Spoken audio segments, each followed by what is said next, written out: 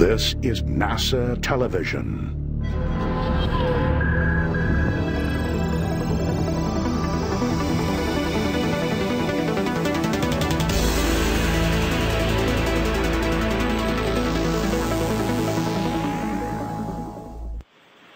This is Mission Control Houston. Welcome to NASA Television's live coverage of the flyby of the International Space Station that will be performed here shortly by SpaceX's Dragon spacecraft. You're looking at a live view inside the space station's flight control room here at the Johnson Space Center. This team here today is being led by Flight Director Holly Ridings. She is sitting there in the middle console. Joining her is tonight's Capcom, Megan Bacon. This team here is working very closely with the SpaceX flight control team that is on the West Coast at SpaceX's headquarters there in Hawthorne, California. There's a live shot of that team there as they watch over their spacecraft. Dragon has been performing flawlessly so far since its launch back on Tuesday, May 22nd. That launch took place at 2:44 a.m. Central Time, 3:44 a.m. Eastern Time. Took a little more than 9 minutes for Dragon to reach orbit atop its Falcon 9 booster.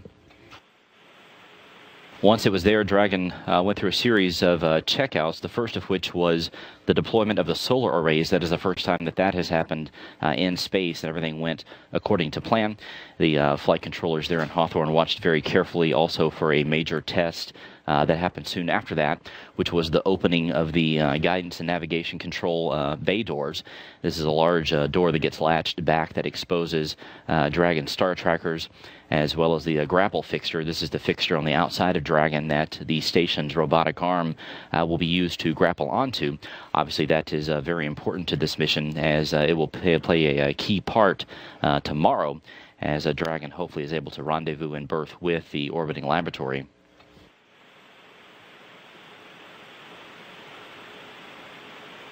This flyby this evening of the International Space Station is going to test out a couple of major parts of demonstration objectives for Dragon. The first of which is what's called relative GPS. This is our GPS. This is basically where Dragon will use its GPS sensors as well as those on board the International Space Station to, for lack of a better word, talk to one another to make sure that Dragon's position in space is accurate and that it is navigating properly.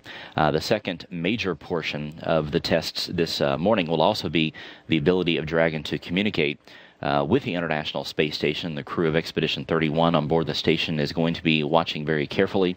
They will actually be sending a command to Dragon this morning for it to turn on a strobe light on the outside of the spacecraft, which sounds very simple, but it proves a major concept, which is the ability of the crew on board the station to actually command the vehicle.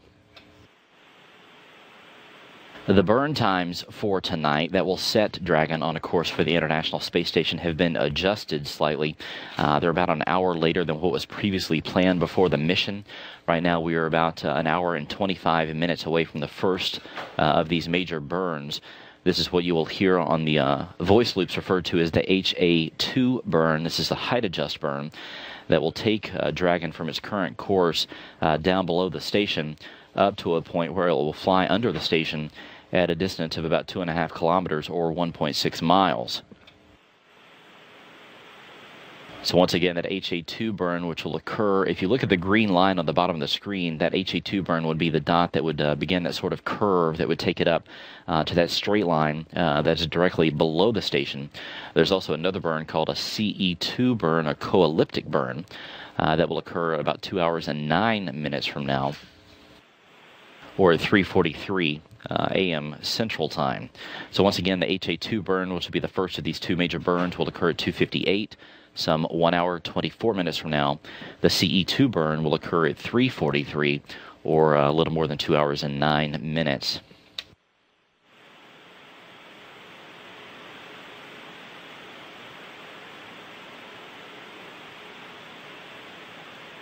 So if we take a look at the graphic one more time, as Dragon flies underneath the station in that straight line right at 2.5 kilometers and 1.6 miles, the crew is going to be monitoring this very closely. The team here in Houston will as well. And of course the SpaceX flight control team there in Hawthorne, California. What will happen is that Dragon's going to establish UHF communications with the station using what's called the CUCU, which is a funny word, but it does stand for something. It's the COTS Ultra High Frequency Communication Unit.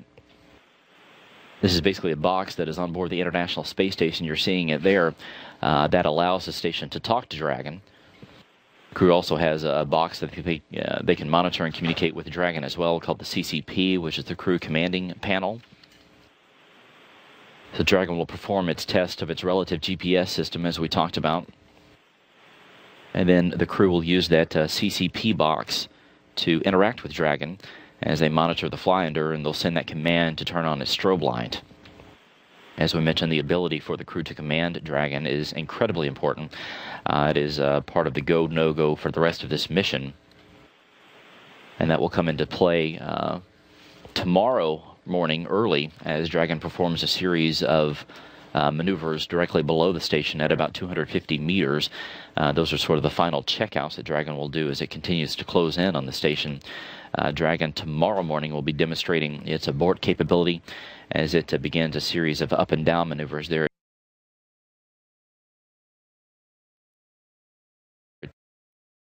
250 meters. What will happen is that the SpaceX team there in Hawthorne will, as you see on the far left-hand side, send a command to begin the approach from a hold position. So basically, Dragon will be still. The SpaceX team will send the command. Dragon will move up to about 220 meters. At that point, the crew will issue what's called retreat command. This is basically a button that literally does say to retreat on this CCP unit on board the station. So Dragon will immediately stop, back down to the 250 meter position, and it will hold there. At that point, the ground teams again will send another command to Dragon to begin the process of closing in on the station again. So it will restart its approach.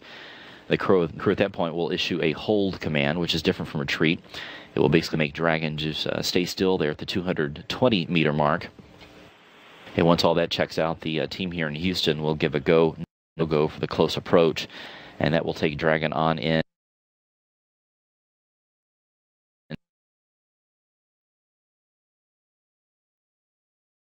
Data, and then Dragon will move into the 10 meter mark where it will hold for the final time as the crew gets used to gets ready to reach out with the station's robotic arm and grab on to Dragon. There you see the arm on the Harmony node. It's that there at the backside, almost at the point where Harmony joins the Destiny laboratory, which is there at the far right-hand side. There on the far left-hand side is the European Columbus Laboratory, and just on the bottom there is the top part of the Kibo Laboratory, the Japanese lab on board the station. Dragon's going to be performing what's called a berthing. This is a bit different than a docking. There is slightly a semantics difference between the two. Berthing takes place whenever a spacecraft like the Japanese HTV will hold just below the station, which is the same thing that Dragon's going to do tomorrow. And the crew will use that giant 58-foot-long robotic arm to reach out and grab onto Dragon and bring it on into the bottom side of the Harmony node, which is the same spot that HTV berths with as well. Now, docking is different. A docking is what the Russian Progress and Russian Soyuz vehicles do, as well as the European Automated Transfer Vehicle, which is another one of the cargo craft that visits the station. Those vehicles fly on in themselves and make direct contact with the International Space Station with no interference from the crew.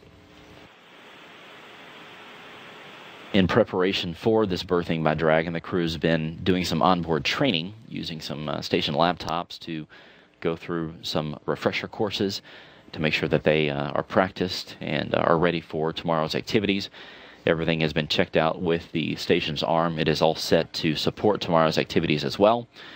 So now they just have to wait for Dragon to perform these tests today and get ready for tomorrow's activities as well. Here's a view of the onboard laptop that the crew will be looking at tomorrow as they take a look at not only a sort of a CG representation of Dragon, but also they'll see live video from the station's outside cameras as well. How they can tell that everything is going according to plan is that there's what's called an overlay, which is basically a green box that will be overlaid the actual image of Dragon as it nears the station to make sure that Dragon is staying within the approach corridor and that everything is going according to plan.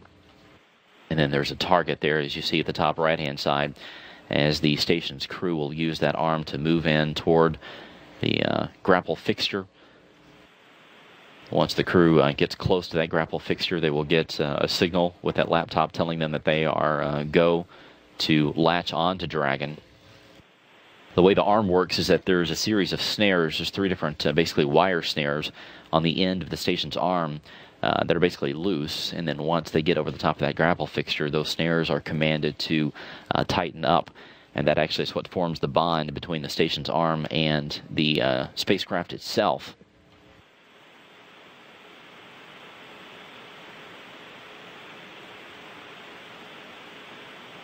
Now, in terms of what we're going to see this morning, the team here in Houston is going to be training the cameras, trying to get a view of Dragon as it performs this flyby of the International Space Station. But as we mentioned, it's going to be about 2.5 kilometers or 1.6 miles below the station, which is still a fairly good distance. It might be a little bit hard for us to see Dragon, but if we do, it will look like a fairly bright dot as it moves below the station. But we, as I'm sure that you will as well, keep your eyes open. We'll keep our eyes open as well to see if we can see the spacecraft as it flies by the vicinity of the space station. But in terms of our views, it might be a little bit hard to see, but we will try our best to track it as it gets close.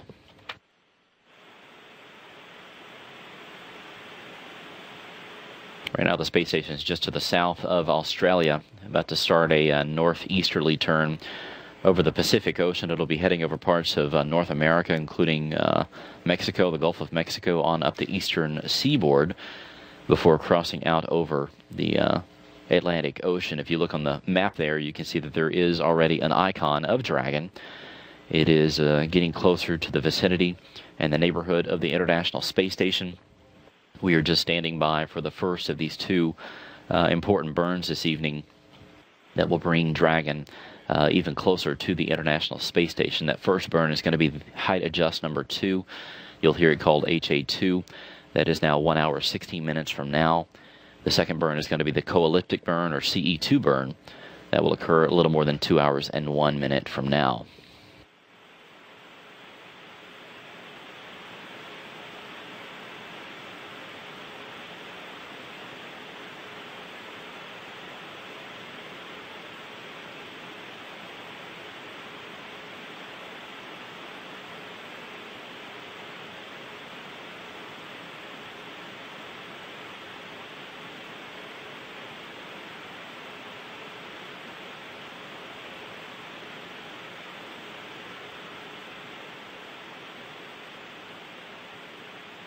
Coming up in just a few minutes, the Expedition 31 crew on board the International Space Station, which is now a 6-man crew. Oleg Kononenko, Andrei Kuipers, Don Pettit, who have been on board the station for a while, have been joined by Gennady Padalka, Sergei Revin, and Joe Akaba, the newest members of Expedition 31. This crew is awake right now. They woke up to start their day here just a couple of hours ago. They're in the process of having some breakfast, getting their day ready to go. They're going to be having what's called the Daily Planning Conference, or DPC, with their flight control teams around the world coming up here in just a few minutes. They'll be talking about the day's activities. Obviously, a major portion of that conversation is going to be this flyby of Dragon that's coming up here shortly. While we have a moment, we're going to take a look back at Dragon's historic launch from Cape Canaveral. That took place on May 22nd, just 2 short days ago. That launch took place at 2:44 a.m. Central Time, 3:44 a.m. Eastern Time, and a very dramatic early morning launch there from Cape Canaveral. We're going to take a look back now at the entire launch and ascent as Dragon and its Falcon 9 headed into orbit. Here is Kennedy Space Center's George Diller with the call. T-minus 10, 9, 8, 7, 6, 5, 4, 3, 2, 1, 0. And launch of the SpaceX Falcon 9 rocket as NASA turns to the private sector to resupply the International Space Station.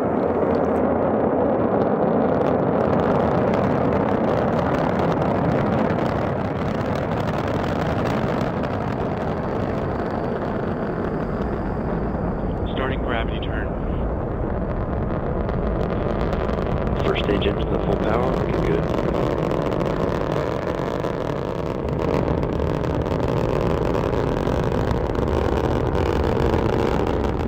We have a solid telemetry link and the power systems are nominal.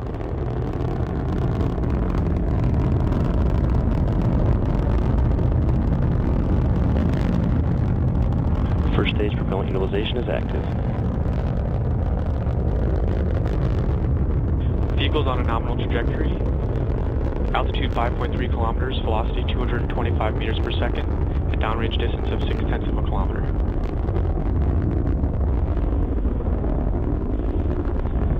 Vehicle is supersonic.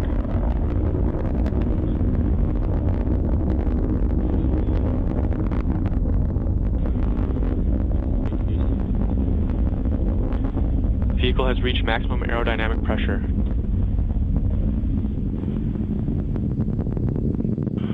Propulsion's forwarding nominally, starting stage 2 engine chill.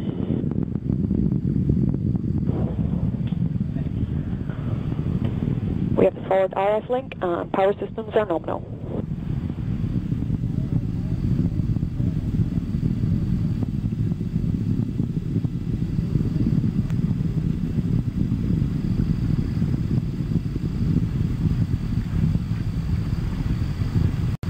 Vehicle's on a nominal trajectory, 30 kilometers altitude, 1 kilometer per second velocity, and downrange distance 20 kilometers.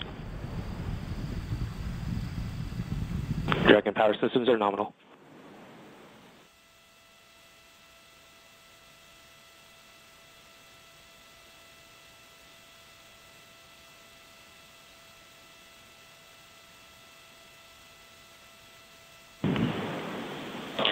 Vehicle's on a nominal trajectory, 53 kilometers altitude, 1.7 kilometers per second velocity, and downrange distance of 51 kilometers.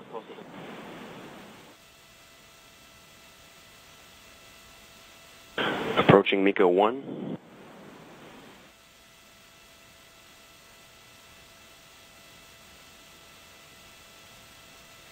MECO 1, planned shutdown on engines 1 and 9. First stage impact point past mid-MECO. MECO 2. Nominal velocity at MECO. Stage set confirmed.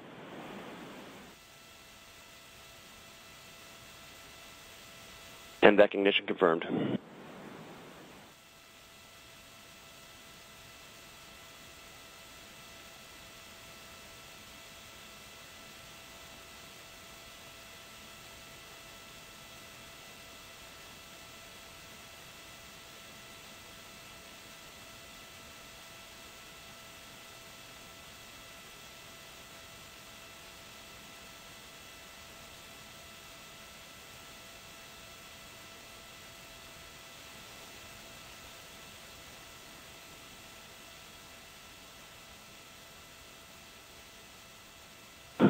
The Dragon nose cone has been jettisoned. Stage 2 propulsion systems nominal.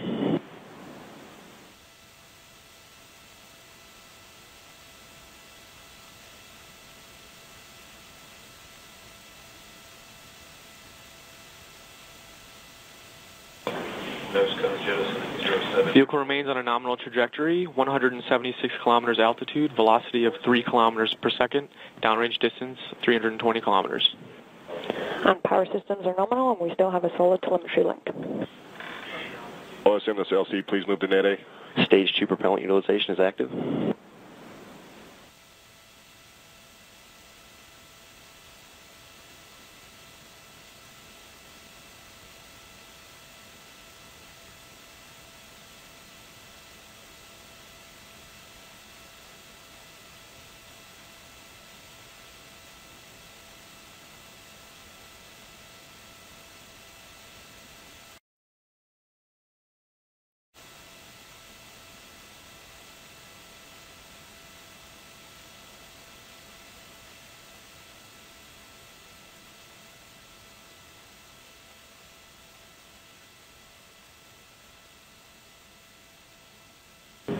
Vehicle remains on a nominal trajectory, 220 kilometers altitude, 3.4 kilometers per second, and downrange distance of 470 kilometers.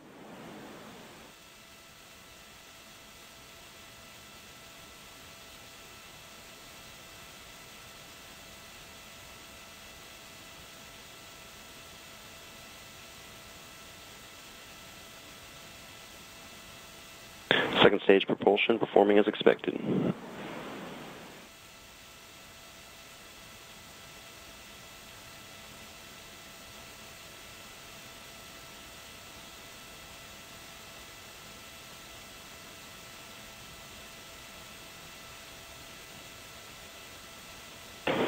Second stage power systems looking good, and we have a solid telemetry link.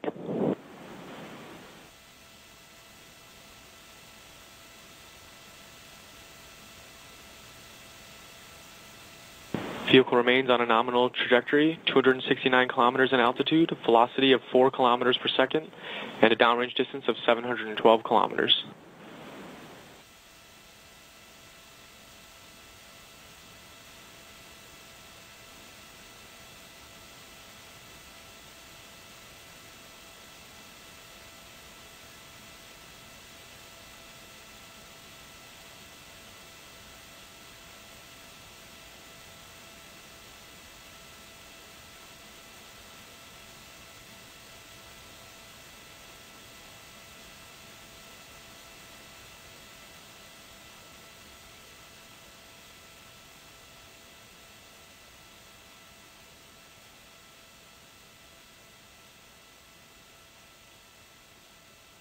MVAC and Stage 2 performance is good.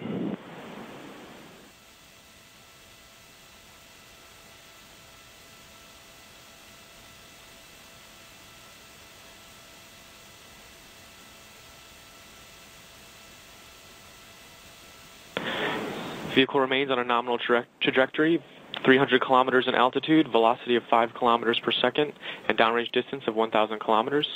IMU sensor remains healthy, and GPS lock is verified. And we are picking up data from New Hampshire.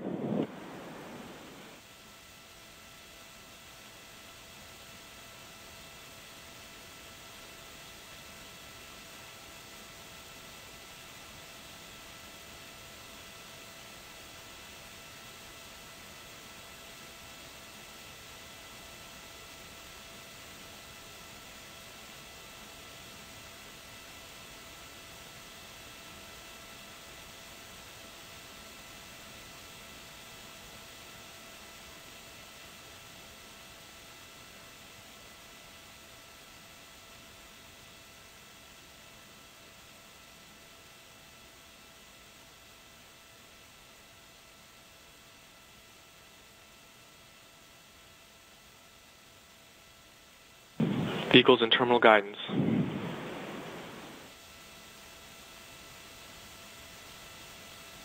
Vehicles pass through the European gate.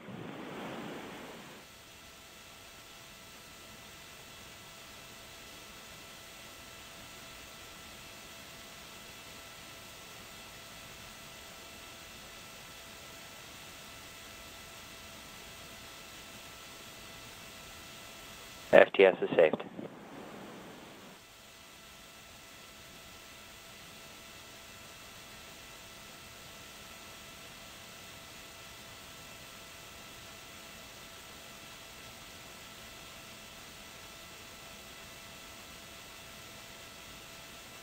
MVAC shutdown confirmed.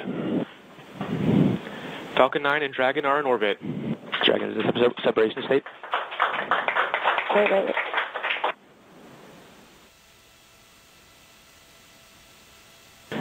Apogee 346 kilometers, perigee 297 kilometers.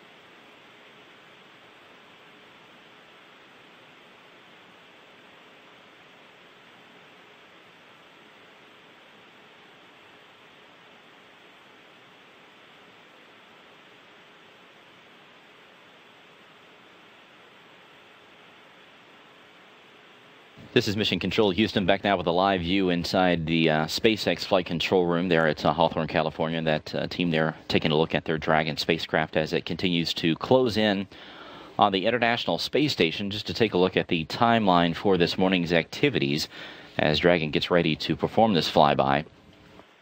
Right now we're a little more than an hour away from this first burn.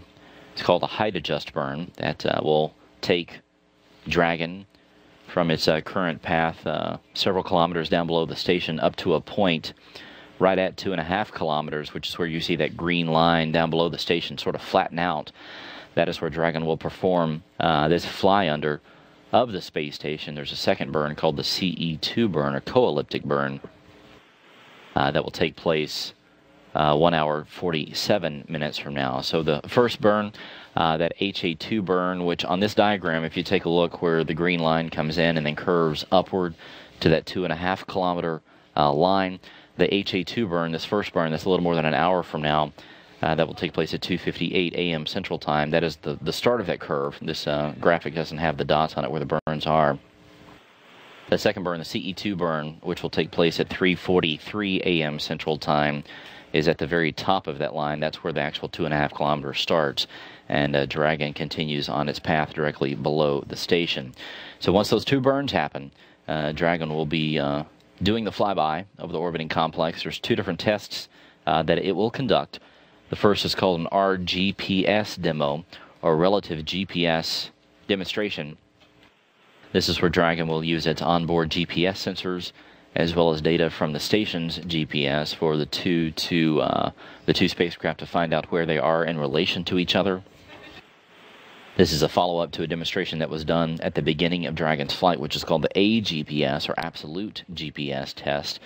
This is where Dragon used its onboard sensors with global positioning satellites up in the sky to make sure that its navigation is true and correct. So the RGPS this morning is the first of these two tests.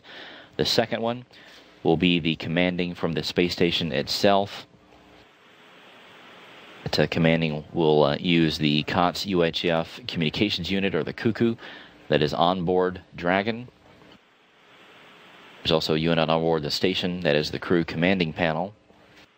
This is where this is actually the unit that's there on the far right-hand side. It's a fairly simple unit that just has buttons on it, and the crew can use that to send commands to Dragon. Today's command will be for Dragon to turn on a strobe light, which is a fairly simple task, but it will verify that the space station has accurate commanding and a clear channel with the Dragon itself. So this RGPS demo, which is the first of the two this morning, should get kicked off at about 4:33 a.m. Central Time, and this CUCU commanding will take place at 5:28.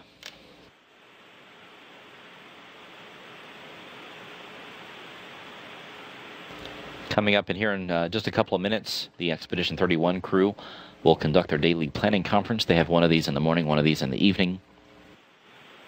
It's a chance for them to talk with the different ground teams around the world to plan the day's activities ahead. Of course, a major topic today is going to be the Dragon flyby coming up here in just a few minutes. So we will bring the DPC to you live here on NASA television as the Expedition 31 crew kicks off a very busy and historic day.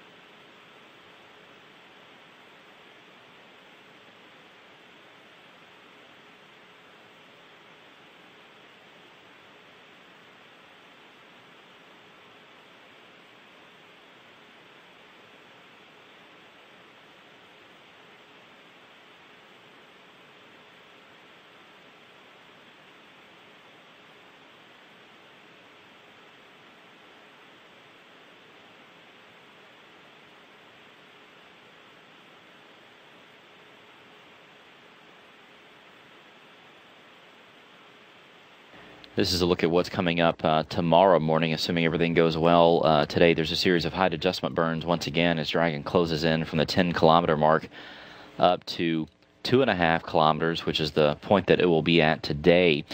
The difference with this is that after Dragon finishes up its activities with these two burns this morning, as well as the RGPS demonstration and the commanding from the space station demonstration, Dragon will perform another burn which will take it back away from the station and start basically what amounts to a loop of the station in sort of a racetrack, that it will go back down to about 10 kilometers down below the station, and will go out in front almost at 200 kilometers, then back up above the station, circle back around to the back, and then once again reapproach. And if we look at the other graphic once again, right there in the green, there's a burn that's called HA4, which is a height adjustment number 4. There's also one before that, which is called height adjustment number 3. There's a point at which, about 45 minutes before that burn, that the teams will kick off what they call integrated operations. This is the point at which basically Mission Control Houston is in control of the flight from a go, no-go standpoint. Obviously, the Hawthorne team at SpaceX still watching over Dragon as it continues to close in on the station. But that start of integrated ops is a milestone in this flight itself, because that is the point at which both of these teams will be working hand in hand for the remainder of the mission as Dragon closes in on the space station and performs the rendezvous and berthing tomorrow morning. But for now, all eyes on Dragon as it continues to inch closer to the space station. Coming up in just a few minutes after this DPC gets kicked off, this is the daily planning conference. At the point that meeting starts between the Expedition 31 crew and the ground teams around the world, Dragon will be 100 kilometers back behind the station and 9.5 kilometers down below as it gets set up for these two burns today.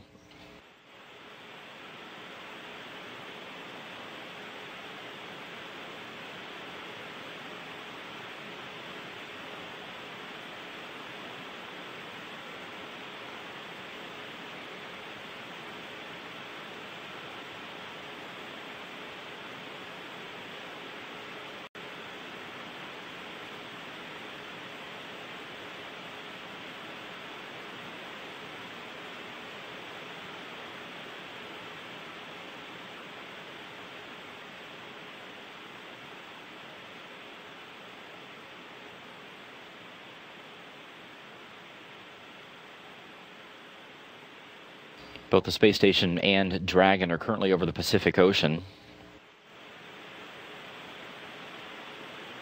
They're heading up toward the northeast. They'll be crossing over parts of Mexico, then the Gulf of Mexico.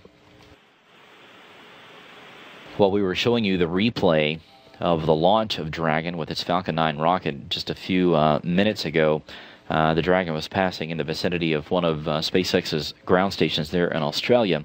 And for just a few minutes, we did get some video from Dragon from its thermal imager. This is a camera on board that does exactly what it sounds like. It picks up thermal images. That's going to be important tomorrow as it trains that camera on the International Space Station and uses it to go in for final approach. But it did pick up some views of Australia and some clouds above that continent as Dragon continued to close in on the International Space Station. If we get those views again, we will, of course, put them out to you here on NASA television.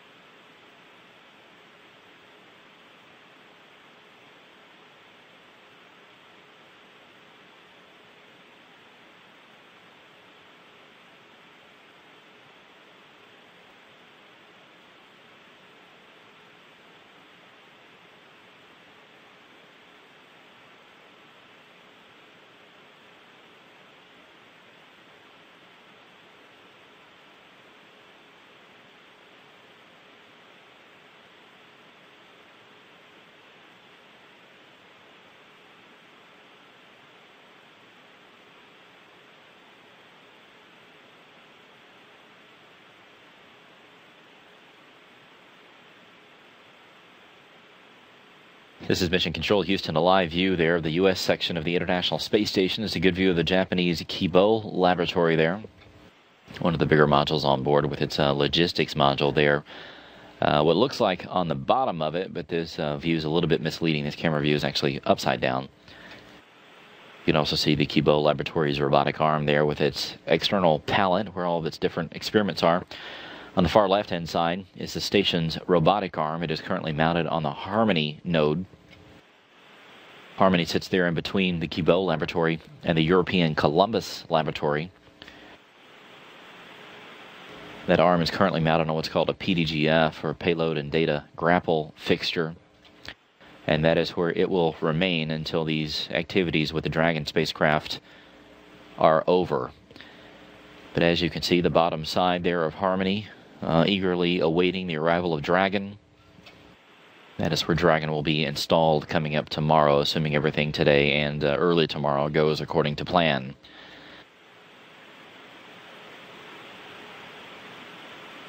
We'll have an interview tomorrow with astronaut Katie Coleman.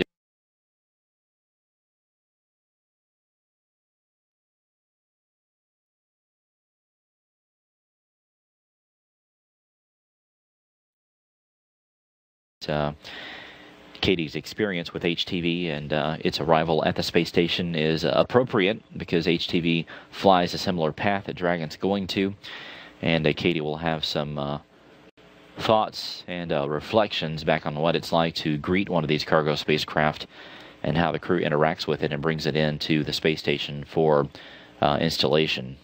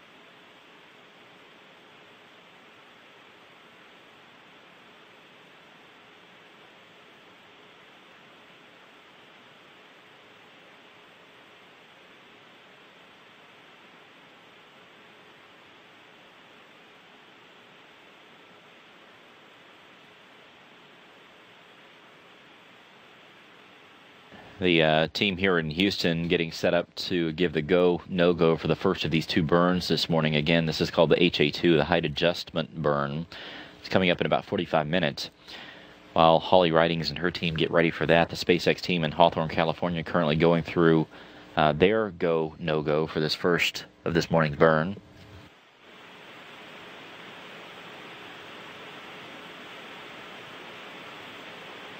The Dragon spacecraft, since its launch back on May 22nd, has been performing remarkably well. There's been a few challenges, but of course this is a test flight, so that's to be expected, but nothing that the team could not address. So everything is flying smoothly and true at this point as Dragon continues to close in on the International Space Station.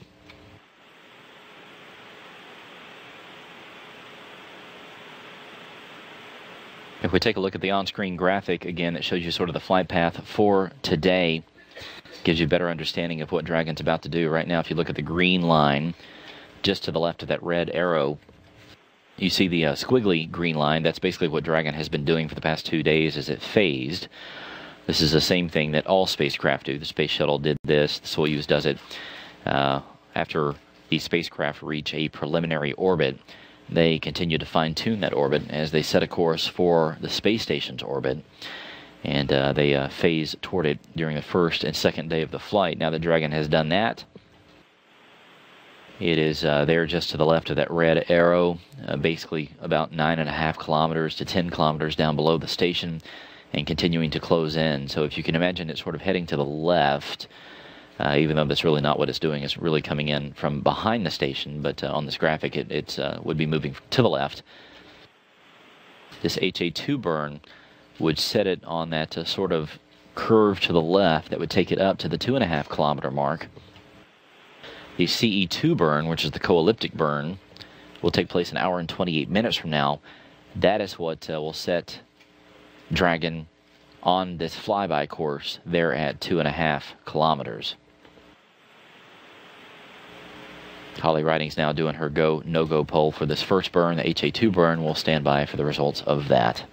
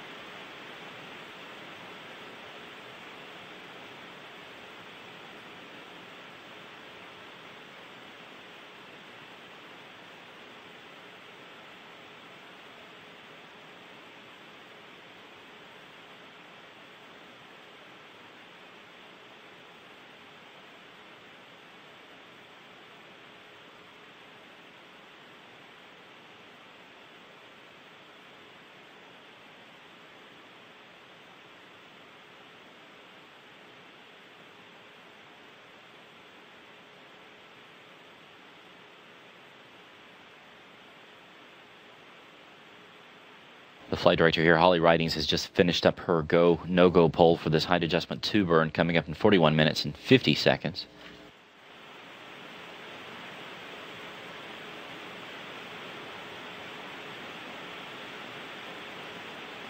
The team here is go for the HA2 burn. Holly is now informing the SpaceX mission director that the team here is go.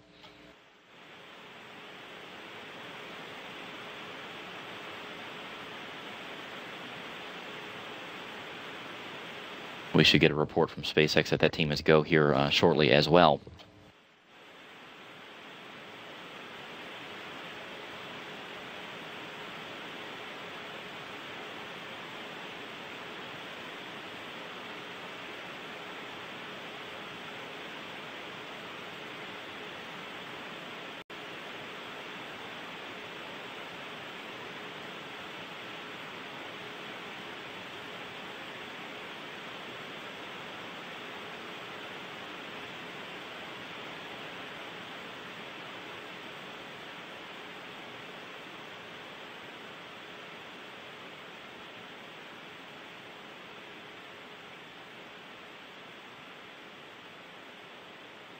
As we continue to take a look at the SpaceX team, just to run down the schedule for today, once again, this HA2 burn, the height adjustment number 2 burn, should take place at 2:58 a.m. Central Time. That is 3:58 Eastern Time, 7:58 Universal Time. The CE2 burn, which is the co-elliptic burn, that will take place at 3:43 a.m. Central Time, some 1 hour, 25 minutes from now. It'll be 4:43 Eastern, 8:43 Universal. It'll set Dragon on its flyby course underneath the station at about 2.5 kilometers, 1.6 miles.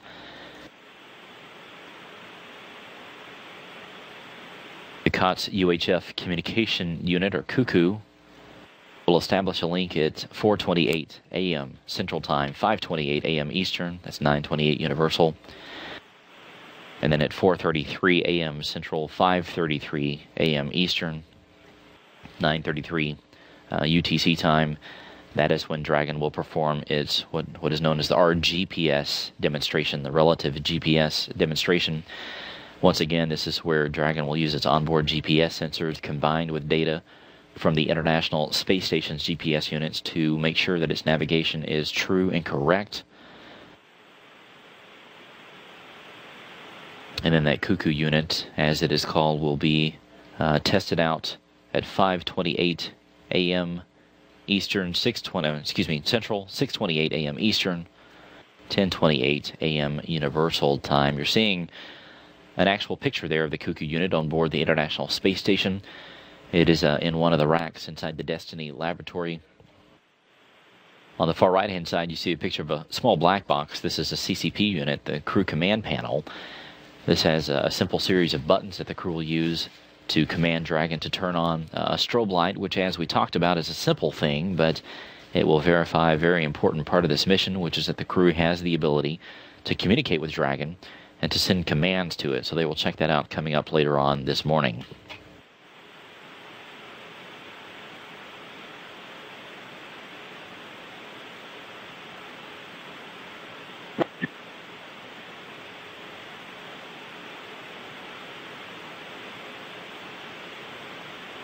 The SpaceX mission director has just informed NASA's flight director Holly Ridings that they are going to be sending the command shortly to Dragon to enable the burn, coming up here in about 37 minutes. So everything proceeding according to plan this morning. Station 1 for the morning DPC. Good morning, Expedition 31. Welcome to Dragon Fly Under Day. Dragon is currently 100 kilometers behind the ISS and about 9.5 kilometers below. The height adjust number 2 burn is about 40 minutes away, which is about 1 hour later than initially predicted. So this means your crew flyby activities will occur today about 1 hour later than shown on the timeline. Everything through your Dragon VOK gather, which is through about 9:15 GMT, can occur on time. We will call Andre into the CUCU AOS strobe on activities and subsequents, so you know when those will happen. The SSRMS high hover activities should be on time, which will be immediately after flyby activities complete. How copy so far? Copy all. We look forward to it. Excellent. Okay. Of course, you guys can manage your day, but wanted to let you know that you can pull forward the Dragon capture review activity as well as CBCS gather, ARED rail inspect, and CWCI staging. Those are all good candidates for pulling forward if you're looking for something. Yeah, we will dedicate today to Dragon and see all the procedures that we can already look at. Okay, just a couple of reminders. The zoom on port 1 lower inboard does not work. That camera zoom does not work. Also, the window shutter constraints you'll see published in your daily summary, but of course you can open up the cupola shutters as required for flyby activities.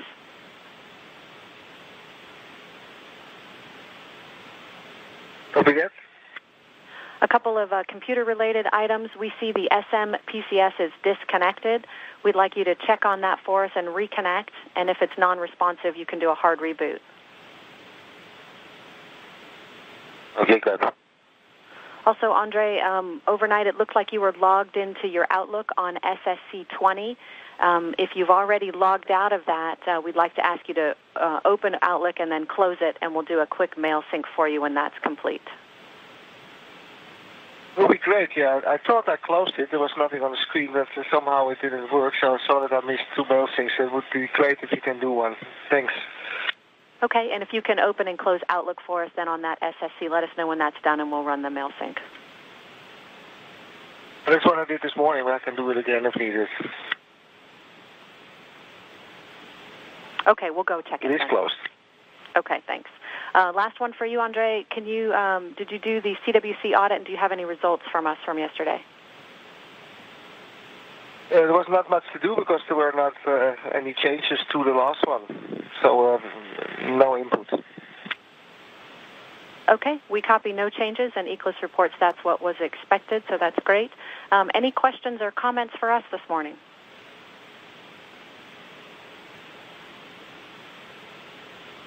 No questions. Okay, Huntsville, Munich, and Scuba all report they have no items for you this morning, so we'll hand you over to Moscow and bid you good day. Thank you. Moscow, SG1, для утренней MC Moscow ISS, on space to ground 1. Good morning. Good morning, Good morning, crew. How are you feeling? Good morning, Mikhail. We're feeling fine. Pressure is 748. The test and the laptop restart has been successful without any issues. Okay, copy. Today, we have the preventative maintenance and ventilation system in the SM. SKV 1 and 2 will be turned off. Прибыли на витке 14:35. During orbit 1335, we'll be performing the activation. Okay. Also, in the near future, we're planning to an activity on enclosures in MRM-1. We have linked the file via OTA yesterday. We'd like to get confirmation about the file transmission results. Okay, we'll do it after the DPC.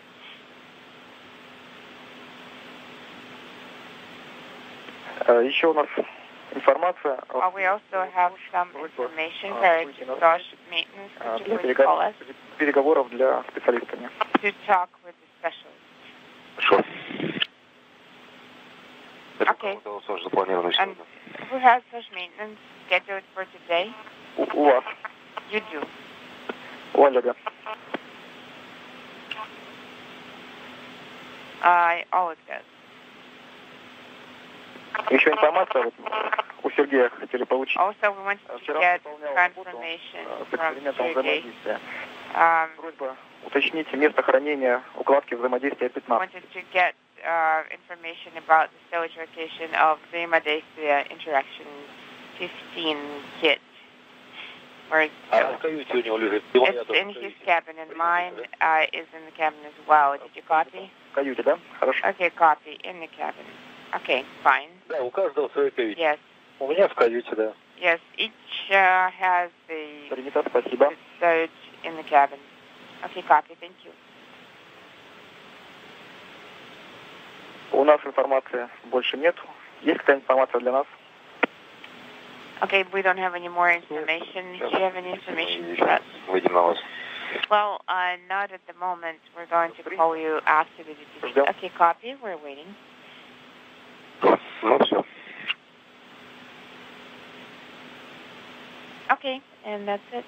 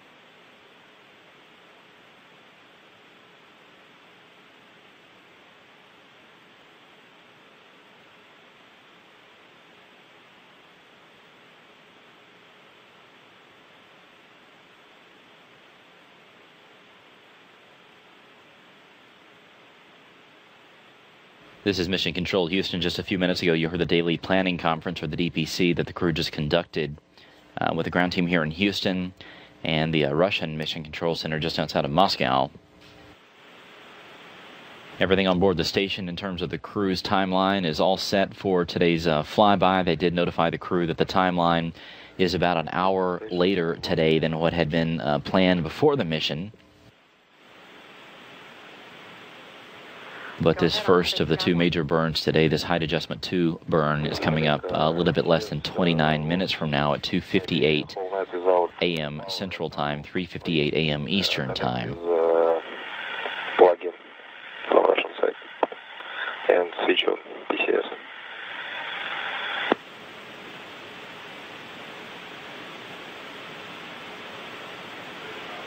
Oleg, can you confirm? I think you said the PCS was without power, and you now have plugged it in. Is that correct? Yes, because tumbler was off. I don't know why, but it's... Okay, we copy. Thanks, Oleg. Right now we turn. Okay, right now we turn tumbler in on position, and so PCS looks good. Copy. The PCS looks good. Thanks. You see Holly Ridings, the flight director, the lead flight director for this mission, sitting there on the far right-hand side. Megan Binkin, the astronaut who flew on STS-125, the Atlantis flight up to Hubble, sitting there on the left. Little piece of trivia, you may notice that both of them are wearing red. That is actually a tradition for Holly Ridings and her team. She typically wears red during her flight. She always did that back during the combined shuttle and station missions. Just a little piece of tradition and luck here at NASA.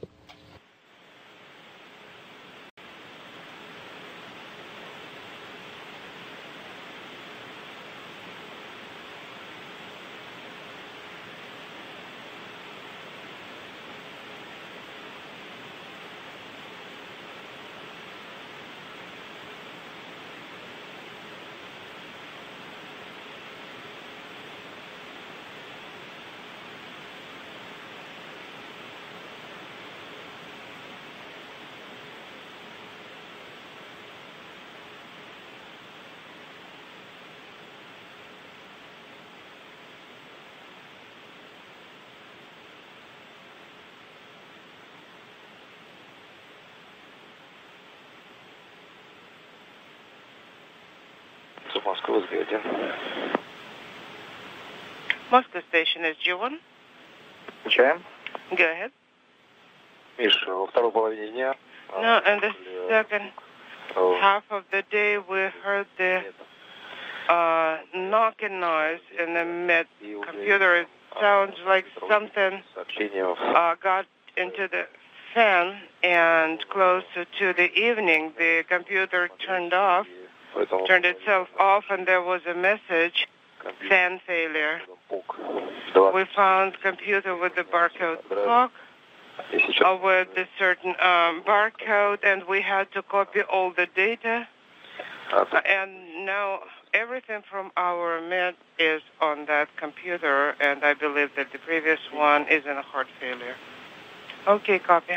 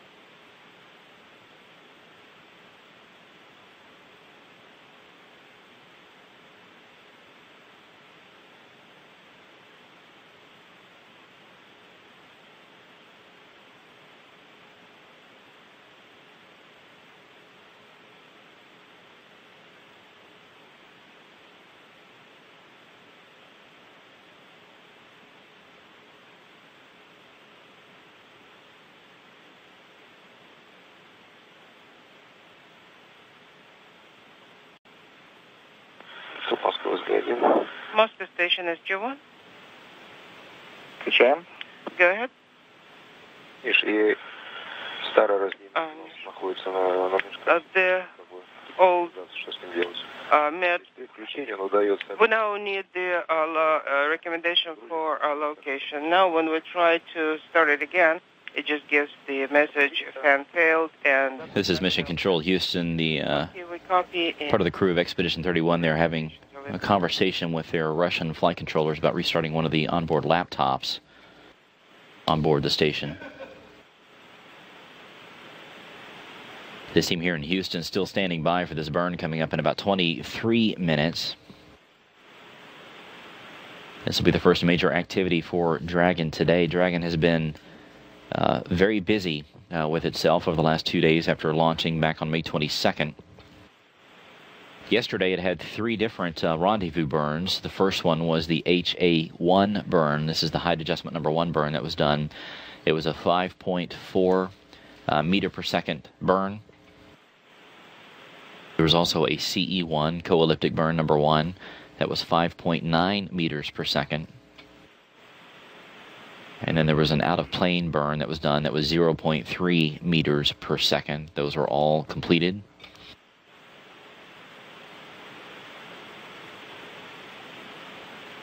SpaceX also commanded the strobe light on the outside of the Dragon itself to turn on yesterday. They did this while they had ground video over one of their ground stations in Australia, and they verified that the strobe light was on and was working. That will be important later on today as the Expedition 31 crew gets ready to command that strobe light once again to turn on, verifying the link between the station and Dragon. The station crew also completed another onboard training session yesterday where they practiced the approach and capture portion of the mission that'll come up tomorrow. And then SpaceX also verified that the onboard UHF communications system and the CUCU unit on board the station are properly set for today's flyby.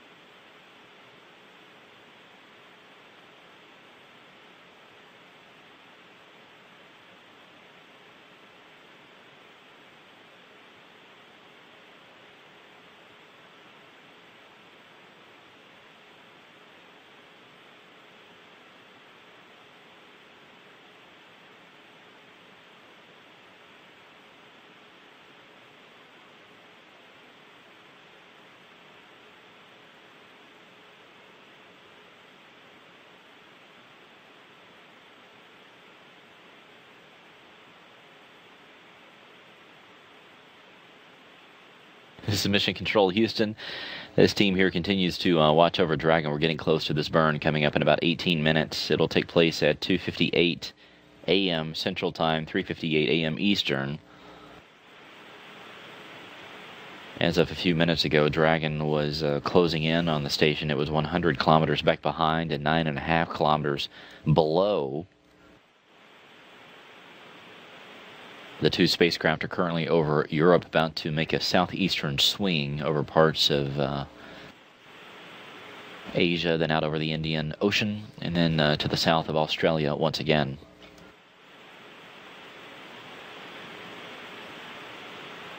SpaceX is flying this test flight as part of NASA's Commercial Orbital Transportation Services Program, or COTS for short. It and Orbital Sciences Corporation up in Dulles, Virginia, are the two companies that are part of this COTS program here at NASA. COTS started back in 2006. It was a revolutionary way for NASA to invest in two spacecraft companies to give us something that we've not had for the last year, which is an ability for the United States to fly cargo up to the station on its own spacecraft. Once the space shuttles retired, we lost that ability here in the U.S., and we have been depending on our international partners to serve that capability. The space station has a variety of different spacecraft that serve it in terms of cargo capabilities. The Russians have their Progress vehicles that take up about 2.5 tons of supplies to the station several times per year. The Europeans have their automated transfer vehicle, just an enormous spacecraft that takes up more than 7 tons of supplies to the station, usually about once a year. And then the Japanese have their HTV spacecraft that take up supplies and rendezvous and berth with the U.S. segment. The ATVs and the Progress dock back on the Russian side of the space station. But now Dragon, getting close to becoming the newest cargo craft to the International Space Station. Orbital will fly its Antares and Cygnus spacecraft later on this year. But COTS works a little bit differently than what NASA has typically done. Usually NASA contracts with companies to build spacecraft, and NASA is very specific about its requirements. COTS was a different approach. COTS was a way for NASA to invest money with these companies investing their own funds in the development of their spacecraft. And what NASA did that was different from before is basically NASA just set a high-level requirement for these commercial companies to build a spacecraft that could carry a certain amount of cargo and also return it in the case of SpaceX. But in the beginning, COTS had 4 different parts to it with letters A, B, C, and D. COTS A capability was an external unpressurized cargo delivery and disposal. COTS B was internal pressurized cargo delivery and disposal. COTS C was internal pressurized cargo delivery and a return to Earth. And then COTS D was going to be a crew transportation. That part was never funded, but morphed into what is now Commercial Crew, the CCDEV program that is managed down there at the Kennedy Space Center. But the main difference between SpaceX and Orbital is that SpaceX is going to give us a return capability. The spacecraft will be able to be packed full of some cargo and return samples of the different experiments on board the station that will come back home to Earth and splash down in the Pacific Ocean. That is a key component that the Space Shuttle gave us, the ability to return cargo and supplies and experiments to Earth that we've not had. And if successful, SpaceX is going to restore that capability for NASA and its international partners.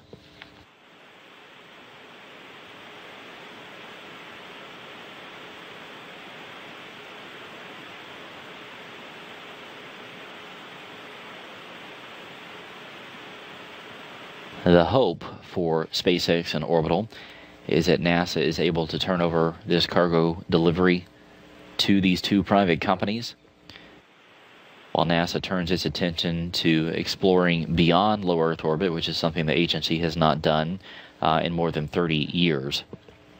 While we stand by and wait for this burn coming up in about 14 minutes, we're going to take a look at about a 7-minute video here on NASA television that explains the bigger picture of what NASA is attempting to do.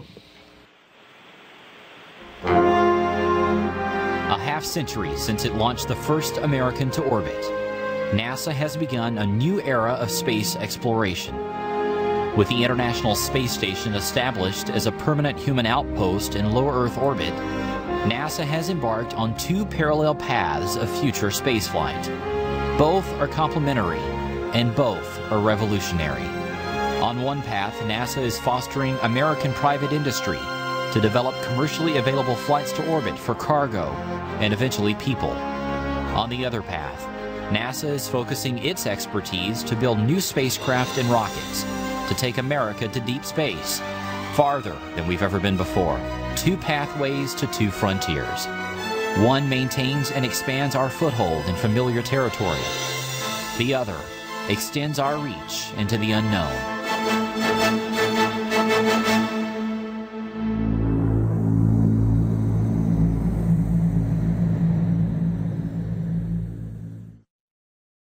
Three, two, 1, 0. From Cape Canaveral Air Force Station in Florida, a commercial rocket roars into the sky.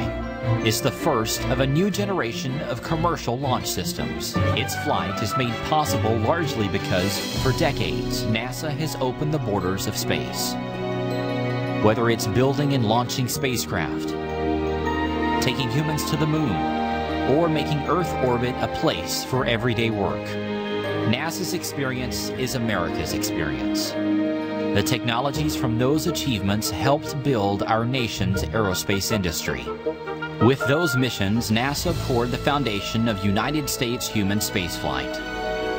Now, NASA is partnering with private American companies so they may join the voyage. The International Space Station, the largest, most complex space vehicle ever built, and it has become our permanent home in space. Crews live and work on board, conducting research and experiments to improve life on Earth. Their work is also preparing us for those longer journeys that are ahead. But the station also serves as a catalyst for the evolution of commercial spaceflight. Station crews need regular shipments of food, water, clothing, spare parts, and experiments. That demand creates an opportunity for commercial space companies to augment cargo shipments by NASA's international partners. I view these vehicles like wagon trains supplying some government-run fort out west. And it doesn't matter whose wagon train it is. What's important is that the wagon train eventually makes it to the fort, and that's the model that I see. Two companies, Orbital Sciences and SpaceX, are both in the final stages of building and testing new unmanned cargo craft to fly to the station. So we have to have customers at the end of the day that where we can provide a useful service, and that can also prove out the rocket technology. With every flight, we learn more. You know, just being able to work in collaboration with NASA is awesome, and that teaches us a lot. So to be a part of that enormous effort is really great. Other companies, including Blue Origin, Sierra Nevada, United Launch Alliance, ATK, Excalibur Almaz, Boeing, as well as SpaceX, are working to eventually fly crews to the station. It is a new approach to spaceflight. NASA lends its experience, but the companies design, launch, and own the spacecraft. We didn't talk about how to do it. We didn't say how large the vehicle needed to be, how much propulsion, how much thrust, how much volume there had to be in the particular cargo carrier. The only time we got specific about requirements were the interfaces with the space station, the electrical, the data interfaces, and the safety requirements. Everything else was goal-driven so that the companies can use their innovation and optimize their systems so the best possible system to deliver these supplies to the station. While commercial partners focus on reaching orbit, NASA is at work on a spacecraft and launch vehicle to explore the solar system. NASA's Space Launch System will be the most versatile and powerful rocket ever built. It will launch crews farther into space than ever before, to an asteroid, back to the moon, or even onto Mars. Sitting atop the Space Launch System is Orion, NASA's new ship to take astronauts on those journeys.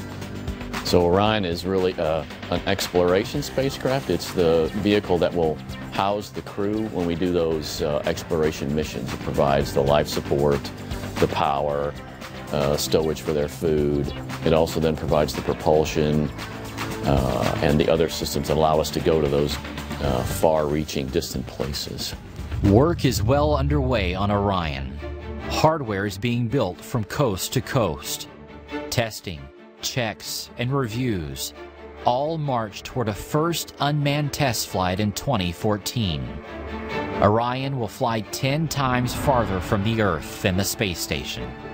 It will return to Earth at speeds not experienced since the Apollo missions to the Moon. Orion also benefits commercial partners. As NASA creates and tests Orion hardware, the lessons from parachute tests, heat shield development, and aerodynamic studies are shared. The collaboration prevents duplication and speeds development. The programs mature together and ultimately rely on each other for success. We want to stimulate the commercial space industry in America. That is part of NASA's charter. We have seen great progress with the companies. There's a tremendous amount of talent and knowledge and experience out there. The commercial systems allow us to do the space station mission cheaper, so we can enable doing the stuff we've never done before.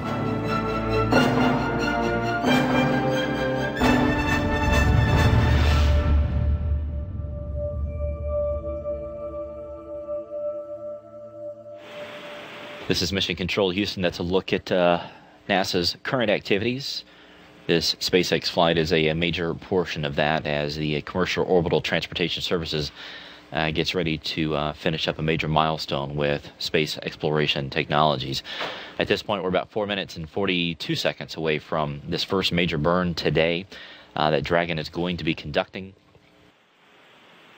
This is the height adjust number 2 burn, HA2 burn. This is going to take Dragon from its current position about 9.5 kilometers below the station up to a point about 2.5 kilometers from the station. This on-screen graphic's a little bit tough to tell where these burns take place, but if you look just to the left of that red arrow, that is the current track that Dragon is on, that green line. In about 4 minutes, Dragon will perform this burn, which will begin a curve up to that 2.5 kilometer line. The CE2 burn that's coming up in about 50 minutes, the co-elliptic burn, is that second position there that will sort of level off Dragon's flight below the station. While we were in that video, the team here in Houston confirmed with their counterparts there at SpaceX Mission Control in Hawthorne, California, that all the data that has been uploaded to Dragon is correct and verified, so all things are now set for this burn. Dragon is continuing to close in on the International Space Station.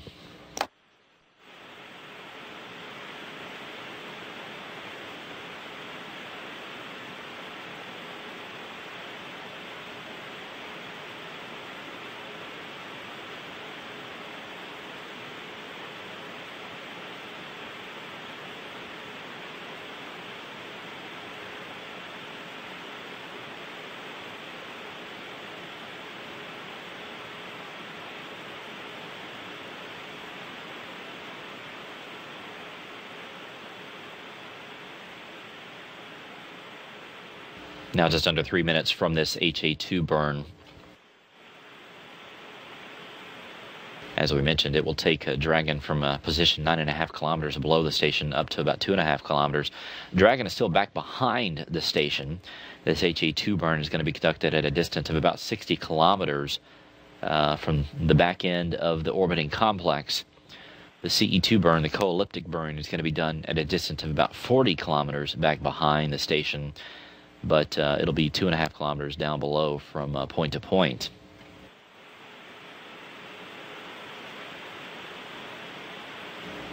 About 2 minutes away, there's a lot of questions about exactly once this fly under begins, what we're going to be seeing from the station's cameras. And the reality is, it's tough to predict. Dragon is will still be at about a mile, 1.6 miles away from the station, 2.5 kilometers.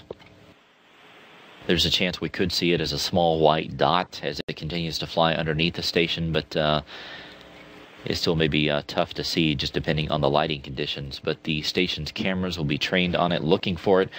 Of course, if we get live views of it, we will bring them to you here on NASA TV, but the views today will be nothing compared to what we're going to be seeing tomorrow.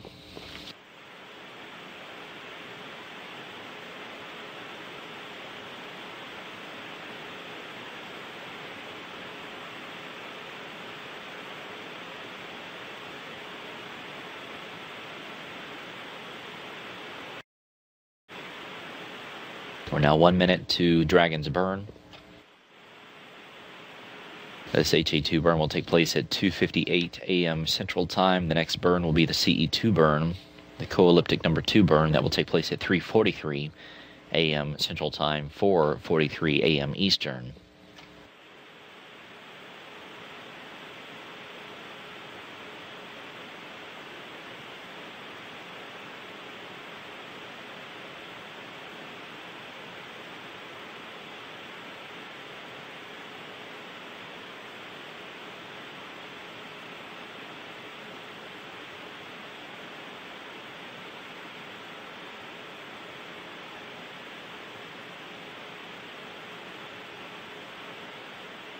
Ten seconds.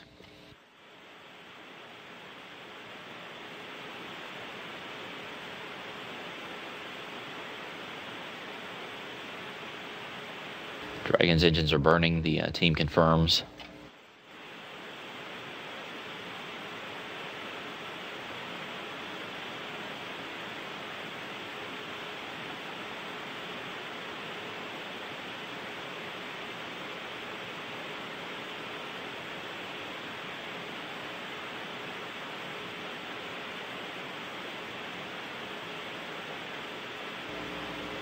And the burn has been completed.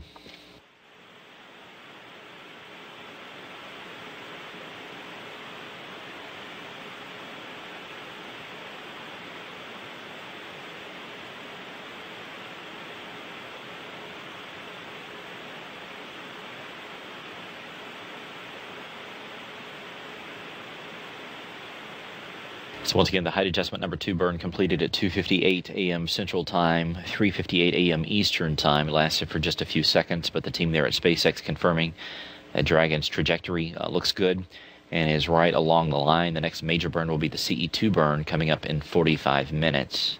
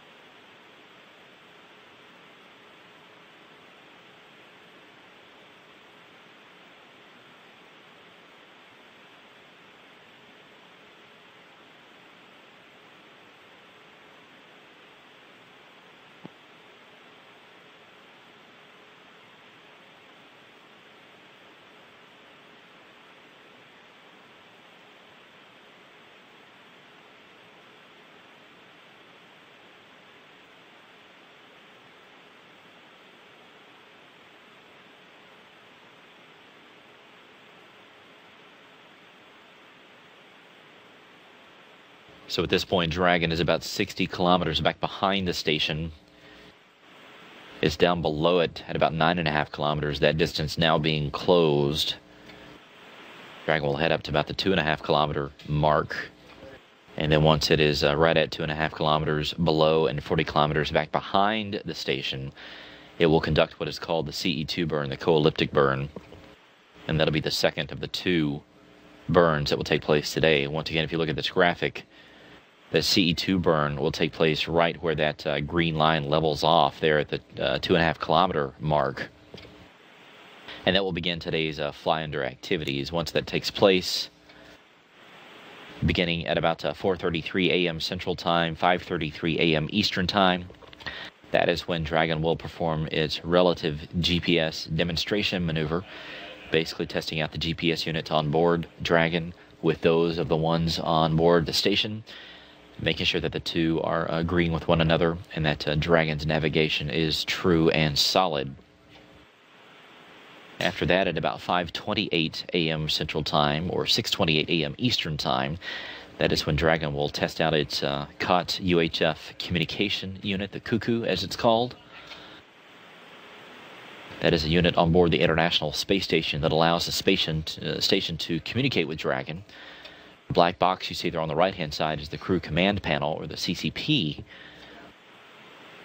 This is where Don Pettit and Andre Kuipers will be sending a command to Dragon to turn on its strobe light, verifying that communication link.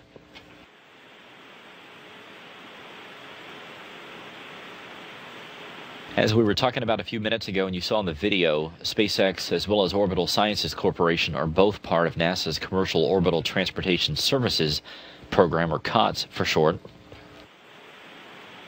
This flight, if successful, is the last remaining milestones that SpaceX has to accomplish as part of the COTS program. COTS was set up to give both SpaceX and Orbital a series of different milestones that as they met those milestones, they were paid as part of the Space Act agreement. So far, SpaceX has achieved 37 of the 40 milestones that were prescribed to it. They've been paid a total of $381 million out of 396. There are 3 milestones left as part of this flight. They, of course, have to conduct this demonstration flight.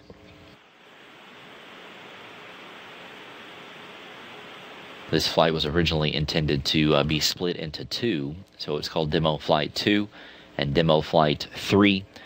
The tests that took place so far up until today, as well as today's objectives, were originally part of Demo Flight 2.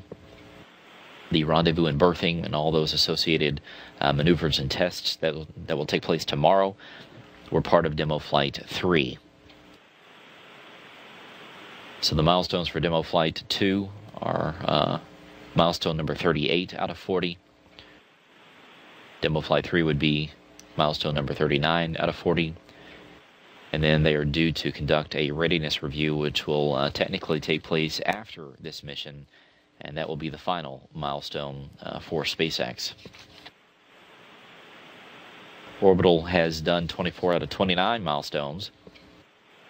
They've been paid $266.5 million out of $288 million, and they will have their test flights later on this year.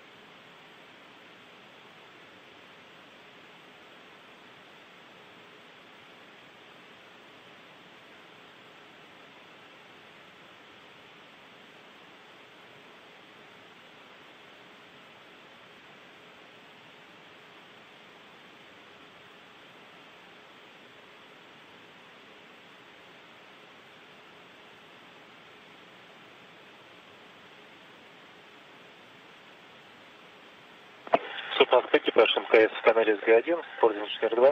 Moscow Station SG1. For Sergey, regarding typology experiment, go ahead. Михаил, если Mikhail, я готов приступить. if we have a specialist at MCC Moscow, then I am ready to proceed with the beginning. Yes, the expert is here. He is ready. Здравствуйте, Сергей. Это Дмитрий. Hello, Sergey. This is Dmitry, typology expert. I copy. Да, доброе утро. Good morning, Dmitry. В радиограмме прописано, но хотелось бы еще раз. Even though it is stated in the radiogram, I'd like to mention one more time that when you'll be making X8 connector between the cap and the unit, there are locking nuts. Make sure that they're tightened and that the connector is sitting tight, because we had a problem last time when those nuts got loosened. We mentioned it during our conversation with Gennady Ivanovich last night. Just another reminder. Okay, just to make sure that for the X8 connector, the nut is tightened to the hard stop. Okay. Хорошо, я контролирую. I will make sure I double check. Ну, а в остальном все вроде бы нормально. Я тогда приступаю. Okay, then I shall proceed. Yes, you go to start. Хорошо. Copy.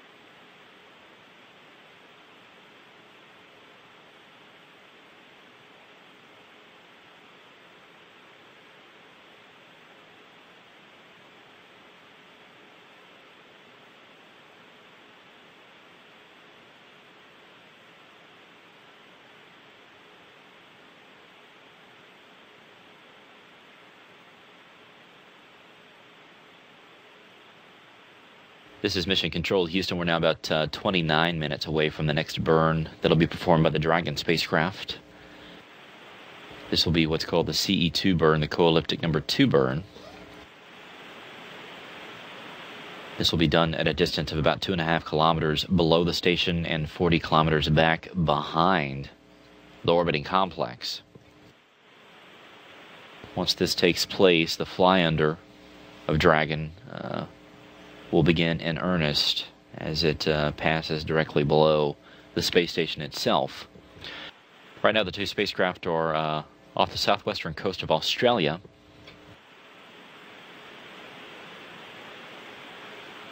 This is the point at which during the last orbit we got some live views of Dragon from its onboard camera as a Dragon passed over one of the ground stations for SpaceX on that continent.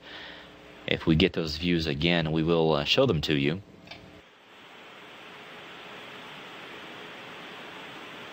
The team here in Houston getting ready to feather the solar arrays on the space station. They always do this, which is basically where they point the solar arrays themselves end on toward the direction of the spacecraft that's going to be performing a burn. It just prevents any sort of damage from the pluming of the engines. Even though Dragon is fairly far away by typical standards from the space station, they do feather these arrays because they're fairly delicate, and of course they are critical to the electricity and the power on board the station, so they want to protect them in every way possible.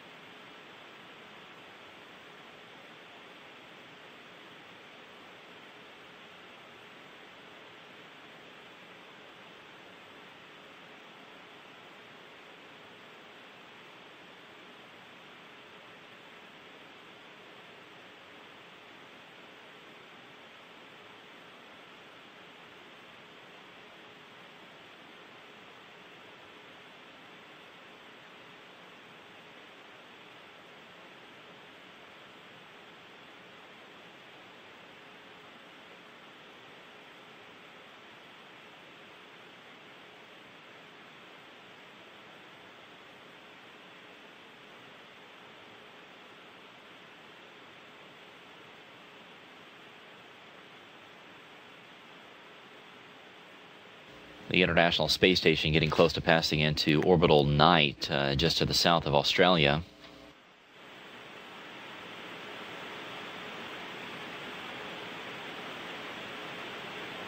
You can see the station's 58-foot-long robotic arm sitting there mounted to the Harmony node. This is where it will stay.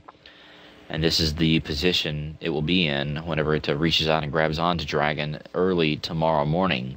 At that point, Dragon will be about 10 meters or 30 feet away from the station.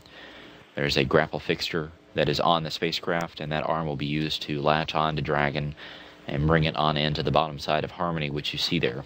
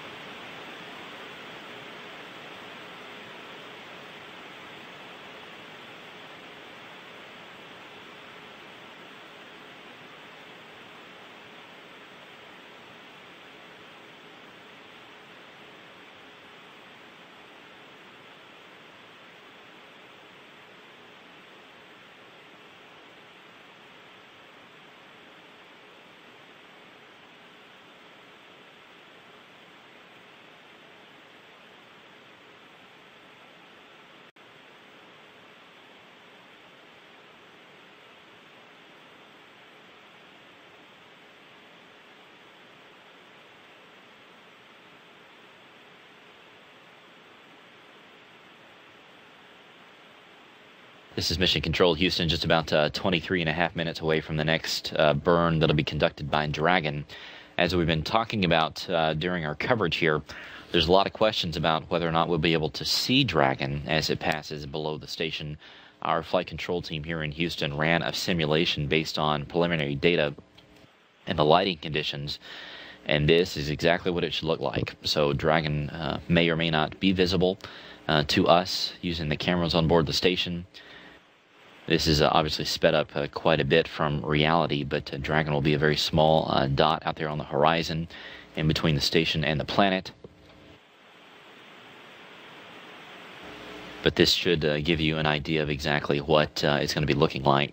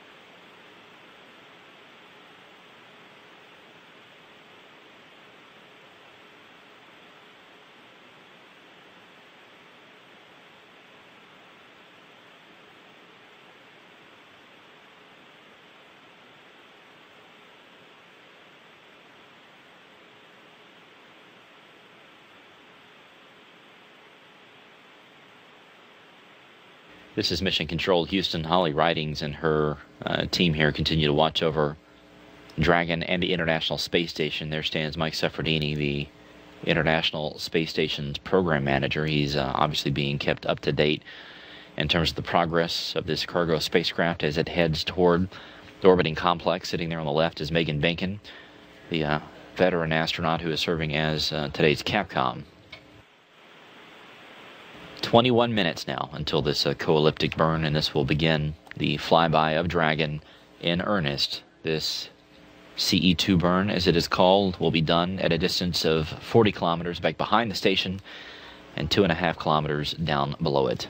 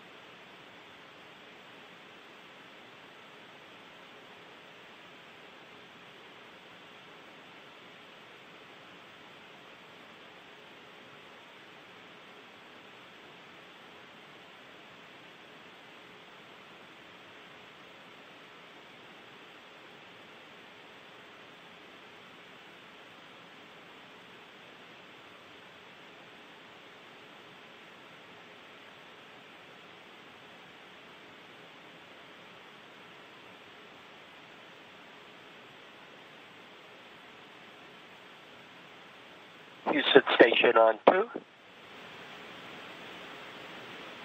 Go ahead, Don, on 2. Yes, we're seeing a caution, and we were just wondering if you have any words on that for us. We're checking.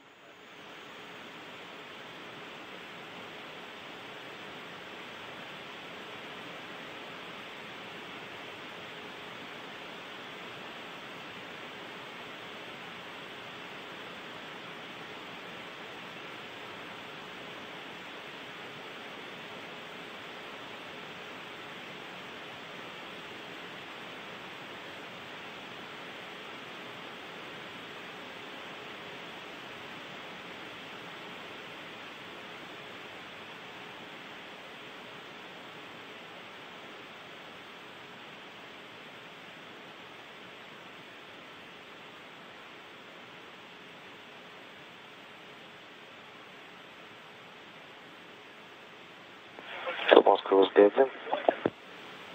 Moscow Station is G1. Отвечаем. Go ahead. Миша, я собирался искать домик. Misha, I was planning to clean the fans in Excavator 2 and to make sure that I don't have an airflow right in my face above the hatch, but instead I turned the fan in the cabin, and that's why we got the caution. So right now I turned it back on, I turned off the right fan, and now I'll be working with the Excavator 2 fan cleaning. Okay, Alex, copy, thank you. Also, did you manage to take a look at the file in OCF? I'll do it right now, stand by.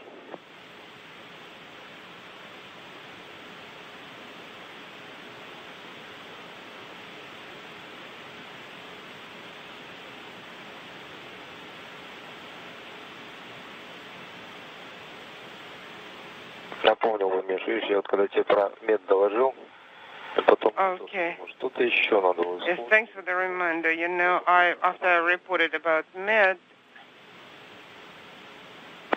Есть, Миш, контейнер. Yes. SVCD PAL. SVCD PAL container. Можно проверить, открывается он или нет? Okay, can you check if it can be opened? Да, вот я сейчас открыл. Yes, I just opened it. Пустил, жду.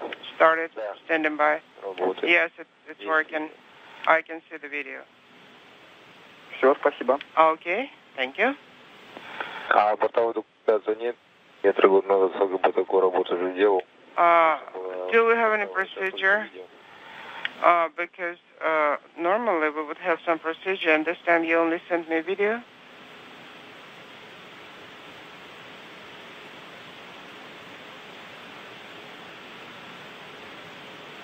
Миш, как слышал, у меня бортовой нет, только видео. Mish, did you copy me again? Do we have a procedure on board or just the video?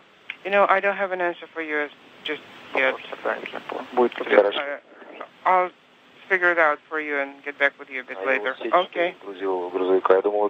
I've unloaded the mesh bags from the Progress, and I thought that would be actually the loading of those mesh containers back.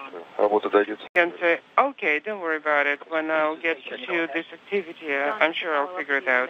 Okay, copy. Already, but the message was due to a Okay, I vacuum cleaned Excavator 1, Excavator 1 and 2 fans are clean. I'm about to turn on the smoke detector, so I'm done with Excavator 1. Copy. Copy that.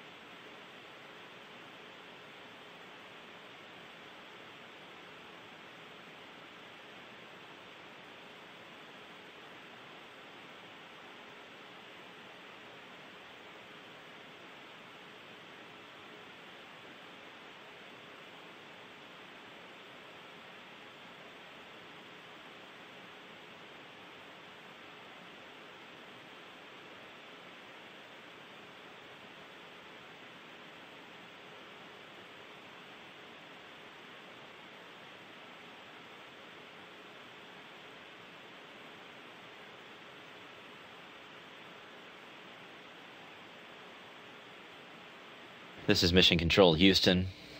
A live view there inside the SpaceX flight control team in Hawthorne, California.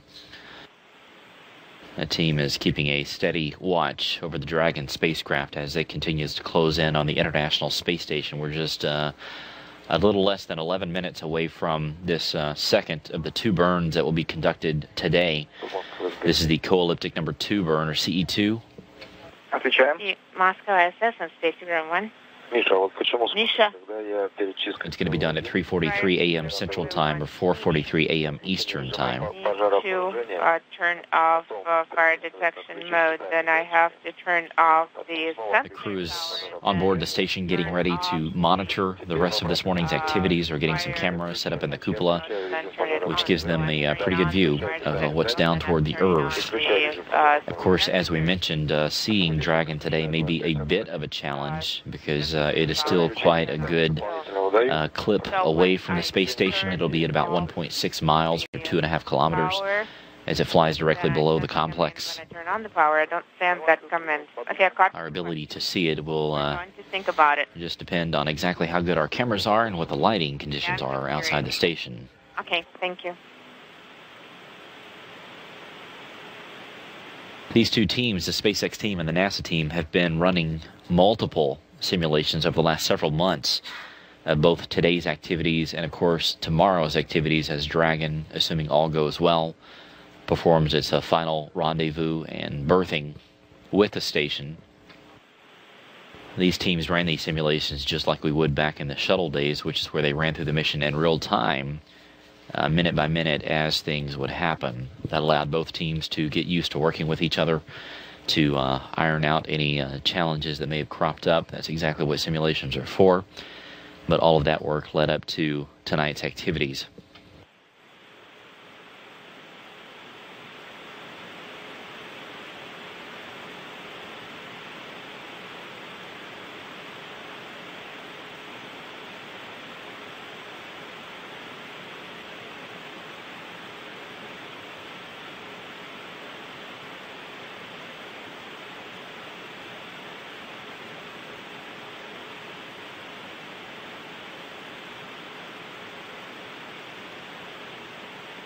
Even though this is a test flight,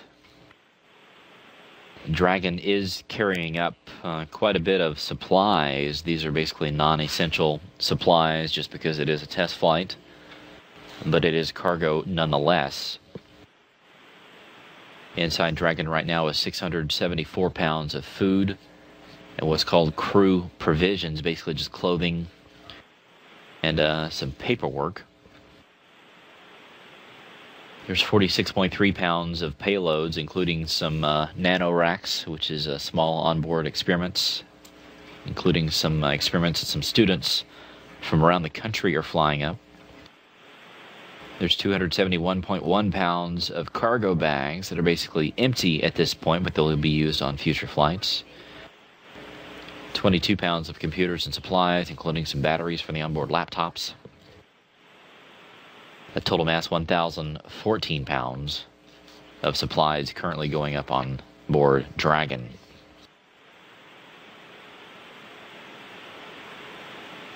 Dragon's going to return with some cargo as well. 315 pounds of crew items. 205 pounds of what's called utilization payloads. This is some onboard experiment equipment. 760 pounds of systems hardware from the orbiting complex, including a multi-filtration bed, a pump assembly, and some water containers. And then 86 pounds of some spacewalk gear that is no longer needed. So the total return is 1,367 pounds, 1,367 pounds on board Dragon coming back at the end of this mission.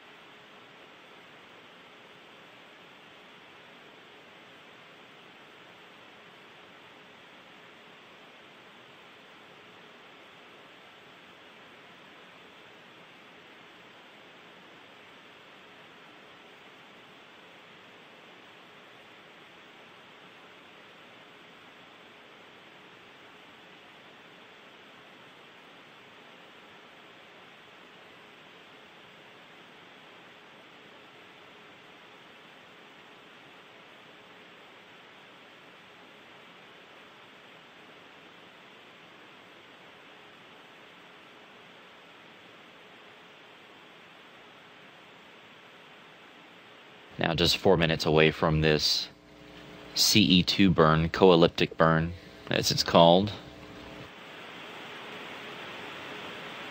Once this burn is completed, which will be done at a distance of 2.5 kilometers down below the station and 40 kilometers back behind, this flyby of the station will begin. Here's the graphic once again. This, if you take a look at the green line right there to the left of the red arrow, at this point, Dragon is sort of on that upward curve from 10 kilometers up to 2.5 kilometers. In about a little more than 3 minutes, that CE2 burn will be done, which is where that green line takes a turn to the left and flattens out. That is the fly under itself that is done at 2.5 kilometers as it passes directly below the station. After all this is finished up, Dragon will have another series of burns to basically reverse what it just did. There's a delta height adjust that will be done that will take it down from 2.5 kilometers down to the 10-kilometer range. That purple line you see is the communication zone done at about 28 kilometers around the station. This is where Dragon can communicate with the orbiting complex, although we are hearing from our SpaceX counterparts that some of that communication has already begun, even though Dragon is still a fairly good distance away from station. Houston Station on 2. Go ahead, Don, on 2. Yes, I'm not showing a video image on monitor 1. We're seeing what looks like some kind of sync line. There's a horizontal white line with a red line, and then another white line, and other than that, the screen is black. And I've tried routing an image to it, a camera to it, and no joy on that. Okay, we copy the problems with monitor 1, standby 1.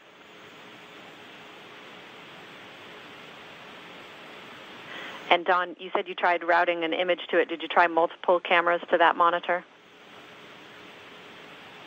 No, I tried 03. Let me try 09. Copy. And it looks like no joy with that. Okay. There's no overlay. There's no green numbers going across the top of the screen that typically show the monitor number and pan and the tilt and all of that. It's just a blank screen with some sync lines going horizontally across the middle.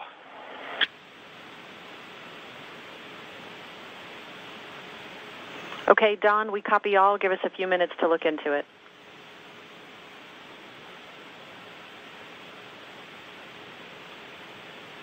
Less than a minute now from this CE2 burn. Don Pettit there on board the space station talking with Capcom Megan Bacon. Sounds like he's having a few video issues there with one of the monitors on board the station. So they'll try to get that reset. If for some reason they continue to have problems with it during tomorrow's activities, there is a backup robotic workstation. The main one is inside the cupola. That is the one that the crew prefers because it gives them a much better view outside the station, but there is another one inside the Destiny laboratory that is also active and can be used as a backup if that were to be needed. Now, 10 seconds from the CE2 burn, we will stand by and monitor its progress.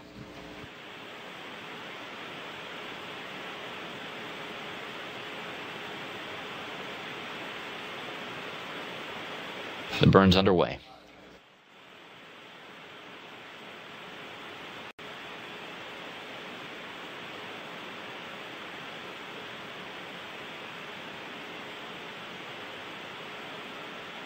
And burn completed. So to confirm, at 3:43 a.m. Central Time, the CE2 burn, the co-elliptic burn number 2, was completed by the Dragon spacecraft. The teams both here in Houston and in Hawthorne reporting everything is as expected.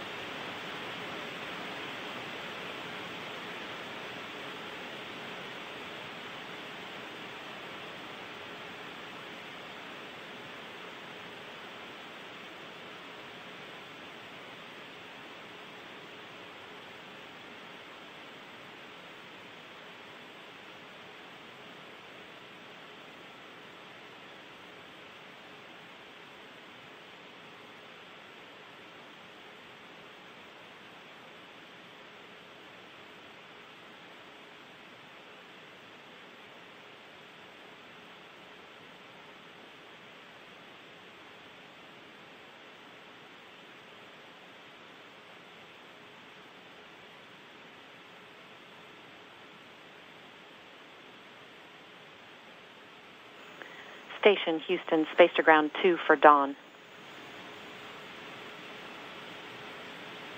Go ahead. Dawn, you can go ahead and use Monitor 3 for calibrating your cameras this morning, and we're going to work on troubleshooting Monitor 1 from the ground, and we're still getting together what those actions will be, but we'll do that work from the ground. Okay, and it came up completely blank like this. I checked the connectors in the back, and they're good, and I'm thinking if it's a failed monitor, maybe we ought to think about swapping one out from the lab.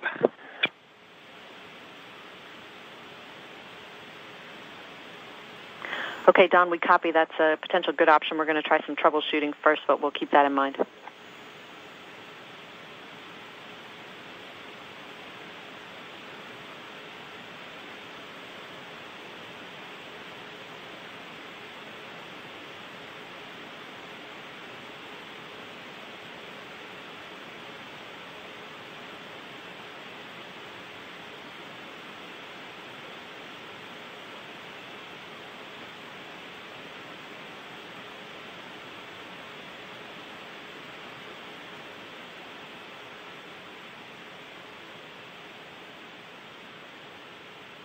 This is Mission Control, Houston. Once again, Dragon has successfully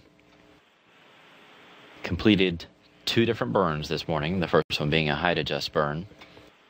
That was HA2, as well as a co-elliptic burn, CE2. These 2 burns combined set Dragon on a course for this morning's fly under at a distance of about 2.5 kilometers. Houston, Space to Ground 2 for Andre. Although the SpaceX team just reported the Dragon is actually going to be doing this at 2.4 kilometers, so... Houston, go ahead on 2. Andre, close enough. Checking in with you on the status of your task, CUCU Power Bravo on.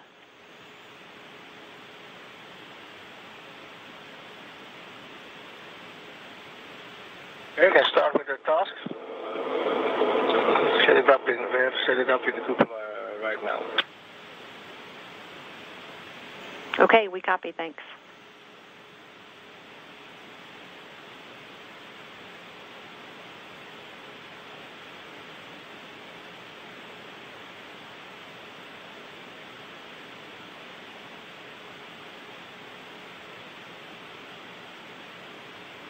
Houston Station for robotics on 2. Go ahead, Don, on 2. Yes, I don't know whether this is normal or not. I'm sure you'll know the answer right away. I'm looking at the rate, the FOR rate overlay on monitor 2, and it shows that both the actual and the commanded are maxed out green, even though the digital shows 0. And I'm wondering whether that's expected.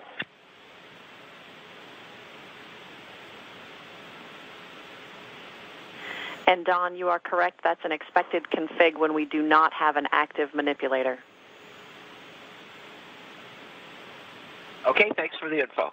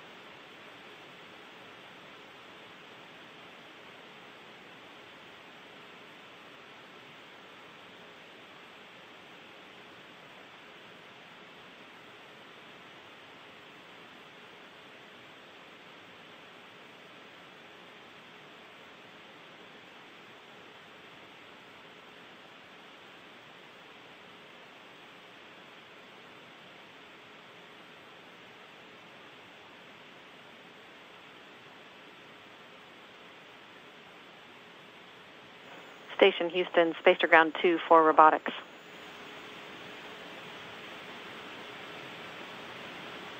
Go ahead.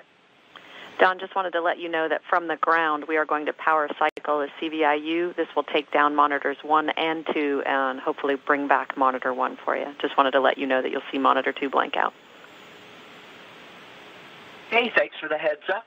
And I'm still in the process of setting up. I haven't started the camera cal yet. Copy that.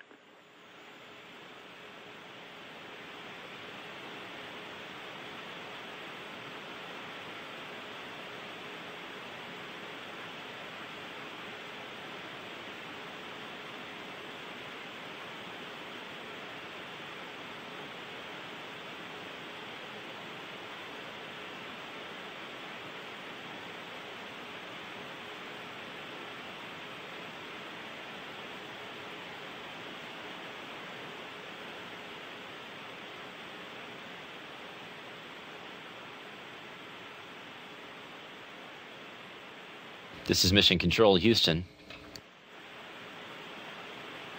If we take a look at the on-screen graphic one more time of the flight path for Dragon today, we can kind of show you where things are. If you take a look at the green line down there, you see one where it sort of flattens out at the 2.5 kilometer mark. That is where Dragon currently is.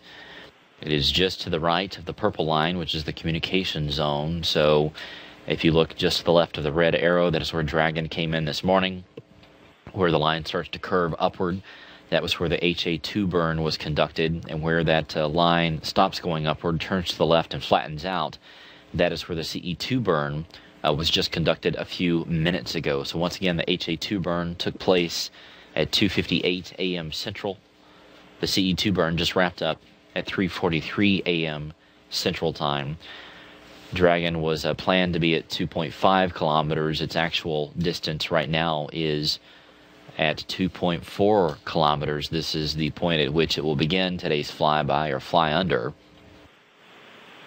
So we will continue to head underneath the station. The station has maneuvered around a bit to put it into direct communication with Dragon using that what's called the CUCU, the COTS UHF communications unit. And the crew is on board getting ready to go through their steps as well. The next major task for Dragon coming up will be the test of the relative GPS system, global positioning system. This will take place at 4:33 a.m. Central Time, 5:33 a.m. Eastern Time. Once that takes place at 5:28 a.m. Central Time, that is when that CUCU unit will be used to communicate directly with Dragon.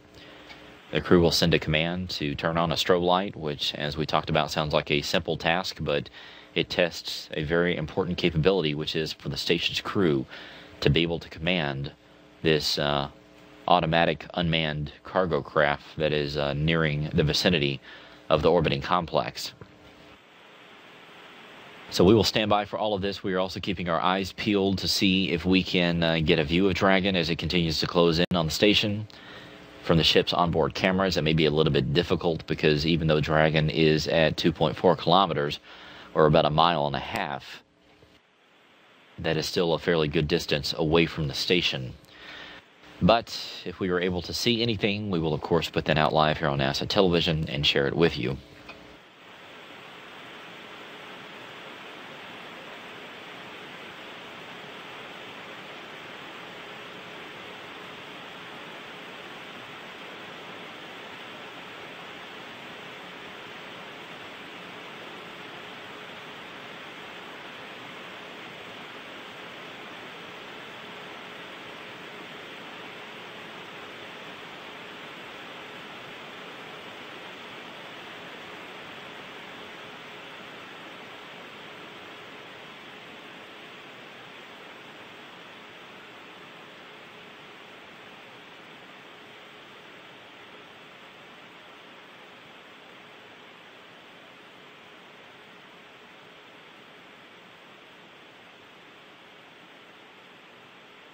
Station Houston, Space to Ground 2 for robotics.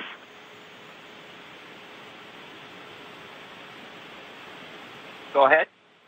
Hey, Don, we've completed the power cycle of the CVIU. Any signs of life on that Monitor 1? No joy. It still shows the same sync lines. Okay, we copy the same signature. Thanks for the info. We're going to keep thinking about it.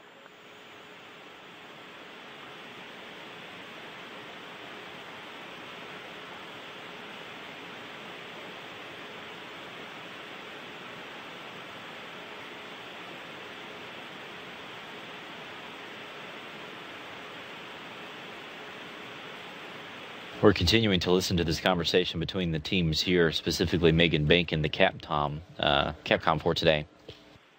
Talking with Don Pettit. He is down in the cupola at the robotics workstation that will be used tomorrow morning as the crew grabs onto Dragon and brings it in. There was an issue with one of the monitors.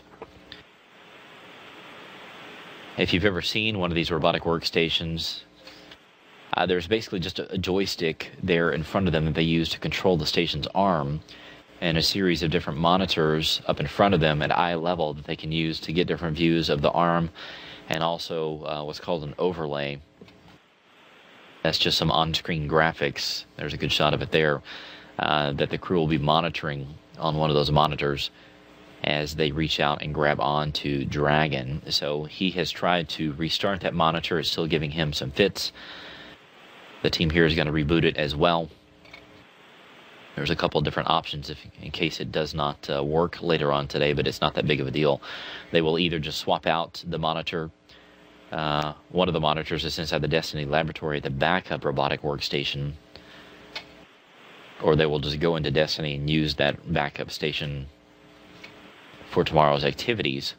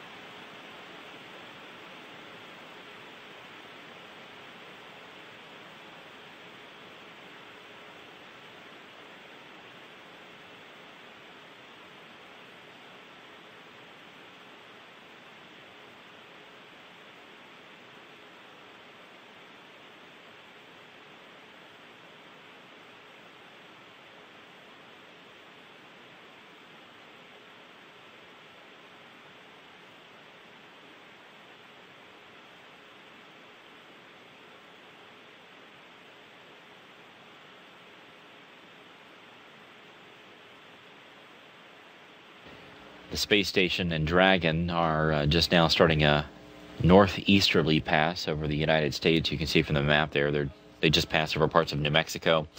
They're over the Texas Panhandle, about to cross over parts of Oklahoma, Kansas, the very northwestern tip of Missouri, up over Iowa, go directly over the very northwestern tip of Illinois, and then over the southeastern side of Wisconsin before heading out over the Great Lakes and then over Canada. Between now and tomorrow, you do have the chance around the world to catch a sight of Dragon as well as the space station. Just log on to spaceflight.nasa.gov. Click on the link that says real-time data. And once you're there, just select sighting opportunities, and you'll be able to select your country and then your home state and then your city to find out when you can see these two spacecraft in the night sky. Typically, when they are available is in the early morning hours or in the early evening hours when it's pretty much dark over your hometown, but there's still some sunlight hitting the spacecraft. So if you've not ever seen the space station, it is quite dramatic to see. It is typically the brightest object in the night sky next to the moon. Some of the passes last upwards of 3 to 4 minutes, so you have a good chance to get out there and take a look at it. But this is a very historic flight for SpaceX, so obviously we encourage you to step outside if you get the chance to see both Dragon and Space Station flying in formation with one another above your hometown. Go ahead. Don, sorry, looking ahead in our troubleshooting procedures, a couple steps down the line is a possible action that will actually take down your calibration. So we'd like you to stand down on any calibration activities, and we have an action that we need you to do to help us troubleshoot when you're ready. Okay, I'm ready to copy. We need you to reset UOP1 in the cupola. Copy UOP1. You want me to do that power reset now? It's going to take everything down. Yes, we would like you to do that. We're ready for that now. I'll do the power off. How many potatoes should I weigh? MCC Moscow ISS on safety ground 1.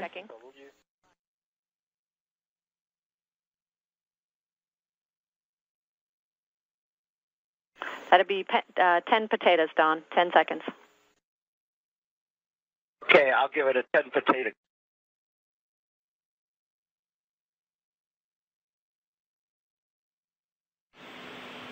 Okay, Sergey, go ahead. Да, так точно. Yes, available, yes. Сейчас работаю I'm working for по странице page 316 бортдокументации. 316 Перед of the ODF procedure prior to я сейчас ввел свои checking the electrical resistance. I entered my data. Выбрал After поле в разделе that, измерения. I select poly И после этого in the measurement column and selected impedance. So after I pressed on impedance, завис экран. The screen froze. Перебрал и, соответственно, возникла ошибка. After that, значит, error. I got an error. Error number 6002 Neural Lab. Знаете, что это может быть? What could that be? Так, одну минуточку. Сейчас By 1 minute. по бортовой документации. I'm going to check in the ODF procedure. At the end, there is a list of nominal situations. Да, я смотрел, вот там. Remind me, which one? Вот там второй нет, я тоже смотрел уже, там есть 5, там 4, 6, а вот 0, номер 2. Well, it's там что-то и нет. 6002. It's definitely not there. Сейчас вот сижу, разбираюсь. Well, I'm sitting here trying to figure it out. Так, а что написано? Вот не номер ошибки. Well, what does it say? Error сам какой там. What is the error message? What is the error message itself?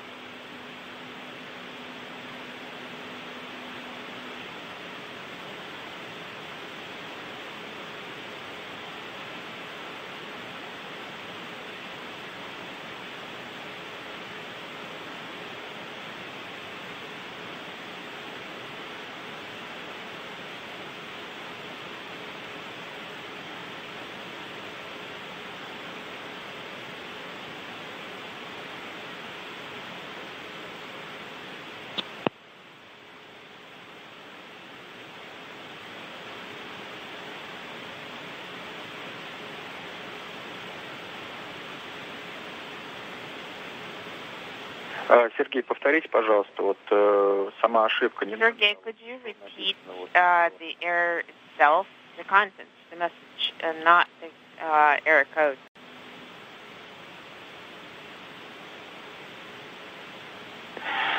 $6002. 6002. 6002. The number is 6002. Error сам, error. What about the error? Дмитрий, как слышно меня, это Геннадий? Dmitry, this is Gennady. How do you read me? Дмитрий, как слышно меня, Геннадий? Dmitry, this is Gennady. How do you read me? Слышу вас, Геннадий. Gennady Ivanovich, this is Dmitry. I'm read loud and clear. We are seeing the same situation as yesterday. We need to restart our SCA and reconnect. Заново. Принял, да? So, did you copy? Yes, I did copy. So otherwise, we're going to wait much more time. Well, Gennady Ivanovich, did you have the same experience yesterday? Yes, we're going to reconnect all the connectors and restart RSK1. And that helped yesterday. So error number 6002. And what is the error message itself? Could you repeat it? Neurolab hardware. Neurolab hardware. Neurolab hardware. Принят. Copy.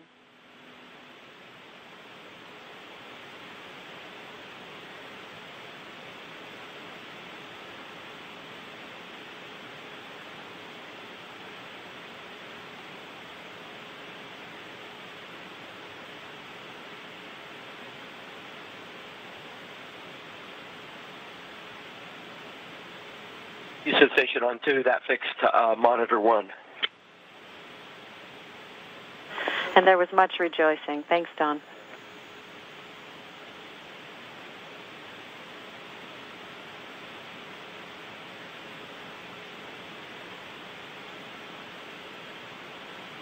And Don, you can proceed with the camera cal, and we will bring that workstation back up to active when you're complete. MCC Moscow ISS on space to ground 1. Okay, I'm working on that now.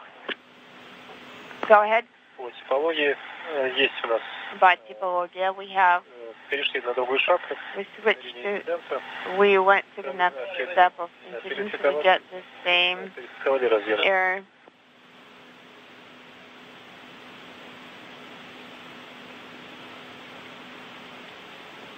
Сергей, вы начали проверять? Did you start checking impedance?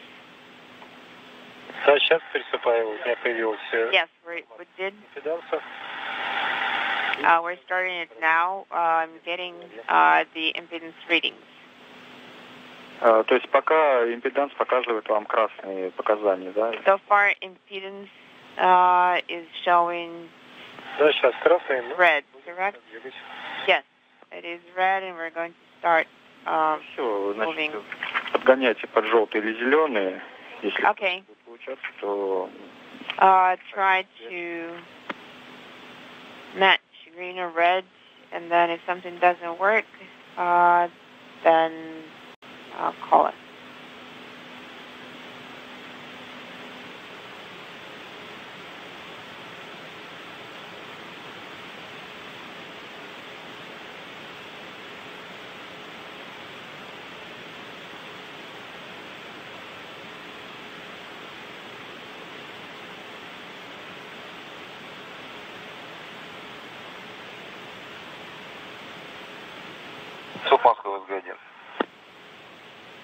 MCC Moscow ISS on space to ground 1. Go ahead.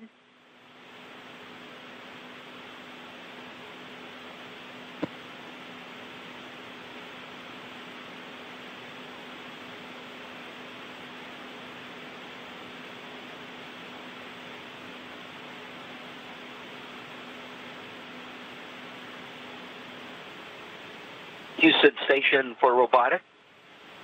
Go ahead, Don, for robotics. Yes, I'm showing all cyan on the SSRMS PCS page, and I'm thinking that has something to do with you guys doing the power cycle, and so I'm going to hold off till that comes back before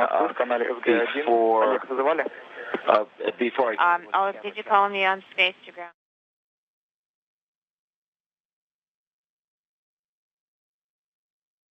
And Don, you actually don't need to wait on that to come back to perform the camera cal. When you're done with the camera cal, we'll work on bringing that workstation back to active, but it will not affect your camera calibration. One thing that might affect your calibration, though, is we see you have P1 lower outboard on both monitors, and that may confuse the calibration software, so we suggest that you bring another camera up on the alternate monitor. That's a good catch.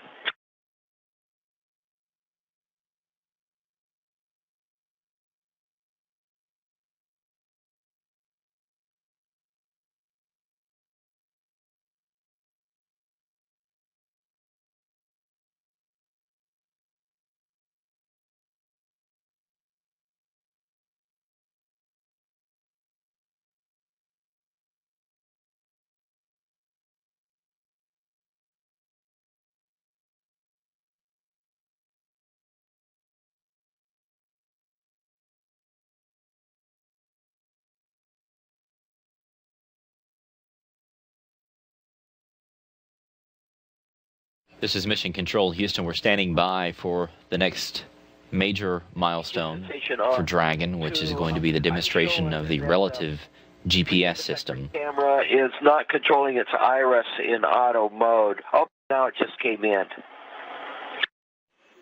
Copy. That our GPS demo is coming up at 4:33 a.m. Central Time. Another milestone will be at approximately 6:25, 6:26 a.m. Central Time. That is the point at which Dragon will be directly down below the station. They call it the R-bar crossing. If you remember your shuttle history, the shuttle would arrive at a position directly down below the U.S. segment of the International Space Station. It would perform what's called the RPM maneuver, the Rendezvous Pitch maneuver.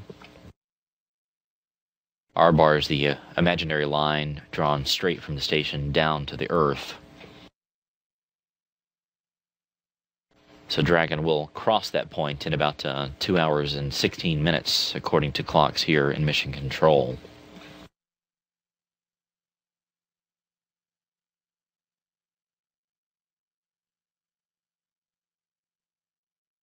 But coming up next is going to be the RGPS demo. This is different from the AGPS demo that was done at the beginning of the mission. The absolute GPS works a little bit differently. That is where Dragon uses its onboard GPS sensors to communicate with GPS satellites, just like you would here on Earth, to make sure that its navigation and position in orbit is as expected. Our GPS is different. It uses the sensors on board Dragon to communicate with the GPS units on board the station. Those two units are compared with one another, and that is how they figure out where they are in relation to each other. Don, it's cameras 3, 7, and 9.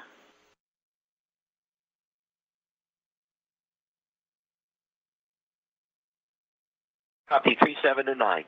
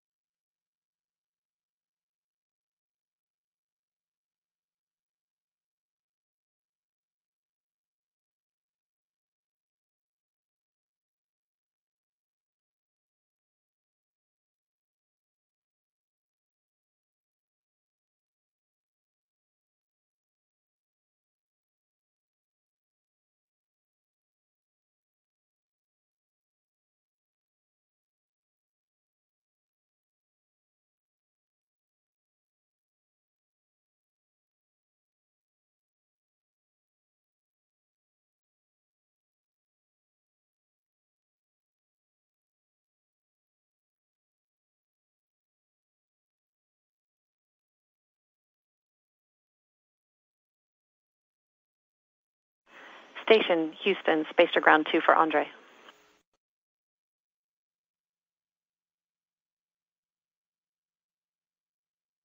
Go ahead. Andre, when you have the CCP routed, we are ready for the checkout, which is step 3 in that procedure. Okay, I'll check because Don is also active in the cupola, but I'll go there and do step 3 if possible. Copy.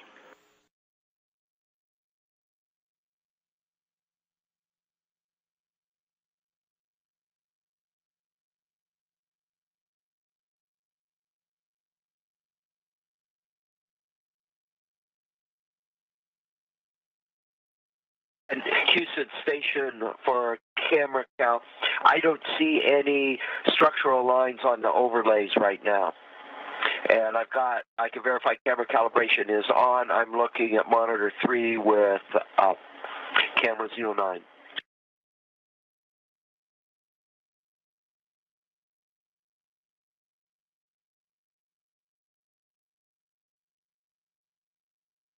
Okay, Don, I copy. Stand by.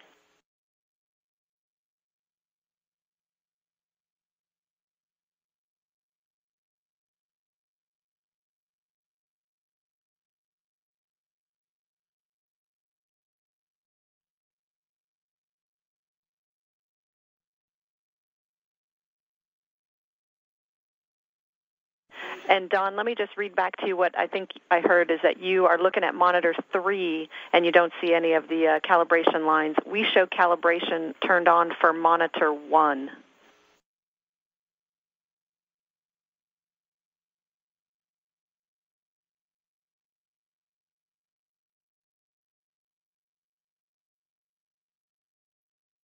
Copy that. I'm looking at monitor 1. I don't see any calibration lines on monitor 1 either. Okay, we copy that, Don. We're thinking about it. We'll get back to you.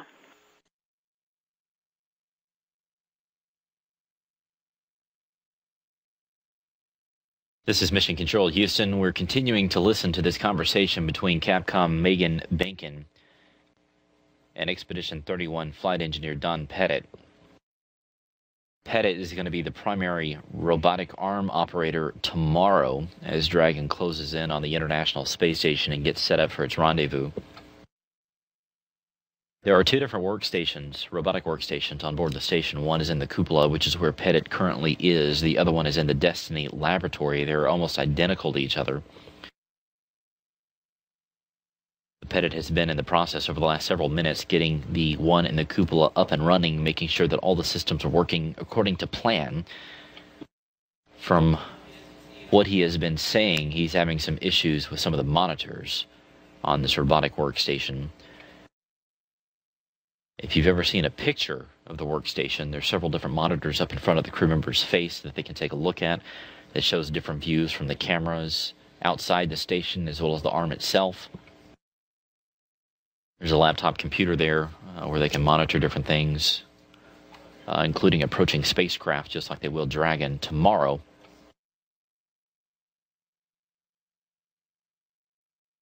This is a view of that laptop as the crew was practicing the arrival of Dragon, but it sounds like Pettit is seeing some issues with 1 or 2 of the monitors. The team here in Houston thinks that he should be seeing some calibration lines that the crew can use to make sure that they're seeing the correct color balance and other items like that on the video.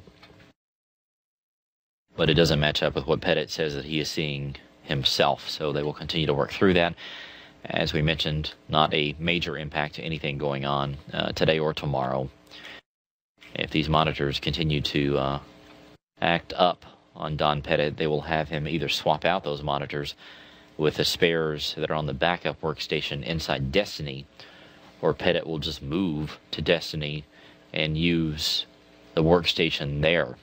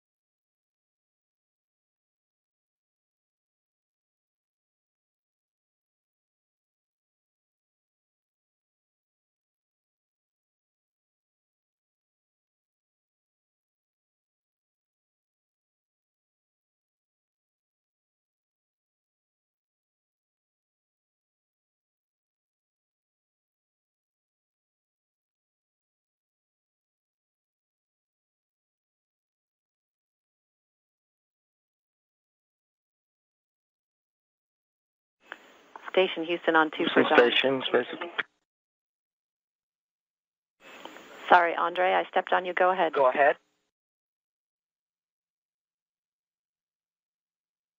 Okay, for Don, we're watching over your shoulder. We saw on monitor 3 you took camera calibration to adjust, wondering if that means that you now see lines on monitor 3.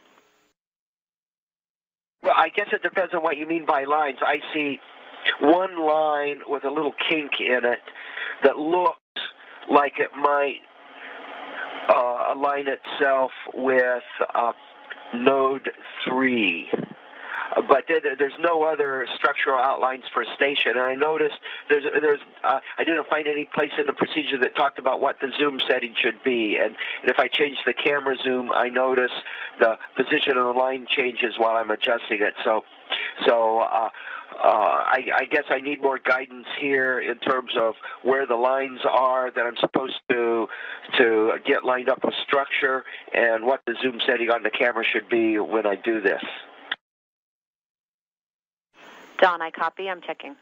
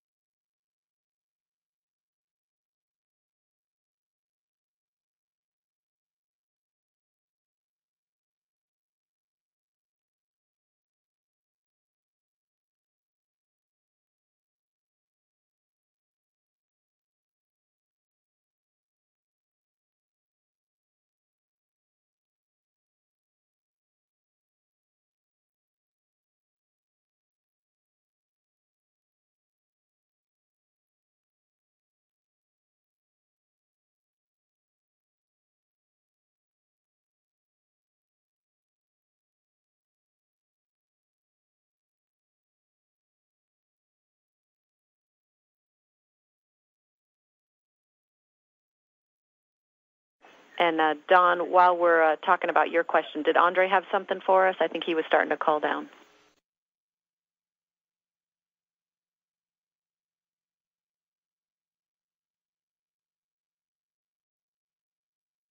Yes, Houston, for the CCP, for step 3, is that correct? You wanted me to do step 3 in procedure 300973, 2.101.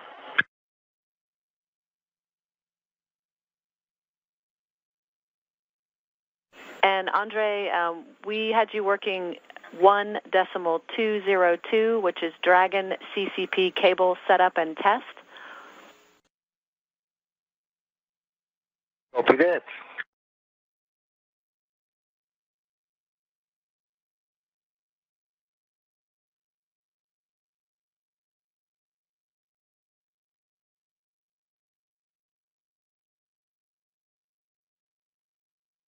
And Houston Station with more words on camera, Cal. When I practiced SPs, there was a significant outline of the space station structure, and I'm surprised that there's only one rather smallish line segment in which to do the camera cal. If that's expected, then I'll just press. I've got that lined up the best I can, and I can press with the rest of the camera cal. But I was expecting a whole lot more in terms of lines to get arranged with space station. Okay, Don, I copy all. I'm getting a picture here momentarily of what it should look like, but stand by one.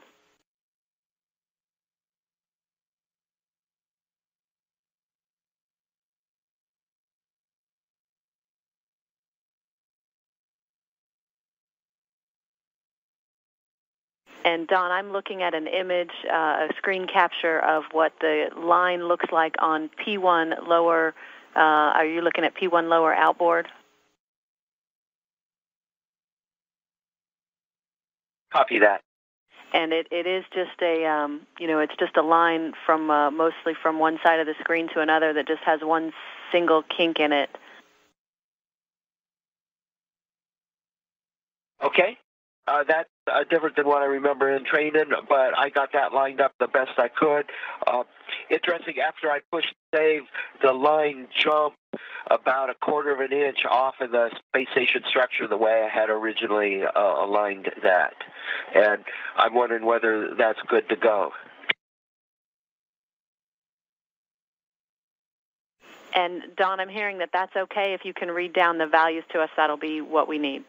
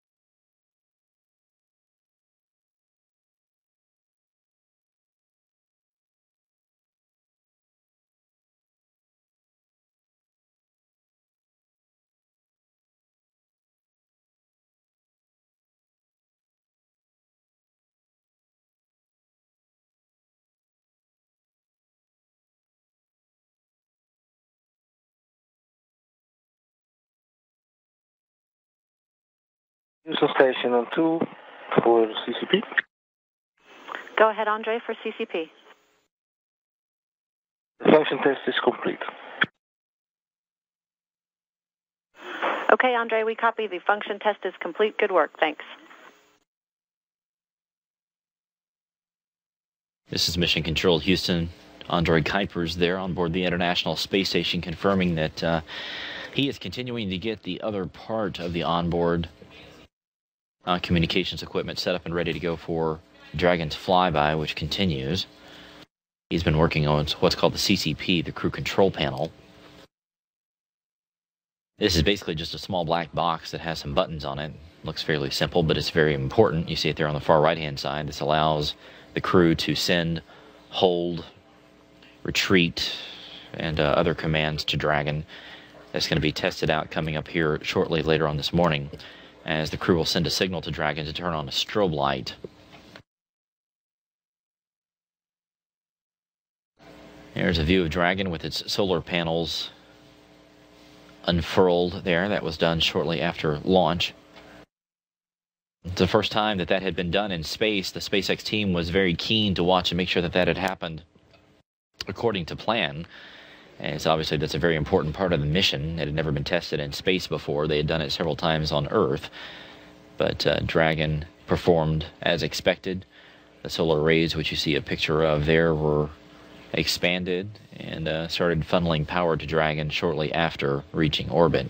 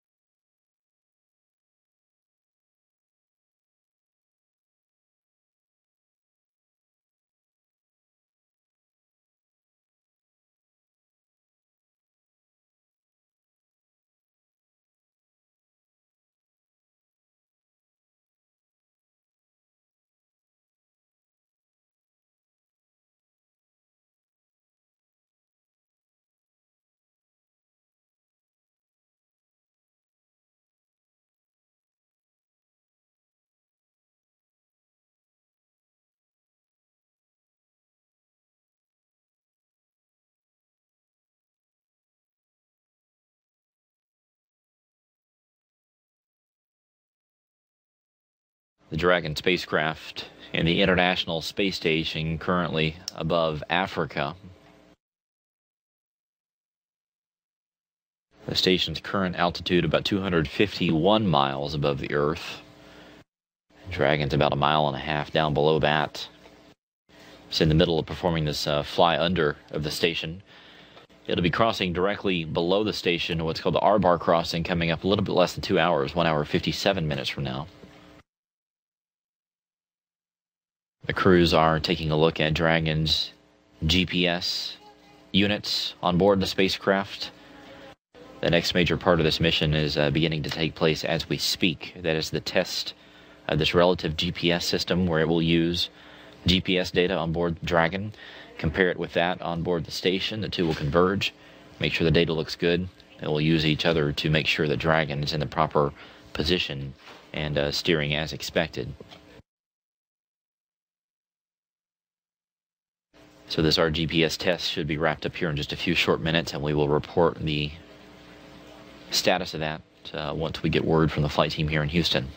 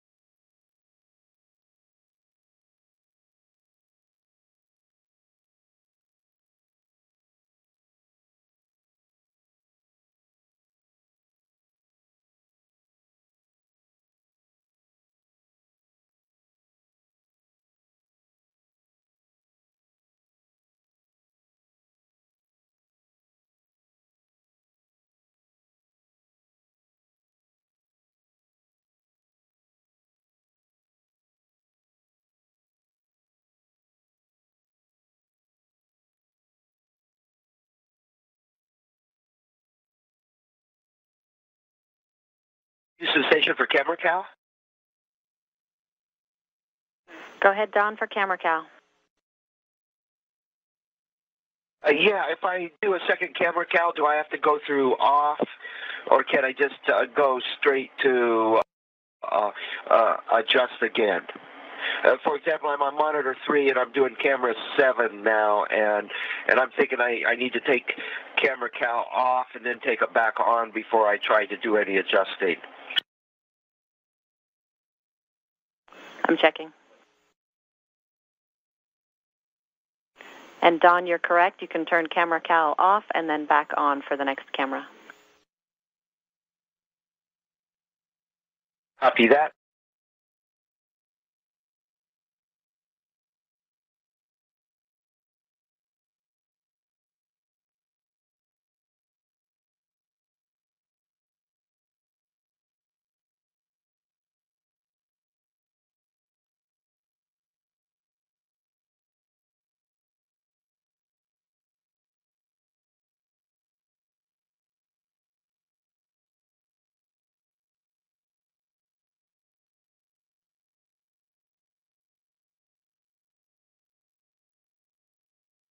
And Houston Station on 2 for Camera Cal. I'm thinking I must need to hit the reset button, because when I turn Camera Cal off and then I try to turn it back on again, it's only giving me the option of saved. It's not letting me do a Camera Cal for a second camera on the same monitor.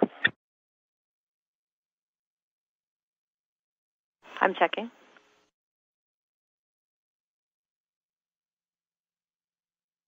And Don, what does camera calibration status say at this time? It says saved, and that was left over from the camera 09 that I calibrated, and then I hit off, and I saw off, and then I hit on, and it went back to saved.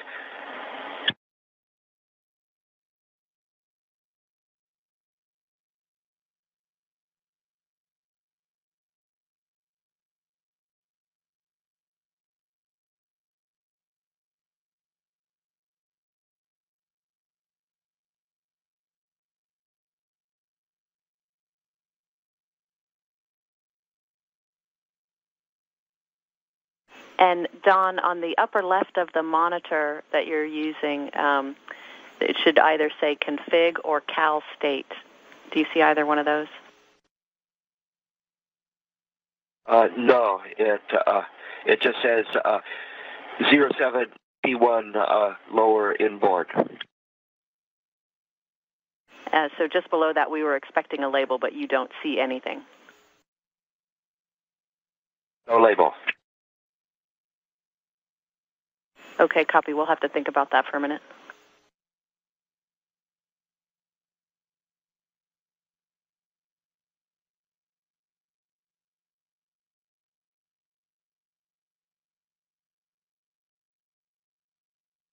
And I did not see any label on either monitor 1 or monitor 2 while I was doing the camera cal.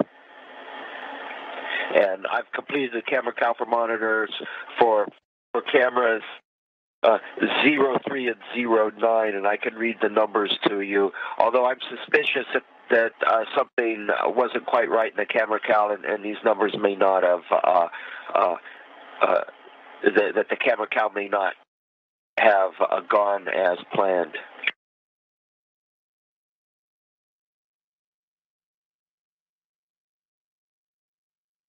Okay, Don, we're scratching our heads down here. We would have expected that a label would be on the screen in order for you to get cal numbers, so we need just a minute to talk this over down here.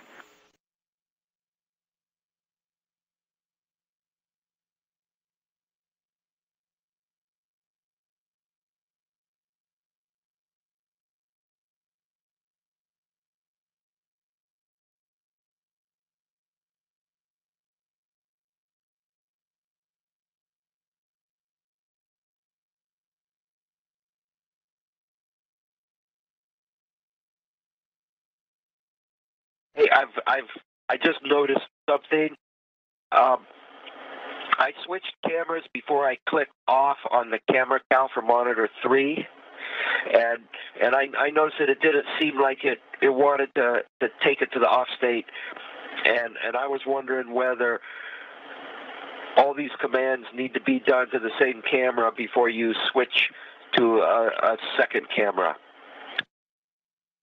Don, that's affirmative. Okay.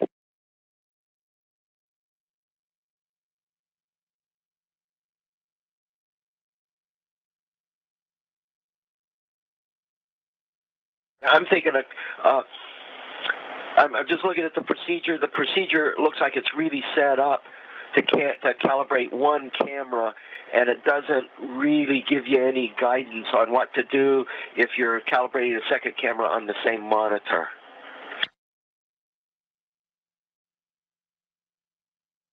Don, I copy. Stand by.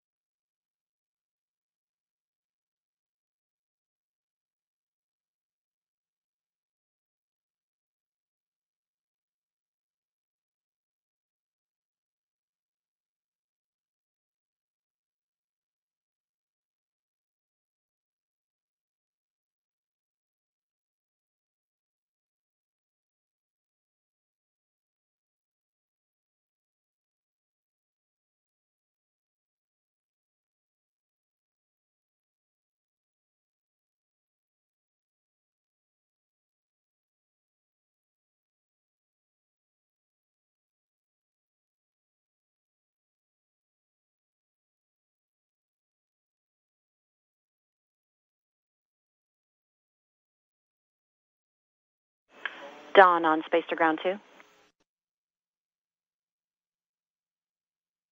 Go ahead.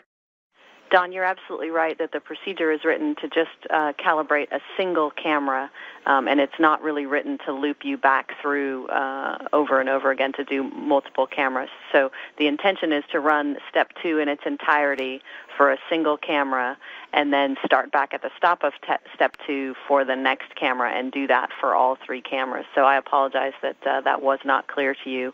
We're going to talk for a minute down here about how to get you back into a good state to start over again. I'm thinking I'm just going to, I've turned camera calibration off now. I'm going to go back to camera 09 and just do it all over again. Oh, one other thing that this procedure allows you to do data entry, which I think is a good idea. It doesn't. It would be better if it was set up with data entry so that you could loop through it a second time. I'm not sure if I were to retype over the numbers that I already have entered, whether that would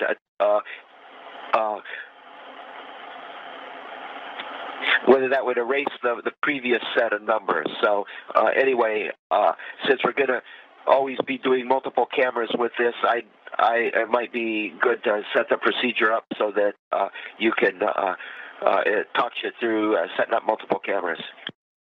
Don, that's really good feedback, and we'll get that feedback to the right folks. You're absolutely right. We do need you to stand by just 1 second to get back into a good config for restarting the calibration. Copy that. I currently have 09 on monitor 3, and camera cal is off on monitor 3. It's also off on monitor 1, and I'm thinking that the cal was good for monitor 1 since I kept the same camera up the whole time, and that was 03. Okay, Don, we copy. Just give us 1 minute to get you some words back for continuing. Copy that.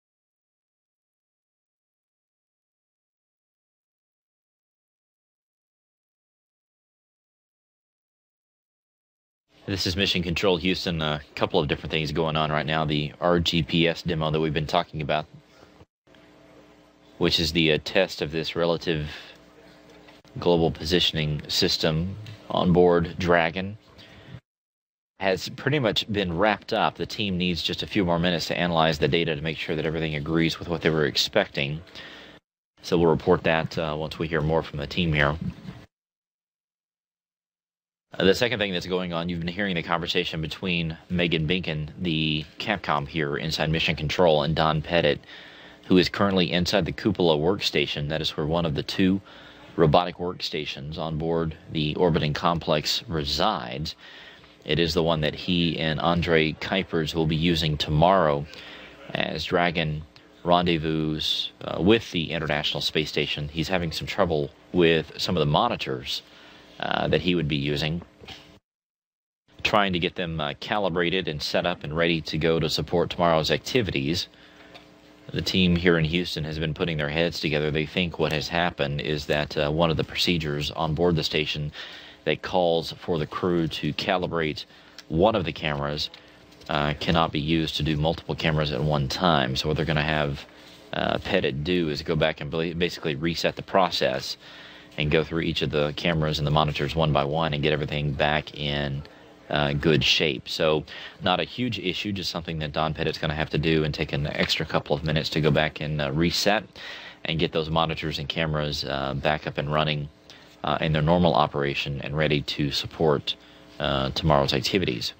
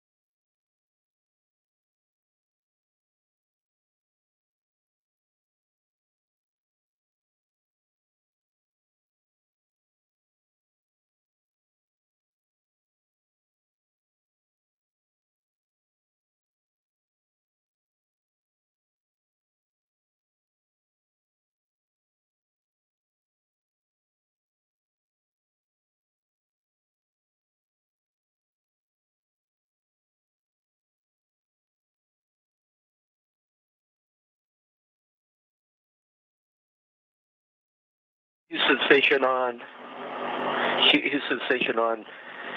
2. Go ahead, Don, on 2. Yes, can you give us a Dragon update status in terms of where it is and whether it might be visible? Sure thing. Stand by 1.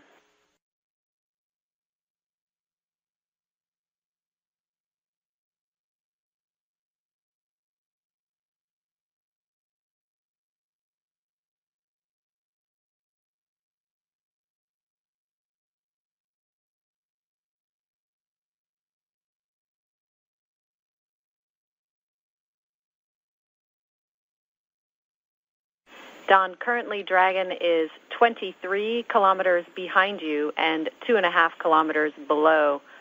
We think too far behind you on the V-bar for you to see it.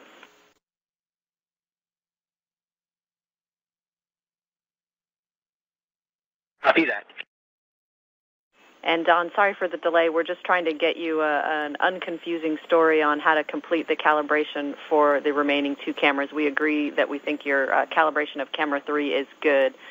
So give us just another minute, and I'm sorry for the delay.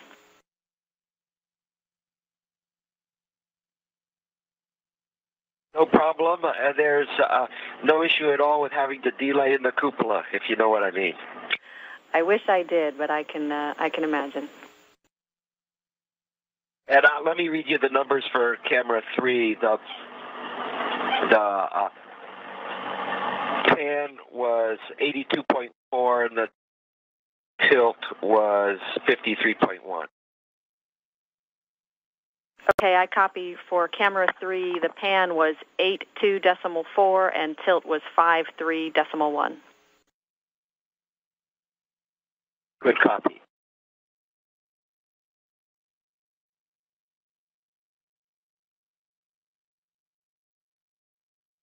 And Don, for the calibration numbers, if you're looking at monitor 1, those numbers sound like the raw pan tilt numbers. If you look at the line below that, it should say Cal State, and then some correction numbers next to that.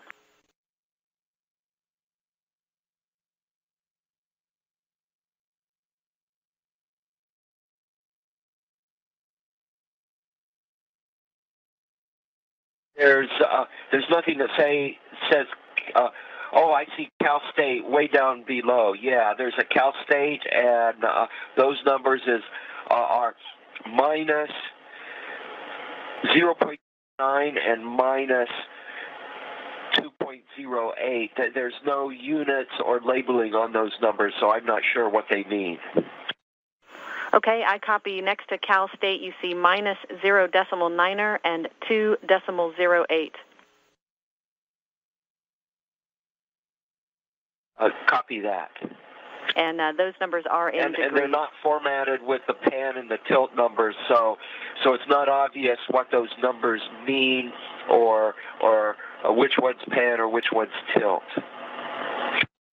Okay, Don, I copy that, and we'll pass that back to the training folks.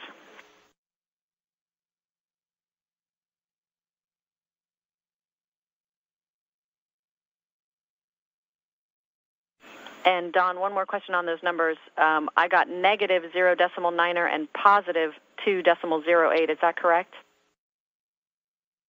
They're both negative. Okay, I copy. They're both negative. I'm looking at Dragon right now. We copy tally-ho on Dragon. That's great.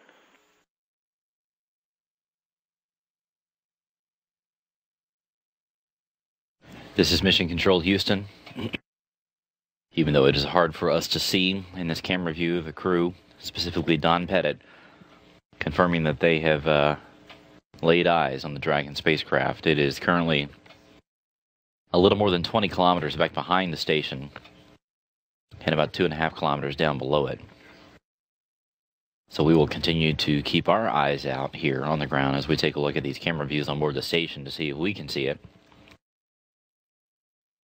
as the crew continues to work through these procedures this morning.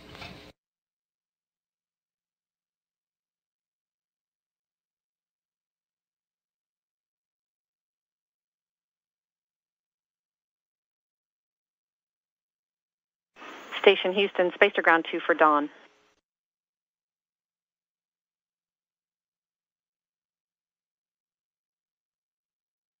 Go ahead.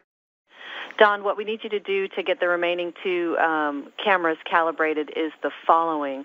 We'd like you to use both monitors, Monitor 1 and Monitor 3, and calibrate a single camera on each monitor. What we need you to do on Monitor 1, pull up a single camera and run Step 1 of that camera calibration procedure. Run Step 1 in its entirety. That will clear out the memory state for that camera calibration. Then on Monitor 3, the remaining camera, run Step 1 for that camera. When that's complete, you can go back to Monitor 1 and run Step 2 in its entirety, and then repeat the action on Monitor 3. This way, the cameras stay on different monitors, and there's no possibility of sort of cross-pollinating the calibration state. Okay, that was a lot of switching back and forth. I'm not sure I copied all of that. Let me sharpen up my pencil here and read those steps to me one at a time. Okay, Don, on Monitor 1, you can pull up Camera 7 and run Camera Calibration Procedure 1.303, Step 1 in its entirety. When that's complete on Monitor 3... On Monitor 1, pull up Camera 07 and do only Step 1. That's a good read back. Then, on Monitor 3, pull up Camera 09er and run Step 1 in its entirety. Copy. On Monitor 3, Camera 09, do Step 1. Then, on Monitor 1, run Step 2 for Camera 7 in its entirety.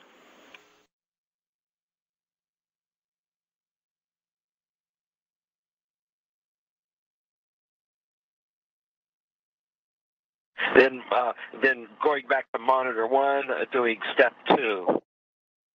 That's right. And the last thing, back on Monitor 3, Camera 9, Step 2.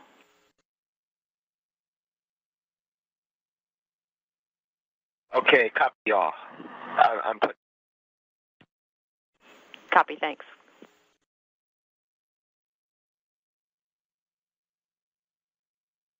This is Mission Control Houston. This is a better look at where Don Pettit is currently working. That is the cupola. As you can see, the part of the robotic workstation there on the far right-hand side.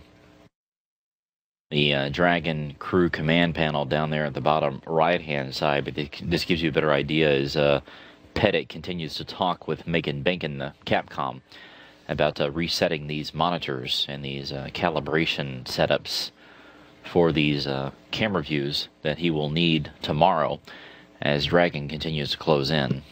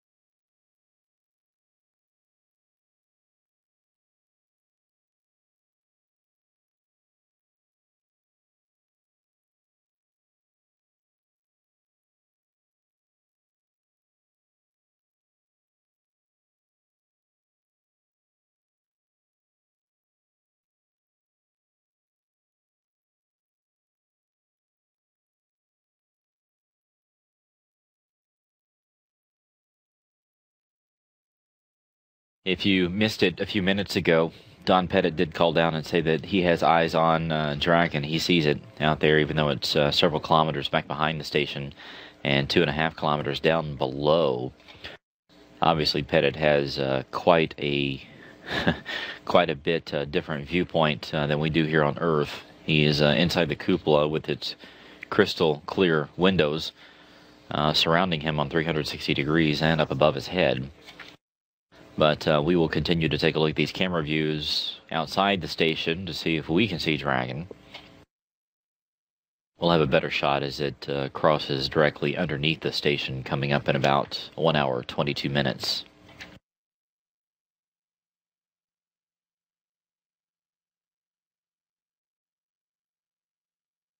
There's a look inside the flight control room at Hawthorne, California, SpaceX's headquarters, the team there watching over their spacecraft. Obviously very proud of what the team has accomplished so far. If you saw any of the video on launch day, a team there in Hawthorne, as well as their counterparts down at the Launch Control Center just outside the gates of Cape Canaveral, obviously very excited and looking forward to what is to come over the next 24 to 36 hours.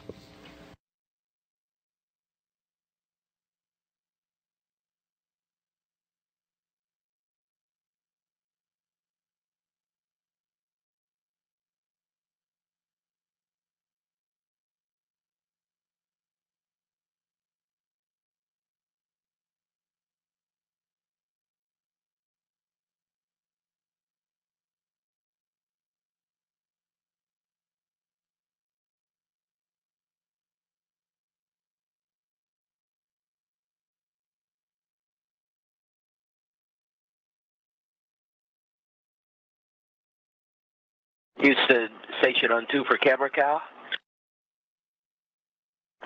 Go ahead, Don.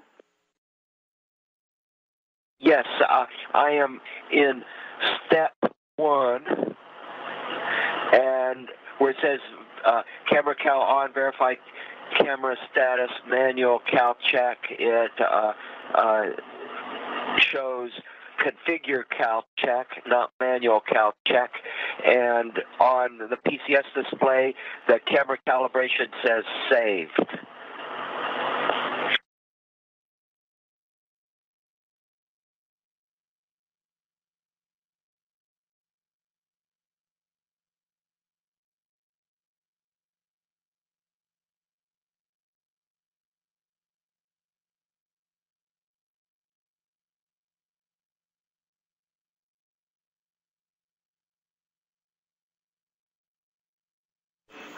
And Don, I know it deviates from your procedure, but that is an OK config to proceed. You can go into Command Camera Cal Adjust.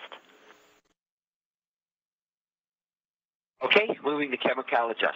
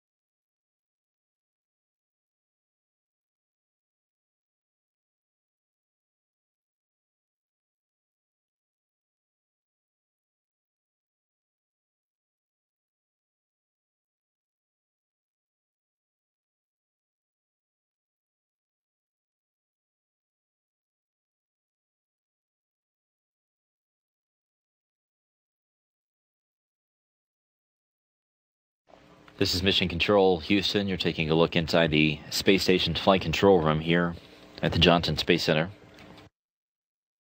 This is the Orbit 1 team. Holly Ridings is the flight director. This is the exact team that will be on console tomorrow morning. If everything goes according to plan and all the data checks out, Dragon will perform its final approach to the station and be grappled after a series of checkout procedures by the Expedition 31 crew.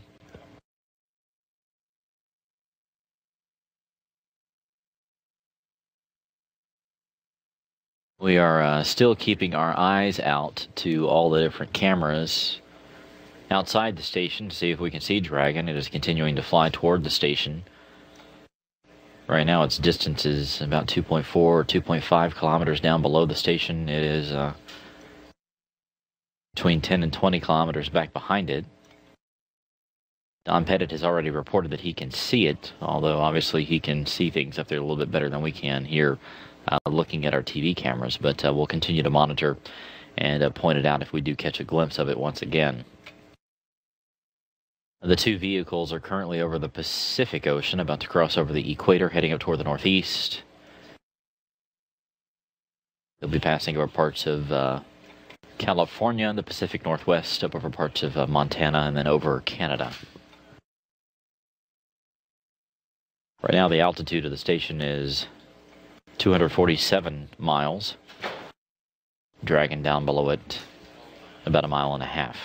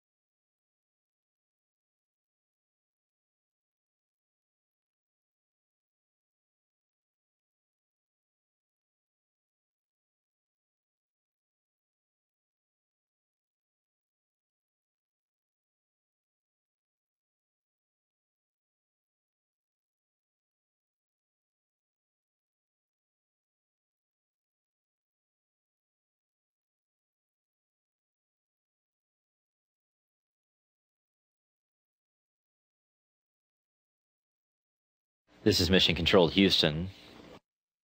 As you can tell, the communications and tracking officers here inside Mission Control, those are the team members that operate the cameras outside the station, as well as the different communications equipment. They're starting to move the cameras around, trying to track Dragon, see if we can see it. It's not an exact science whenever they try to do this. As if you look really closely to the camera, you can see that there's certain dots everywhere. What happens to our cameras up in space is that the radiation actually burns out certain pixels on our video cameras. It's one of the effects of long-term space flight on our equipment. So as Dragon gets closer, we will begin the process of figuring out if it's actually the spacecraft or if it's just a burned out pixel.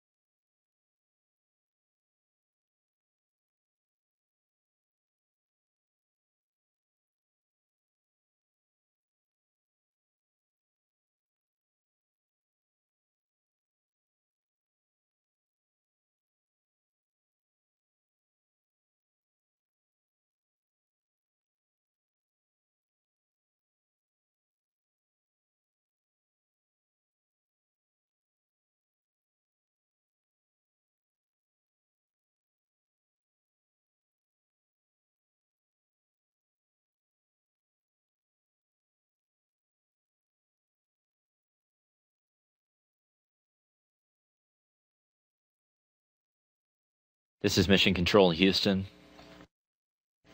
The flight director here, Holly Ridings, right now having a conversation with the SpaceX mission director, John. His name is John Caloris there in Hawthorne, California. They are getting ready to put the COTS UHF communication unit, or CUCU as it's called, into what's called the bidirectional state. Station with question. This will allow two-way communication between the station and Dragon.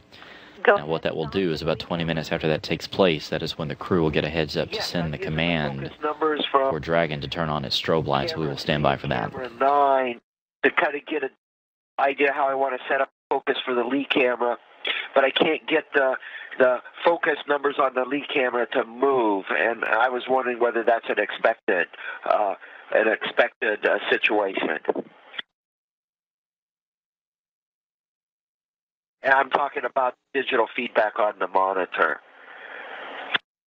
Okay, Don, I copy. You're not getting any feedback on the monitor for focusing the Lee camera, and Robo is thinking about that. Give us 1 minute.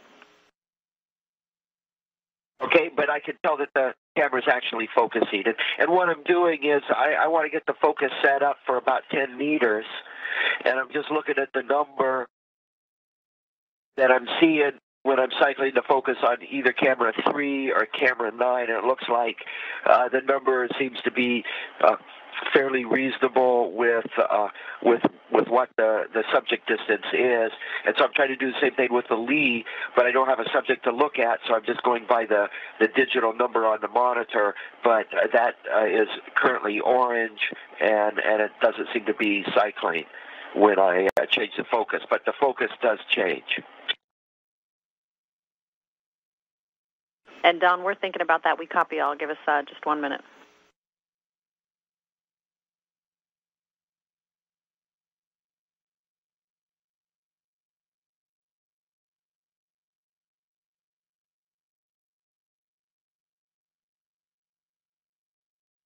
Once again, this is a look at a photograph of where Don Pettit is currently working. And Don, we think that the reason you're not getting feedback there is because that cupola workstation is still in backup. We're going to put in work bringing it up to active. We think that should correct it, and you should get your data back.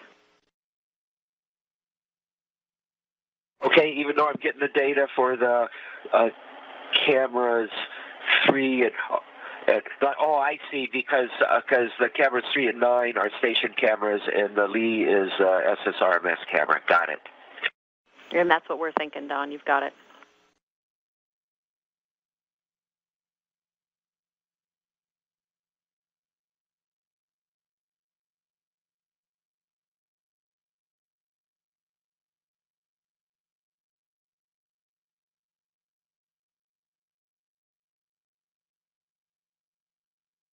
And I'm showing the camera count complete. Got the numbers if you're ready to copy. Don, we're ready to copy.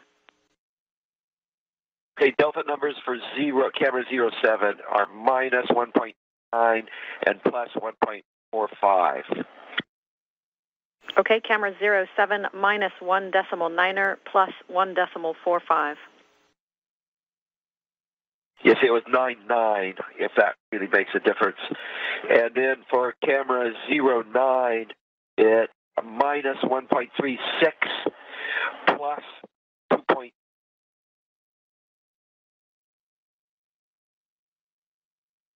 And Don, I did not copy all of that. I got for camera 09er minus 1.36 plus 2, and I did not copy the rest. Plus 2.6. Was that plus 2.6 or 2.06? 2.26. I copied 2.26, and congratulations on getting that camera cal done. Sorry that was such a bear for you today. I'm a lot smarter right now. Copy that.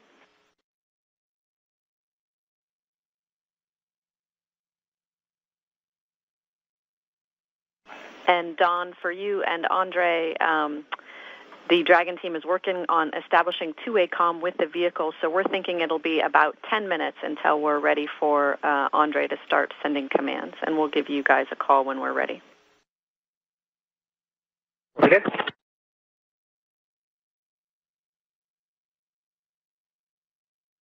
And Don, we think that your VV displays should be populating at this time with Dragon data.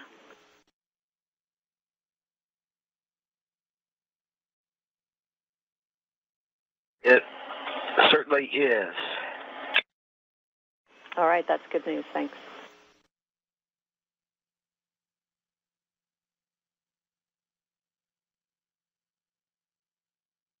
So the Capcom here in Mission Control, Megan Bankin there, telling Don Pettit that they're about 10 minutes away from being able to send the command to Dragon. The command is going to turn on the strobe light on the outside of Dragon. The strobe light was tested and verified yesterday. The SpaceX team commanded that strobe light to turn on, and they were looking at a camera outside to verify that it did turn on. Focus digital on the Lee camera.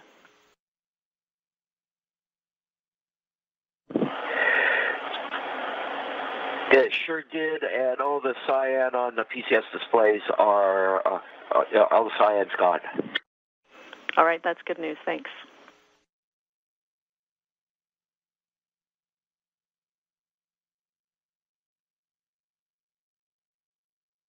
There's a look at the CUCU, as it's called, the COTS UHF Communications Unit. For the end effector. This strobe light activation sounds like a very small task, but it is a simple command that's going to be sent by the crew.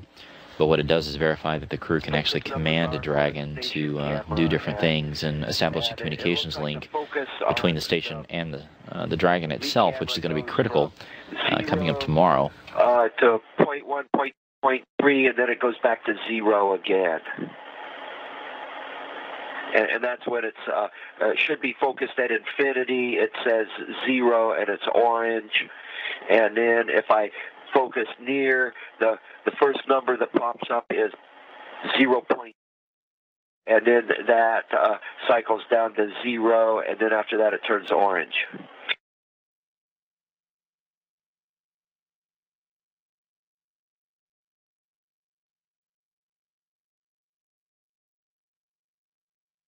Okay, Don, we copy that your range for focus on the Lee camera is only 0 to 0.3, which is different than your other cameras. Robo reports that they are different designs, but we're going to dig into it a little bit more and see if that explains it. And normally we just use the subject to focus on, so this isn't a big deal. I don't have a subject to focus on that camera, and so I was just trying to use the camera focus digitals to preset the focus. And it's just looking like that thought train doesn't apply. Okay, Don, we copy all. We'll see if we can get you any words to help out with that process.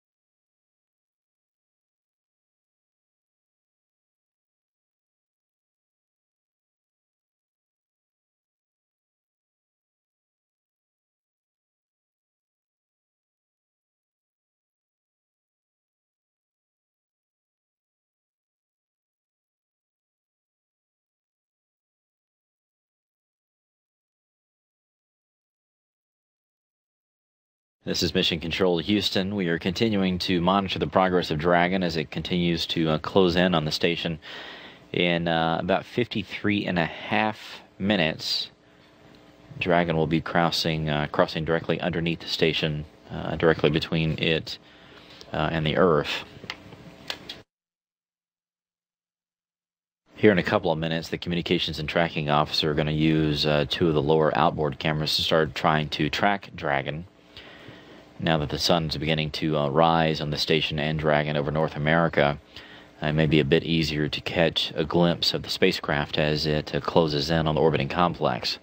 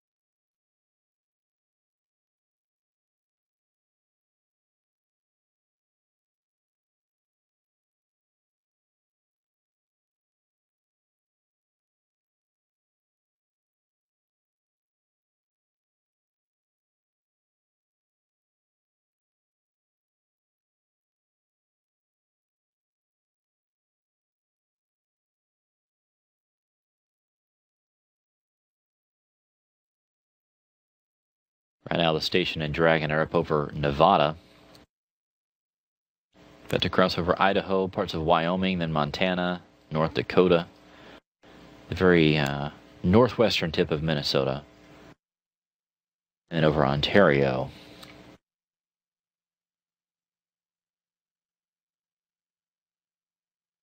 Sun is beginning to rise on the 2 spacecraft as they fly about 17,500 miles an hour. The crew getting ready to command Dragon's strobe light to turn on. They're hoping to do this before the sun gets completely up so that it's a little bit easier to see it if it turns on.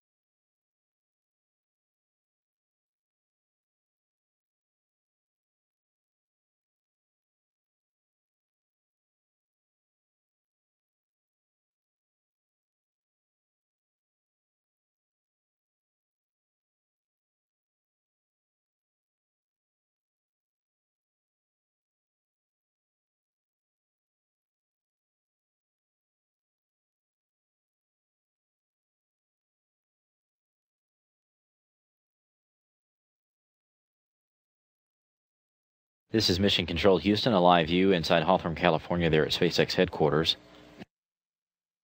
That team continues to monitor their ship. Everything is working according to plan so far. Here's a look at the flight path of Dragon right now. It is currently doing the flyby at 2.5 kilometers, about 1.5 miles below the station. In about 46 minutes, Dragon will cross right where that green line intersects the black line. They call it the R-bar crossing. The R-bar is an imaginary line between the station and the Earth. It goes straight down, and that'll be the midpoint as Dragon makes its pass directly below the orbiting complex. Once again, we're trying to see if we can get some eyes on Dragon. The crew's already seen it. We have not with our cameras outside, but we're continuing to look. It should get a bit easier to spot the spacecraft as it passes closer to the station, but it still is about 1.5 miles away. So whatever views we may get today will definitely pale in comparison to how things are going to look tomorrow.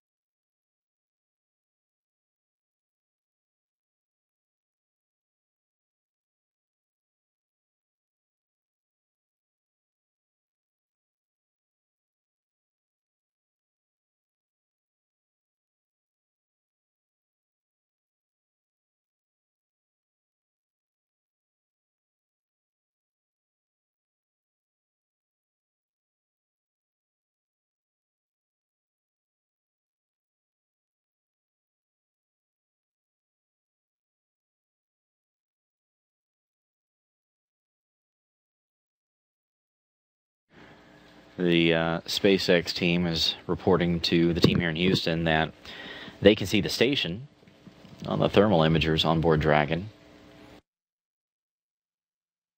Of course, it's a bit easier for Dragon to see the space station than it is for station to see Dragon. Space station is absolutely huge.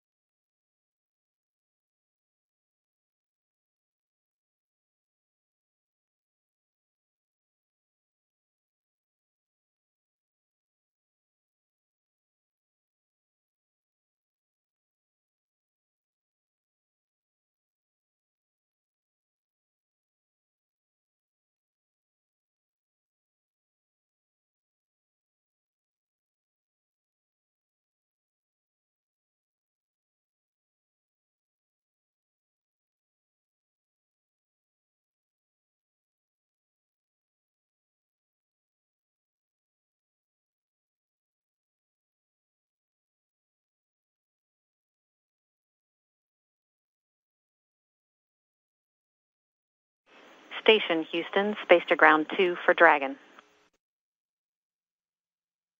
Houston, go ahead. Andre, we have the CUCU link established. We are slightly farther out than we expected, so that's good news. You have a go to perform your procedure 2.101 demo rendezvous checkouts, steps 1 and 2. Procedure 2.101, steps 1 and 2. That's a good And I have both LEDs for link 1 and link 2 on. The LED aboard arm is on.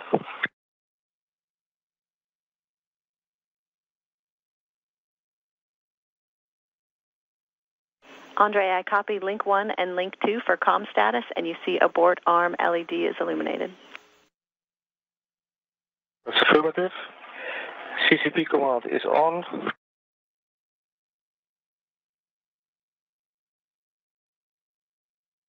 And ISS-2 VV loss is not visible. So CCP and RBS confirm CUCU AOS. Andre, we copy. Thank you. Step 1 complete.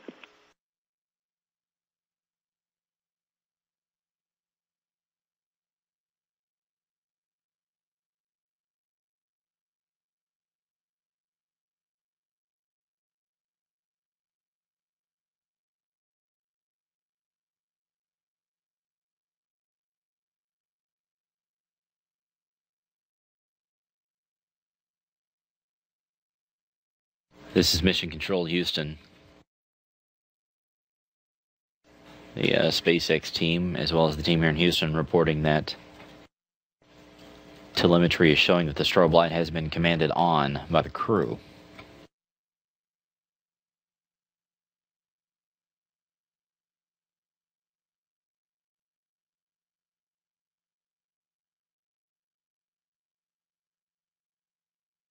So once again, the crew has successfully sent a command to Dragon to turn on its strobe light. This tests things for tomorrow's activities to make sure that the crew can command the spacecraft from on board the station.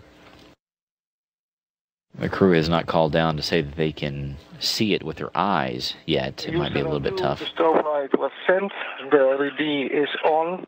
Dragon is inside, but it's too far out and too brightly illuminated to check the strobe light. Okay, Andre, thanks for checking. We thought that might be the case with the daylight, so we see the command on the ground. That's good work. Thank you.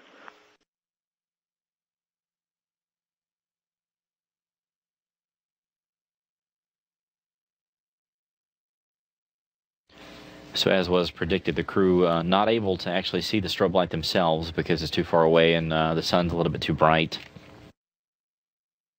But telemetry did confirm that the command did go through and that Dragon did turn on its strobe light, which of course is good news.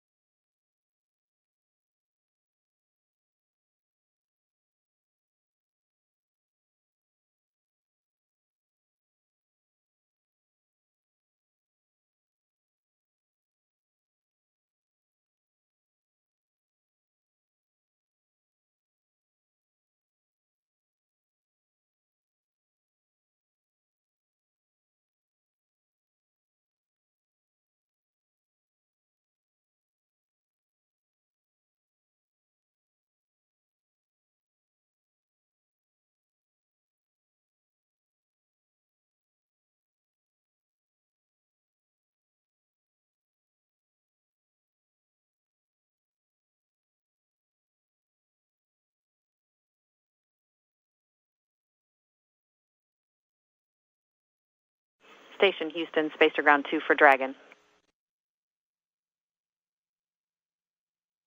Go ahead.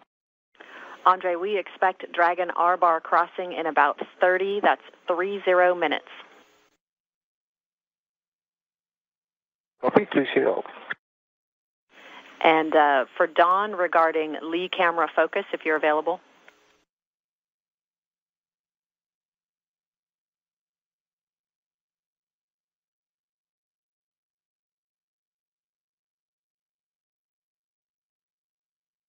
Go ahead.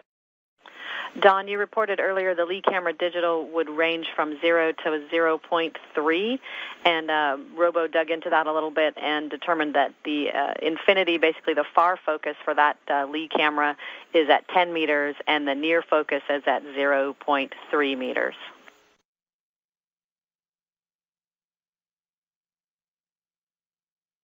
Copy that. That'll help.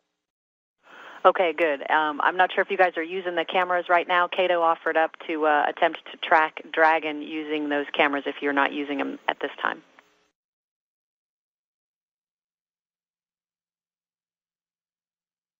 That sounds like a nice idea.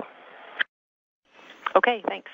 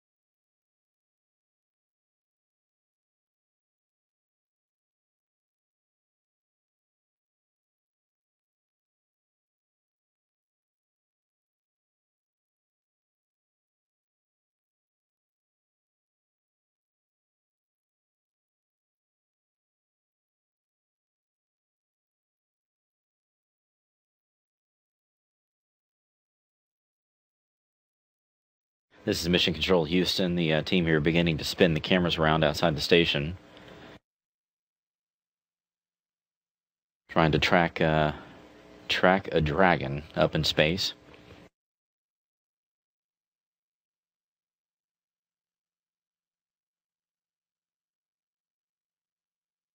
We're about 30 minutes away from when Dragon will pass directly beneath the station. As we've been talking about all morning here, it might be visible. It just sort of depends on cloud cover down on the Earth below, the background in which Dragon will pass in front of, how the sun is acting up there, what kind of shadows are existing. But the team here will do their best to see if they can pick Dragon out of the sky and give us some pictures of it.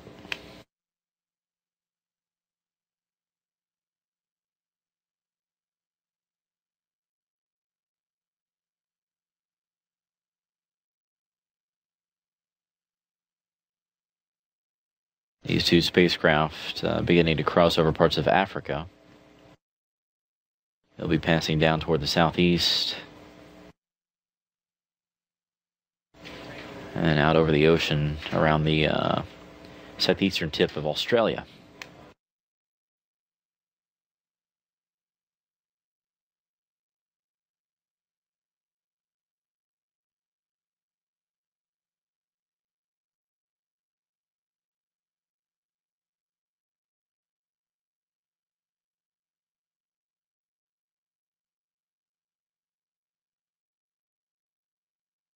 As these cameras spin around, you get a good outside tour of the station. That was the Quest airlock that you just saw.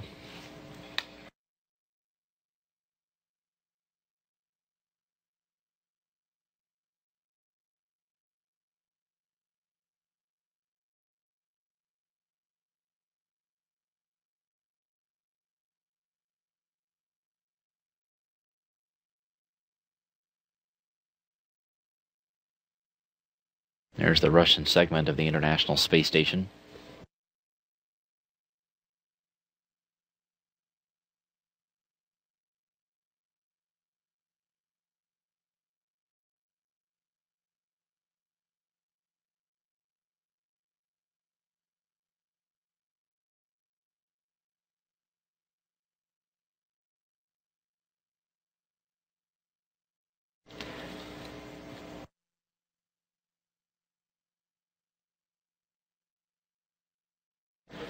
The team here is taking a look at what you're seeing. We think that we may have found it. There is quite a bit of curious looks and squinting in the room to try to find out if we see it. And the team is confirming that that is the Dragon spacecraft there in the view.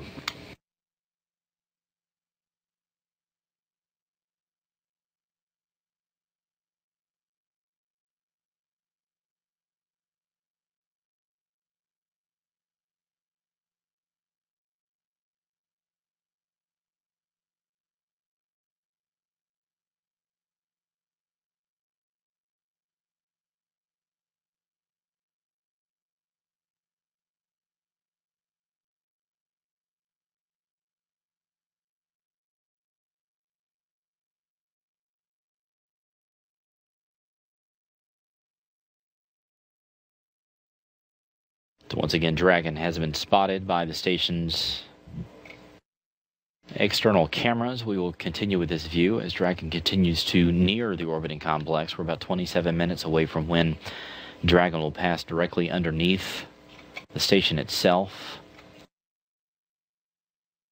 As you heard from the conversation just a few minutes ago, the Expedition 31 crew did send a successful command for Dragon to turn on its strobe light outside, although it was a little bit too bright and too far away for the crew to see it with their own eyes. But telemetry did confirm that the strobe was turned on. They're going to leave it on for a bit until Dragon gets closer to the station so that they can see it and verify it.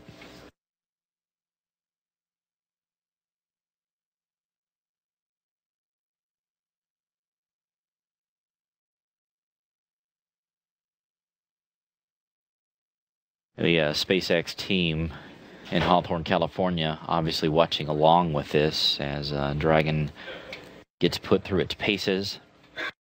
Several members of the NASA COTS team, the Commercial Orbital Transportation Services team, is there in Hawthorne with the SpaceX team, including the program manager, Alan Lindemoyer, and the project manager, Mike Horkachuk. Those two and their teams have been working with SpaceX for a number of years, working with the flight controllers and the engineers there in Hawthorne to get this Dragon spacecraft and the Falcon 9 rocket designed and built and tested. His current mission is the culmination of all of that work, years worth of effort and design and testing. And so far, this test flight has been moving along with flying colors. Of course, tomorrow is the big day. Assuming everything checks out today, Dragon will, at the end of today's activities, begin a loop of the station in what amounts to basically a racetrack, where it will go out in front of the orbiting complex up above it and then swing around back behind it, setting it up for another rendezvous attempt tomorrow. It will close on in close to the same pathway that it did today. It will stop at about 250 meters away from the station and perform a series of checkout maneuvers, ensuring that it can retreat and hold position and that the crew can command it. And if all that goes according to plan, Dragon will move in even closer to a 30-meter point where it will be held for a bit. It will then move on up to the 10-meter point, and at that time in the mission, that is when the crew will use the station's robotic arm to reach out and grab onto Dragon, which will signify a very historic step as the first private company in the world will have successfully sent a spacecraft up to the International Space Station. So a busy couple of days today and tomorrow. A very historic couple of days in store for us as well.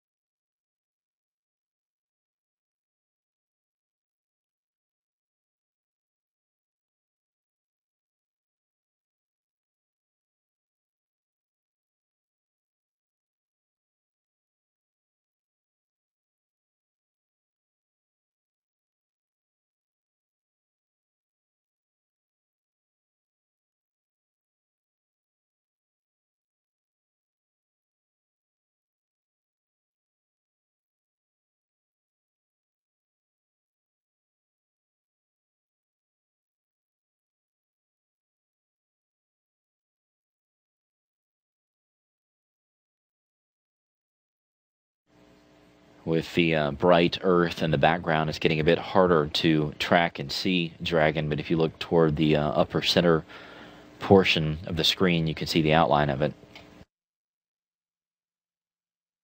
These two spacecraft are flying in formation above Africa, specifically above Nigeria. They're both at an altitude of about 250 miles, heading down toward the southeast over parts of Cameroon.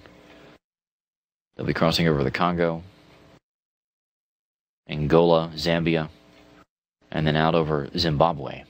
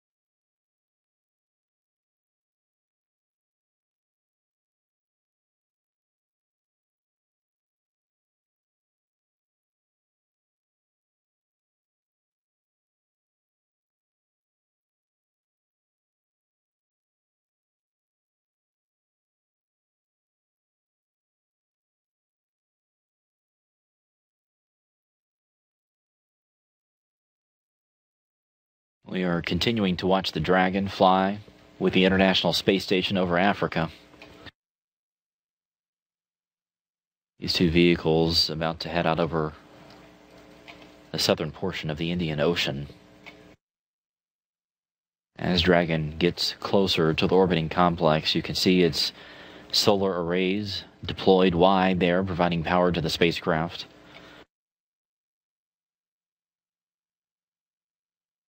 Those solar arrays were one of the first key tests of this mission. They had been deployed here on Earth numerous times. But of course, being deployed in space is a different matter altogether, but it worked flawlessly. Soon after that, the GNC door was open, which exposed the star trackers, the navigation aids for Dragon, as well as the grapple fixture. That will be important tomorrow as the station's arm reaches out and snatches Dragon.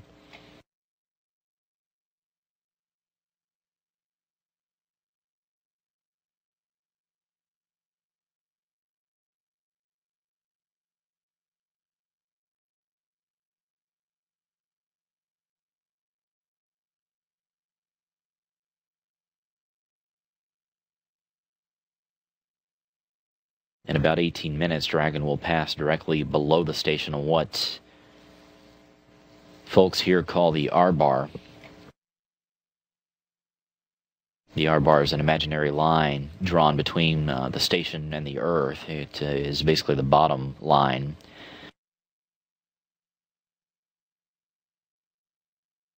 Once that takes place, Dragon will continue flying with the station out in front. There's a couple of engine burns coming up here later on today that will begin the process of Dragon performing this loop of the station where it will fly out in front and then up over the station and then back behind it. This will basically take the remainder of today leading into the early hours of tomorrow.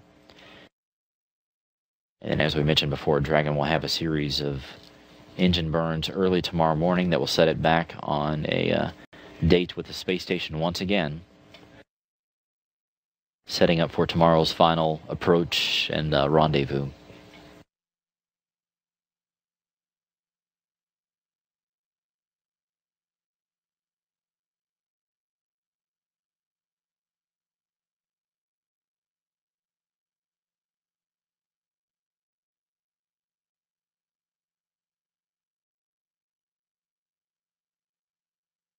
While we watch this, we want to remind those of you in the media that we will have a mission status briefing today at 9 o'clock Central Time, 10 o'clock Eastern Time from here at the Johnson Space Center. In that briefing will be Holly Ridings, the lead flight director, who is on console right now. She will be joined by the SpaceX mission director live from Hawthorne, California, John Caloris.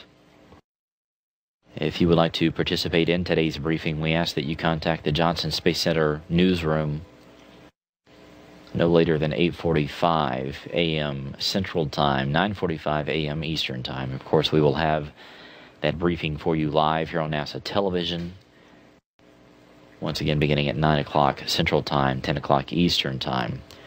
After that has wrapped up at 10 o'clock Central, 11 o'clock Eastern, we will have our ISS update show with all the latest about what the crew is doing on board the station, as well as an update on Dragon.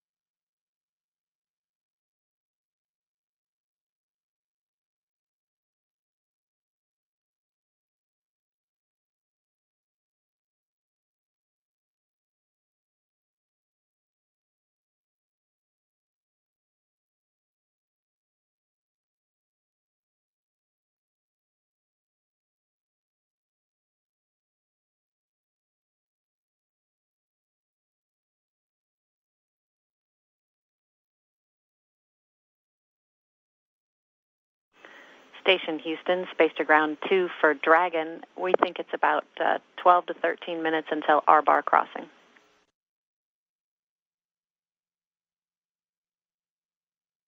Yes, we can nicely see the vehicle.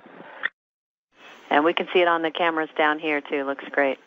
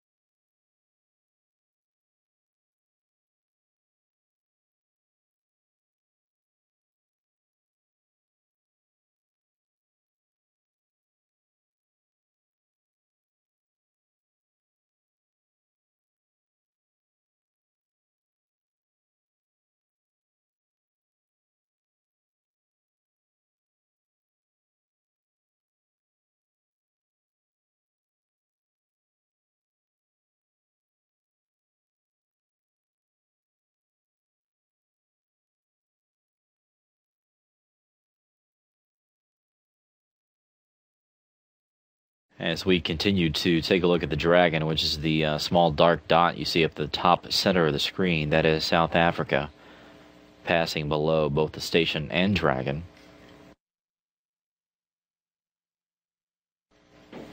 Of course, the founder and chief designer for SpaceX, Elon Musk, is from South Africa.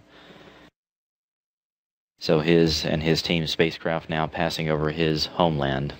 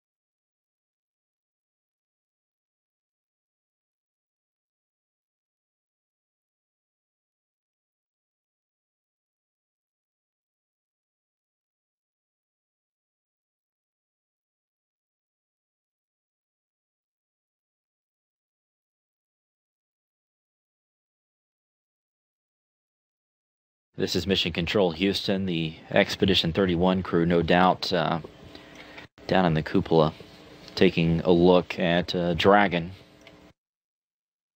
It's getting close to flying directly underneath the station. There still is about 1.5 miles between Dragon and the International Space Station, but this crew on board the orbiting complex getting a look at something that nobody else in space has seen, which is the first private spacecraft to fly up toward the International Space Station. As these two fly in parallel, it's important to note that the last time we saw an American spacecraft from this standpoint was almost a year ago, as Space Shuttle Atlantis bid farewell to the space station during STS-135, the final mission of the Space Shuttle program.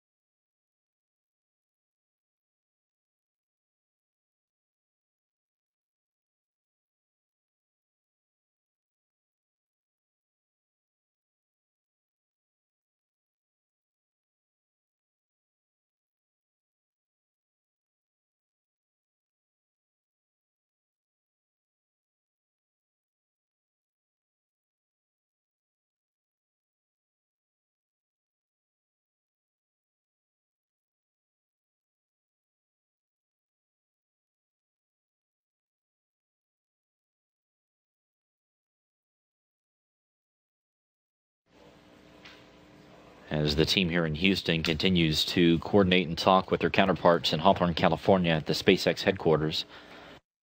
They have updated a couple of our times.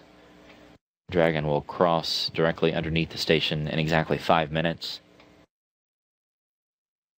The DHA burn, as it is called, which is another one of these height adjustment burns, that will be conducted in a little more than 37 minutes, and that will technically end today's flyby.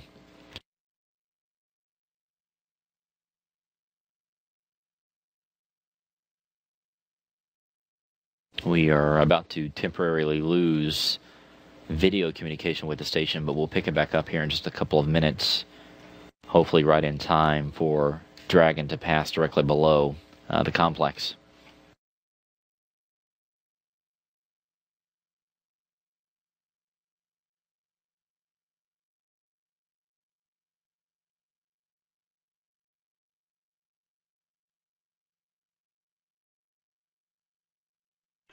Station Houston, space to ground 2 for Dragon.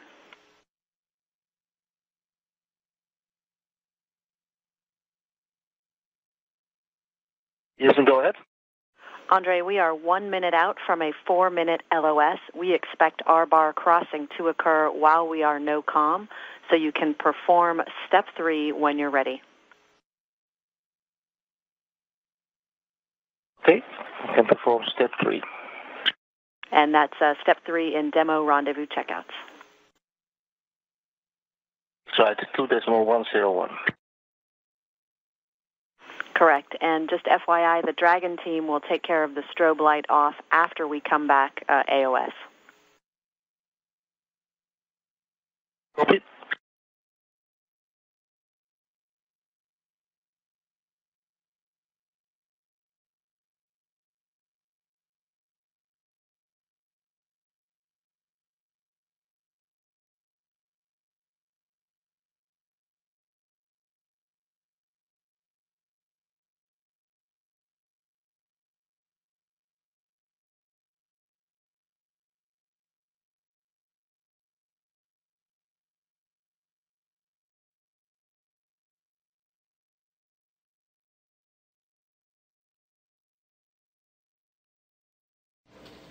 Live view there of the SpaceX flight control room in Hawthorne, California. That team there continuing to monitor Dragon as it flies in the neighborhood of the space station. Of course, as luck would have it, we did lose video communication, and right about the same time that Dragon was passing directly below the orbiting complex. That's just typically the way those things go sometimes, but once we get it back, we'll bring it back to you live. But they are going to be shutting off the strobe light coming up here shortly. We also mentioned just a few minutes ago that they've updated some of the times for Dragon's maneuvers. This DHA burn, as it is called, which is another one of these height adjustment burns, is coming up in 34 minutes. That'll be done while Dragon is still about 2.5 kilometers down below the station, about 1.6 miles. But it'll be out in front of the complex by about 7 kilometers.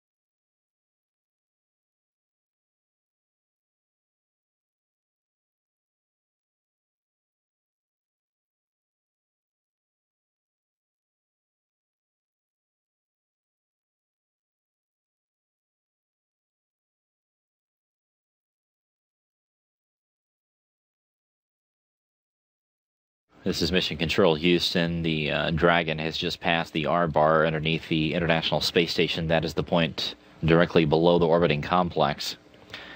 While that is taking place, the SpaceX team is doing their go, no-go poll for the next burn, the engine burn. This is called the DHA burn. It's coming up in about 28 minutes.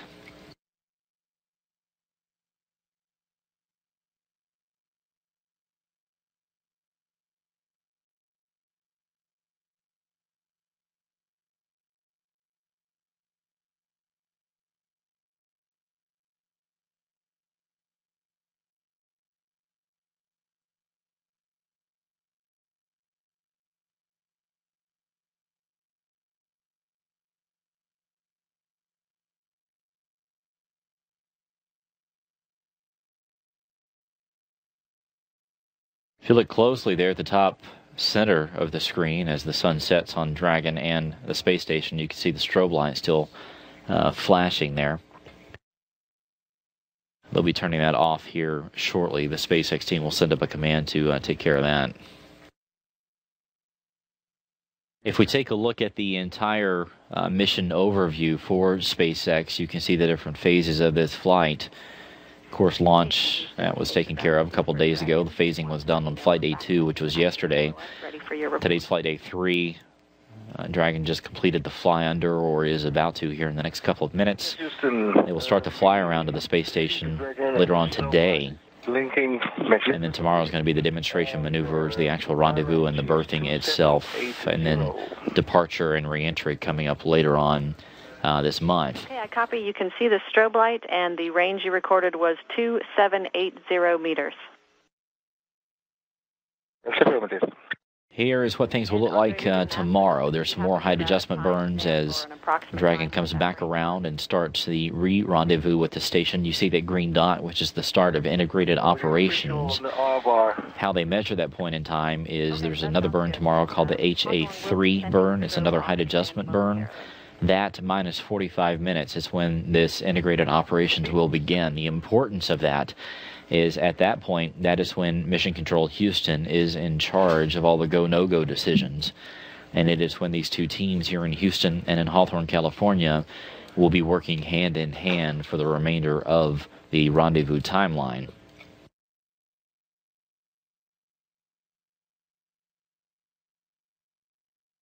Here's some animation that our group here in Houston put together of what it will look like from on board the station. You can see Dragon performing this HA3 burn, the height adjustment burn, that will bring it in toward the International Space Station. It will then perform a series of retreat and hold demonstration maneuvers, backing away from the station, restarting its approach, and then finally holding at a certain position.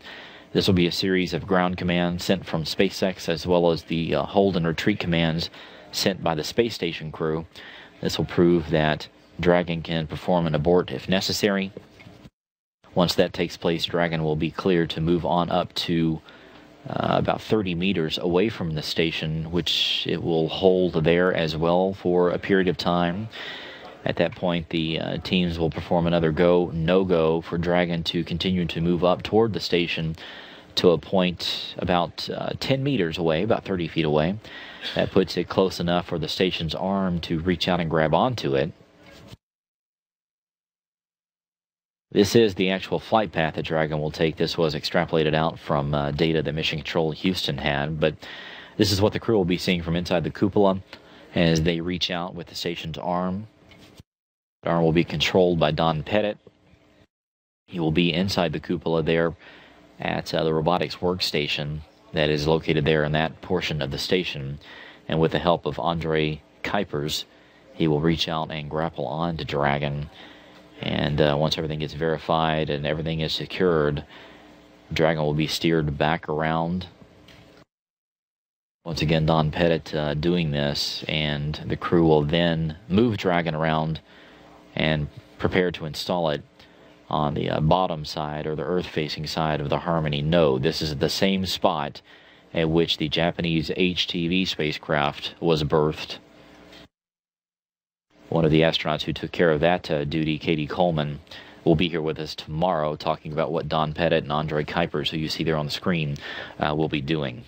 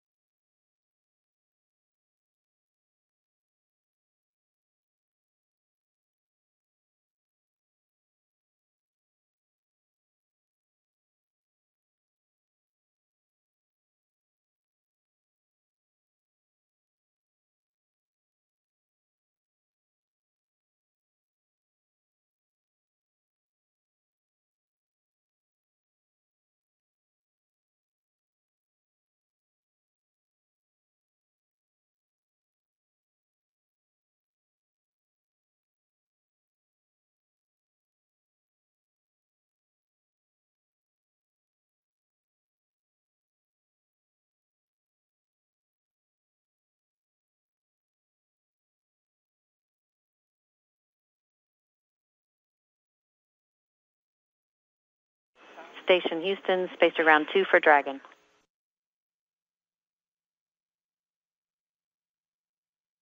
Go ahead. Andre Hawthorne is working on some other commanding, so you have a go to power off the strobe light from the CCP. Do that now. Okay, and when you guys are complete with that, you can pick up in your robotics activity. And LED is off. Strobe light is off. We copy. The strobe light is off. Thanks.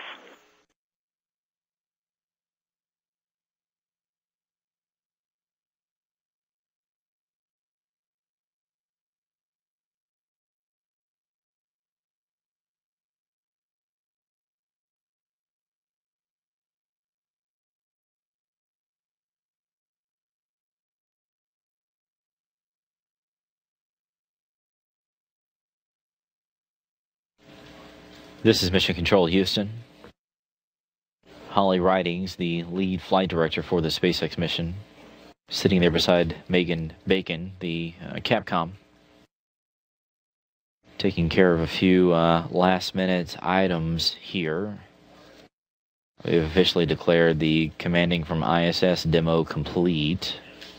Everything looks good according to that test. Later on today, the teams here at NASA as well as SpaceX will continue to evaluate all the different items that were done over the past couple of days during this Dragon mission. They will meet and then get prepared for tomorrow's activities. There's a series of go, no-go points between now and tomorrow to make sure the Dragon is in good shape and ready to perform what is sure to be a very busy day tomorrow as it does these rendezvous tests and demonstration objectives with the space station, with the crew watching over and sending commands, much like what they did today.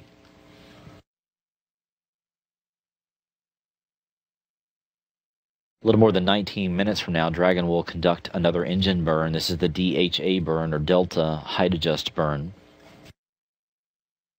This will take it from its 2.5 kilometer path that it is on right now below the station down to the 10 kilometer range. And then once it gets out in front of the station by about 240 kilometers, it will perform the FHA-1 burn, or Forward Height Adjust burn. And that will start to bring it up in front of the station and back around in this loop that we've been talking about this morning. Here's the map once again. The engine burns are not indicated on here, but you can kind of get a visualization for how this flight is going. If you see that green line as it flattens out there and becomes right there where the 2.5 kilometer mark is, once this DHA burn coming up is conducted, which is right now according to the clocks about 18.5 minutes, Dragon will swing back down to the yellow line and continue on its journey. Once this burn is complete here in about 18 minutes, it's going to wrap up our broadcast for today. We want to give you another reminder that we have a mission status briefing coming up at 9 a.m. Central Time, 10 a.m. Eastern Time here on NASA Television. If you're a member of the media, we would like to invite you to participate in today's briefing by contacting the JSC newsroom no later than 8:45 a.m. Central Time. But there you see the remainder of our programming this week as Dragon finishes up this COTS demonstration mission number 2. We'll have today's ICE update today at 10. Tomorrow morning, on Friday, early again, we will return at 1 a.m. Central Time for the grapple and berthing coverage. And we will be on the air throughout the entire morning on up through lunch, which is when the berthing should be completed by that point in time. There will be a mission status briefing at noon Central Time, 1 p.m. Eastern Time. And then again, early on Saturday morning, beginning at about 4:30 a.m. Central Time, we'll have hatch opening coverage from here inside Mission Control Houston. The crew on board the station, specifically Don Pettit, Andre Kuipers, Joe Acaba, will be participating in a crew news conference with the media beginning at 10:25 a.m. Central Time. That'll be about 20 minutes.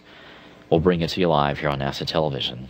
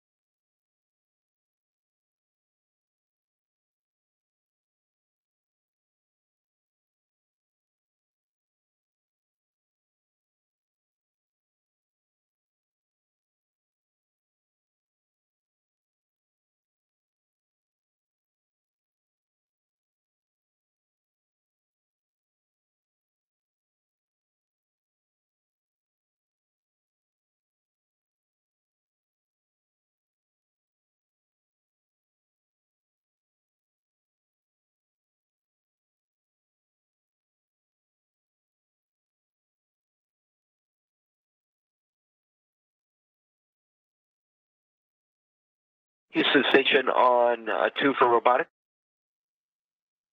Go ahead, Don. Yes, I forgot the magic button we push to get the Lee the Lee end effector overlay up on monitor 2 before we have a capture going.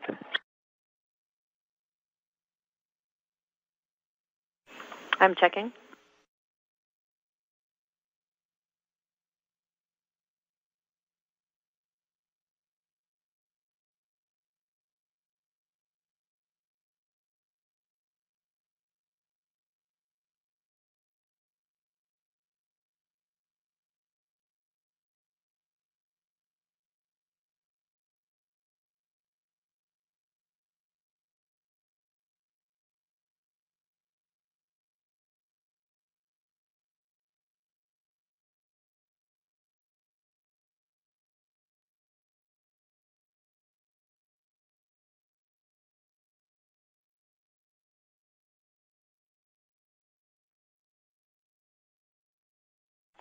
And Don, back with you on 2. After step 1, you can calibrate the Lee, confirm the command, but then terminate it. Do not pull the trigger. Copy that.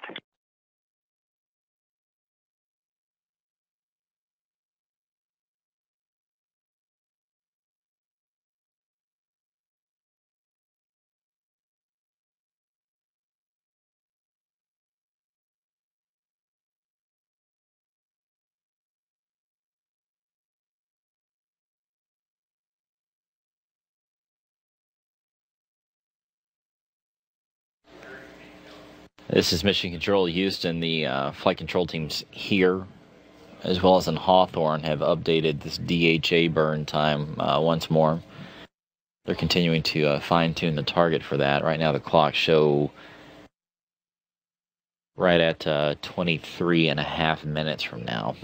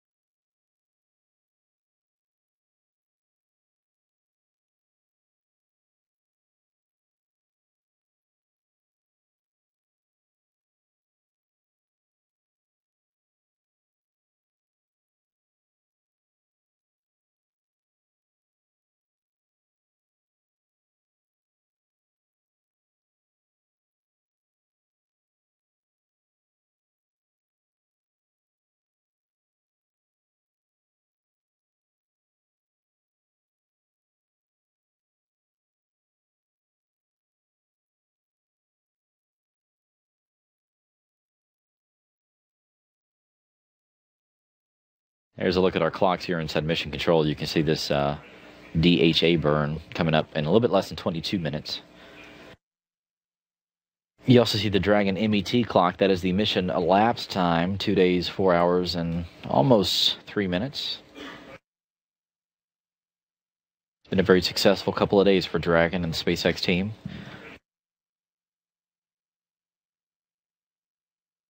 But of course, the big day is tomorrow. As if all things go well, Dragon arrives at the station once more after performing a loop of the orbiting complex and gets set up for several more demonstration maneuvers and ultimately a rendezvous and berthing with the complex itself.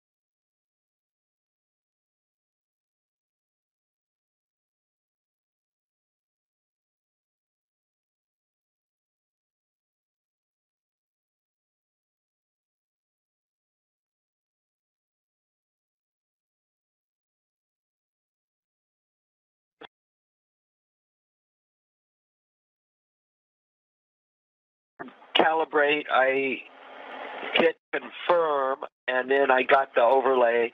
But when I hit terminate, it still shows hot trigger, and it doesn't look like it terminated the calibration sequence.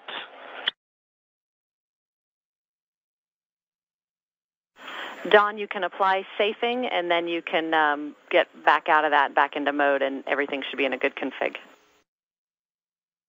I was afraid we had to do that. Okay, we'll start over again.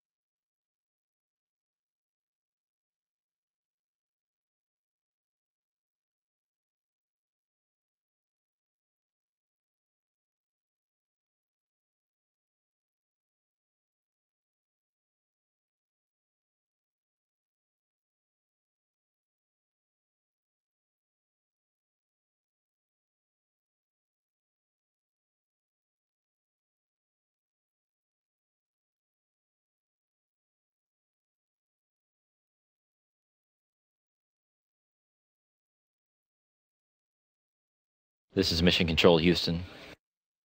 If you are noticing this room filling up a bit more, it is because handover is about to take place between Orbit 1 and Orbit 2, coming up here shortly. Holly Ridings and her team will be handing over to another set of flight controllers after about an hour's briefing.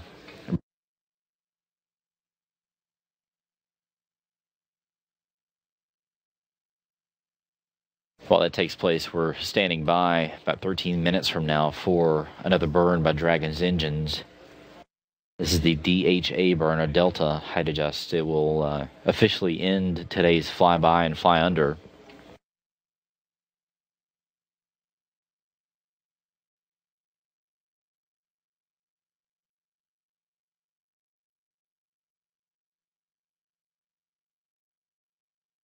But Holly Ridings, who is there at that third console from the front, she and her team have been working on today's activities as well as tomorrow for several months. As we mentioned, they performed several different simulations with their SpaceX counterparts, rehearsing for today's activities. And all that hard work has paid off, as today went fairly flawless.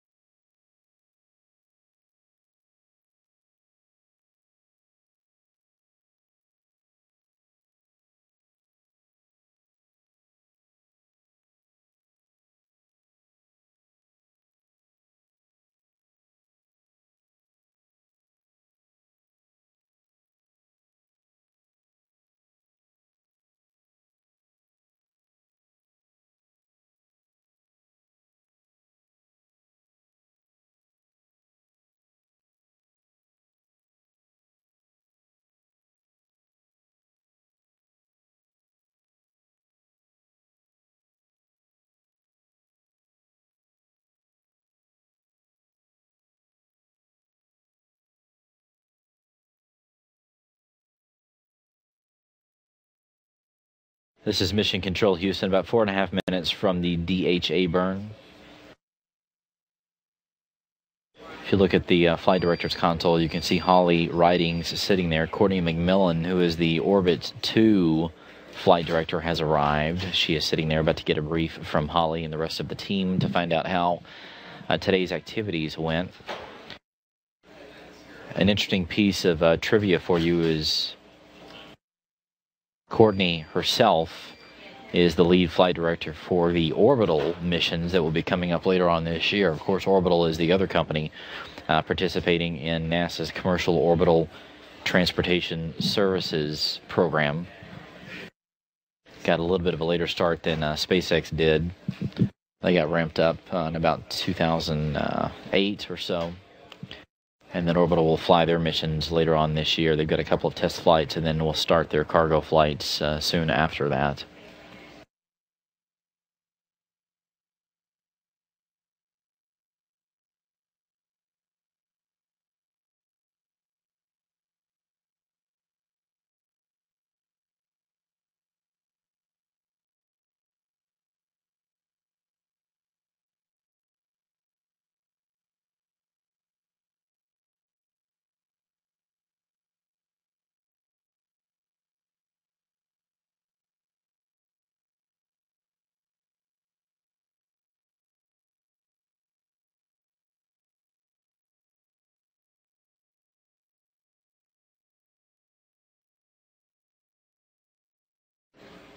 A SpaceX team getting ready for this DHA burn, which you see coming up less than 3 minutes from now.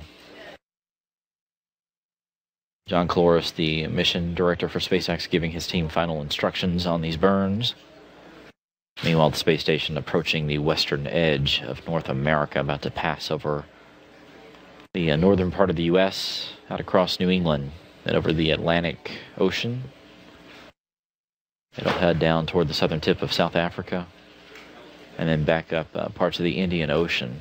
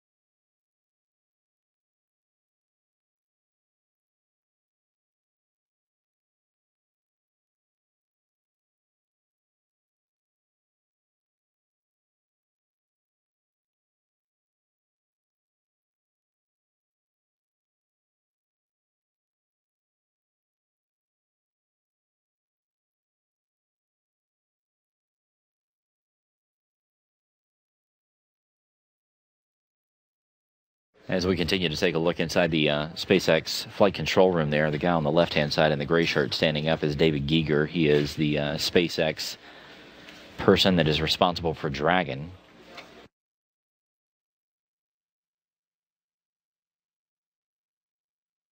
That team they're watching very closely right now, this DHA burn starting in less than 5 seconds.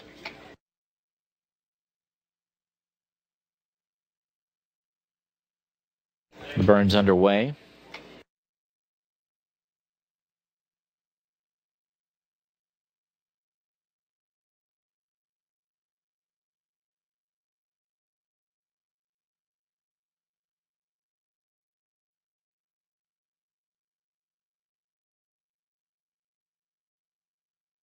And the burn has been completed. The SpaceX team reporting that everything looks nominal so far. So with that, Dragon will wrap up today's fly under and fly by to the International Space Station. It will now begin a giant swing around the front and the top and the back of the orbiting complex, setting up for tomorrow's activities. Taking a look at the remainder of our programming schedule here on NASA television, we want to remind you that coming up today at 9 a.m. Central Time, 10 a.m. Eastern Time, we will have a mission status briefing from here at the Johnson Space Center. If you're a member of the media and would like to participate in that briefing, we ask that you contact the JSC newsroom by 8:45 a.m. Central Time, 9:45 a.m. Eastern Time. Then at 10 a.m. Central, 11 Eastern, we will have today's Expedition 31 ISS update from here inside Mission Control. Tomorrow, our coverage begins at 1 a.m. Central Time, 2 a.m. Eastern Time. If all goes well, Dragon will perform a rendezvous and berthing with the International Space Station. It'll be a historic day, the first time that a private company has accomplished that task. At 12 Central, 1 Eastern, we will have a mission status briefing here at the Johnson Space Center. And then early Saturday morning, beginning at 4:30 a.m. Central Time, 5:30 a.m. Eastern Time, we'll have coverage of the hatch opening between the space station and Dragon. And finally, coming up at 10:25 a.m. Central Time on Saturday morning, the Expedition 31 crew will hold a crew news conference where Don Pettit, Joe Acaba, as well as Andre Kuipers will be talking with the media for about 20 minutes about their experiences with Dragon. They'll be taking questions from news outlets around the country. That'll do it for us here on NASA television. We want to thank you for joining us as today's successful Dragon flyby and fly under has been completed. We will return you now to normal programming here on NASA television, and we'll see you back here at 9 o'clock for today's mission status briefing. At a Dragon mission elapsed time of 2 days, 4 hours, 24 minutes. This is Mission Control Houston.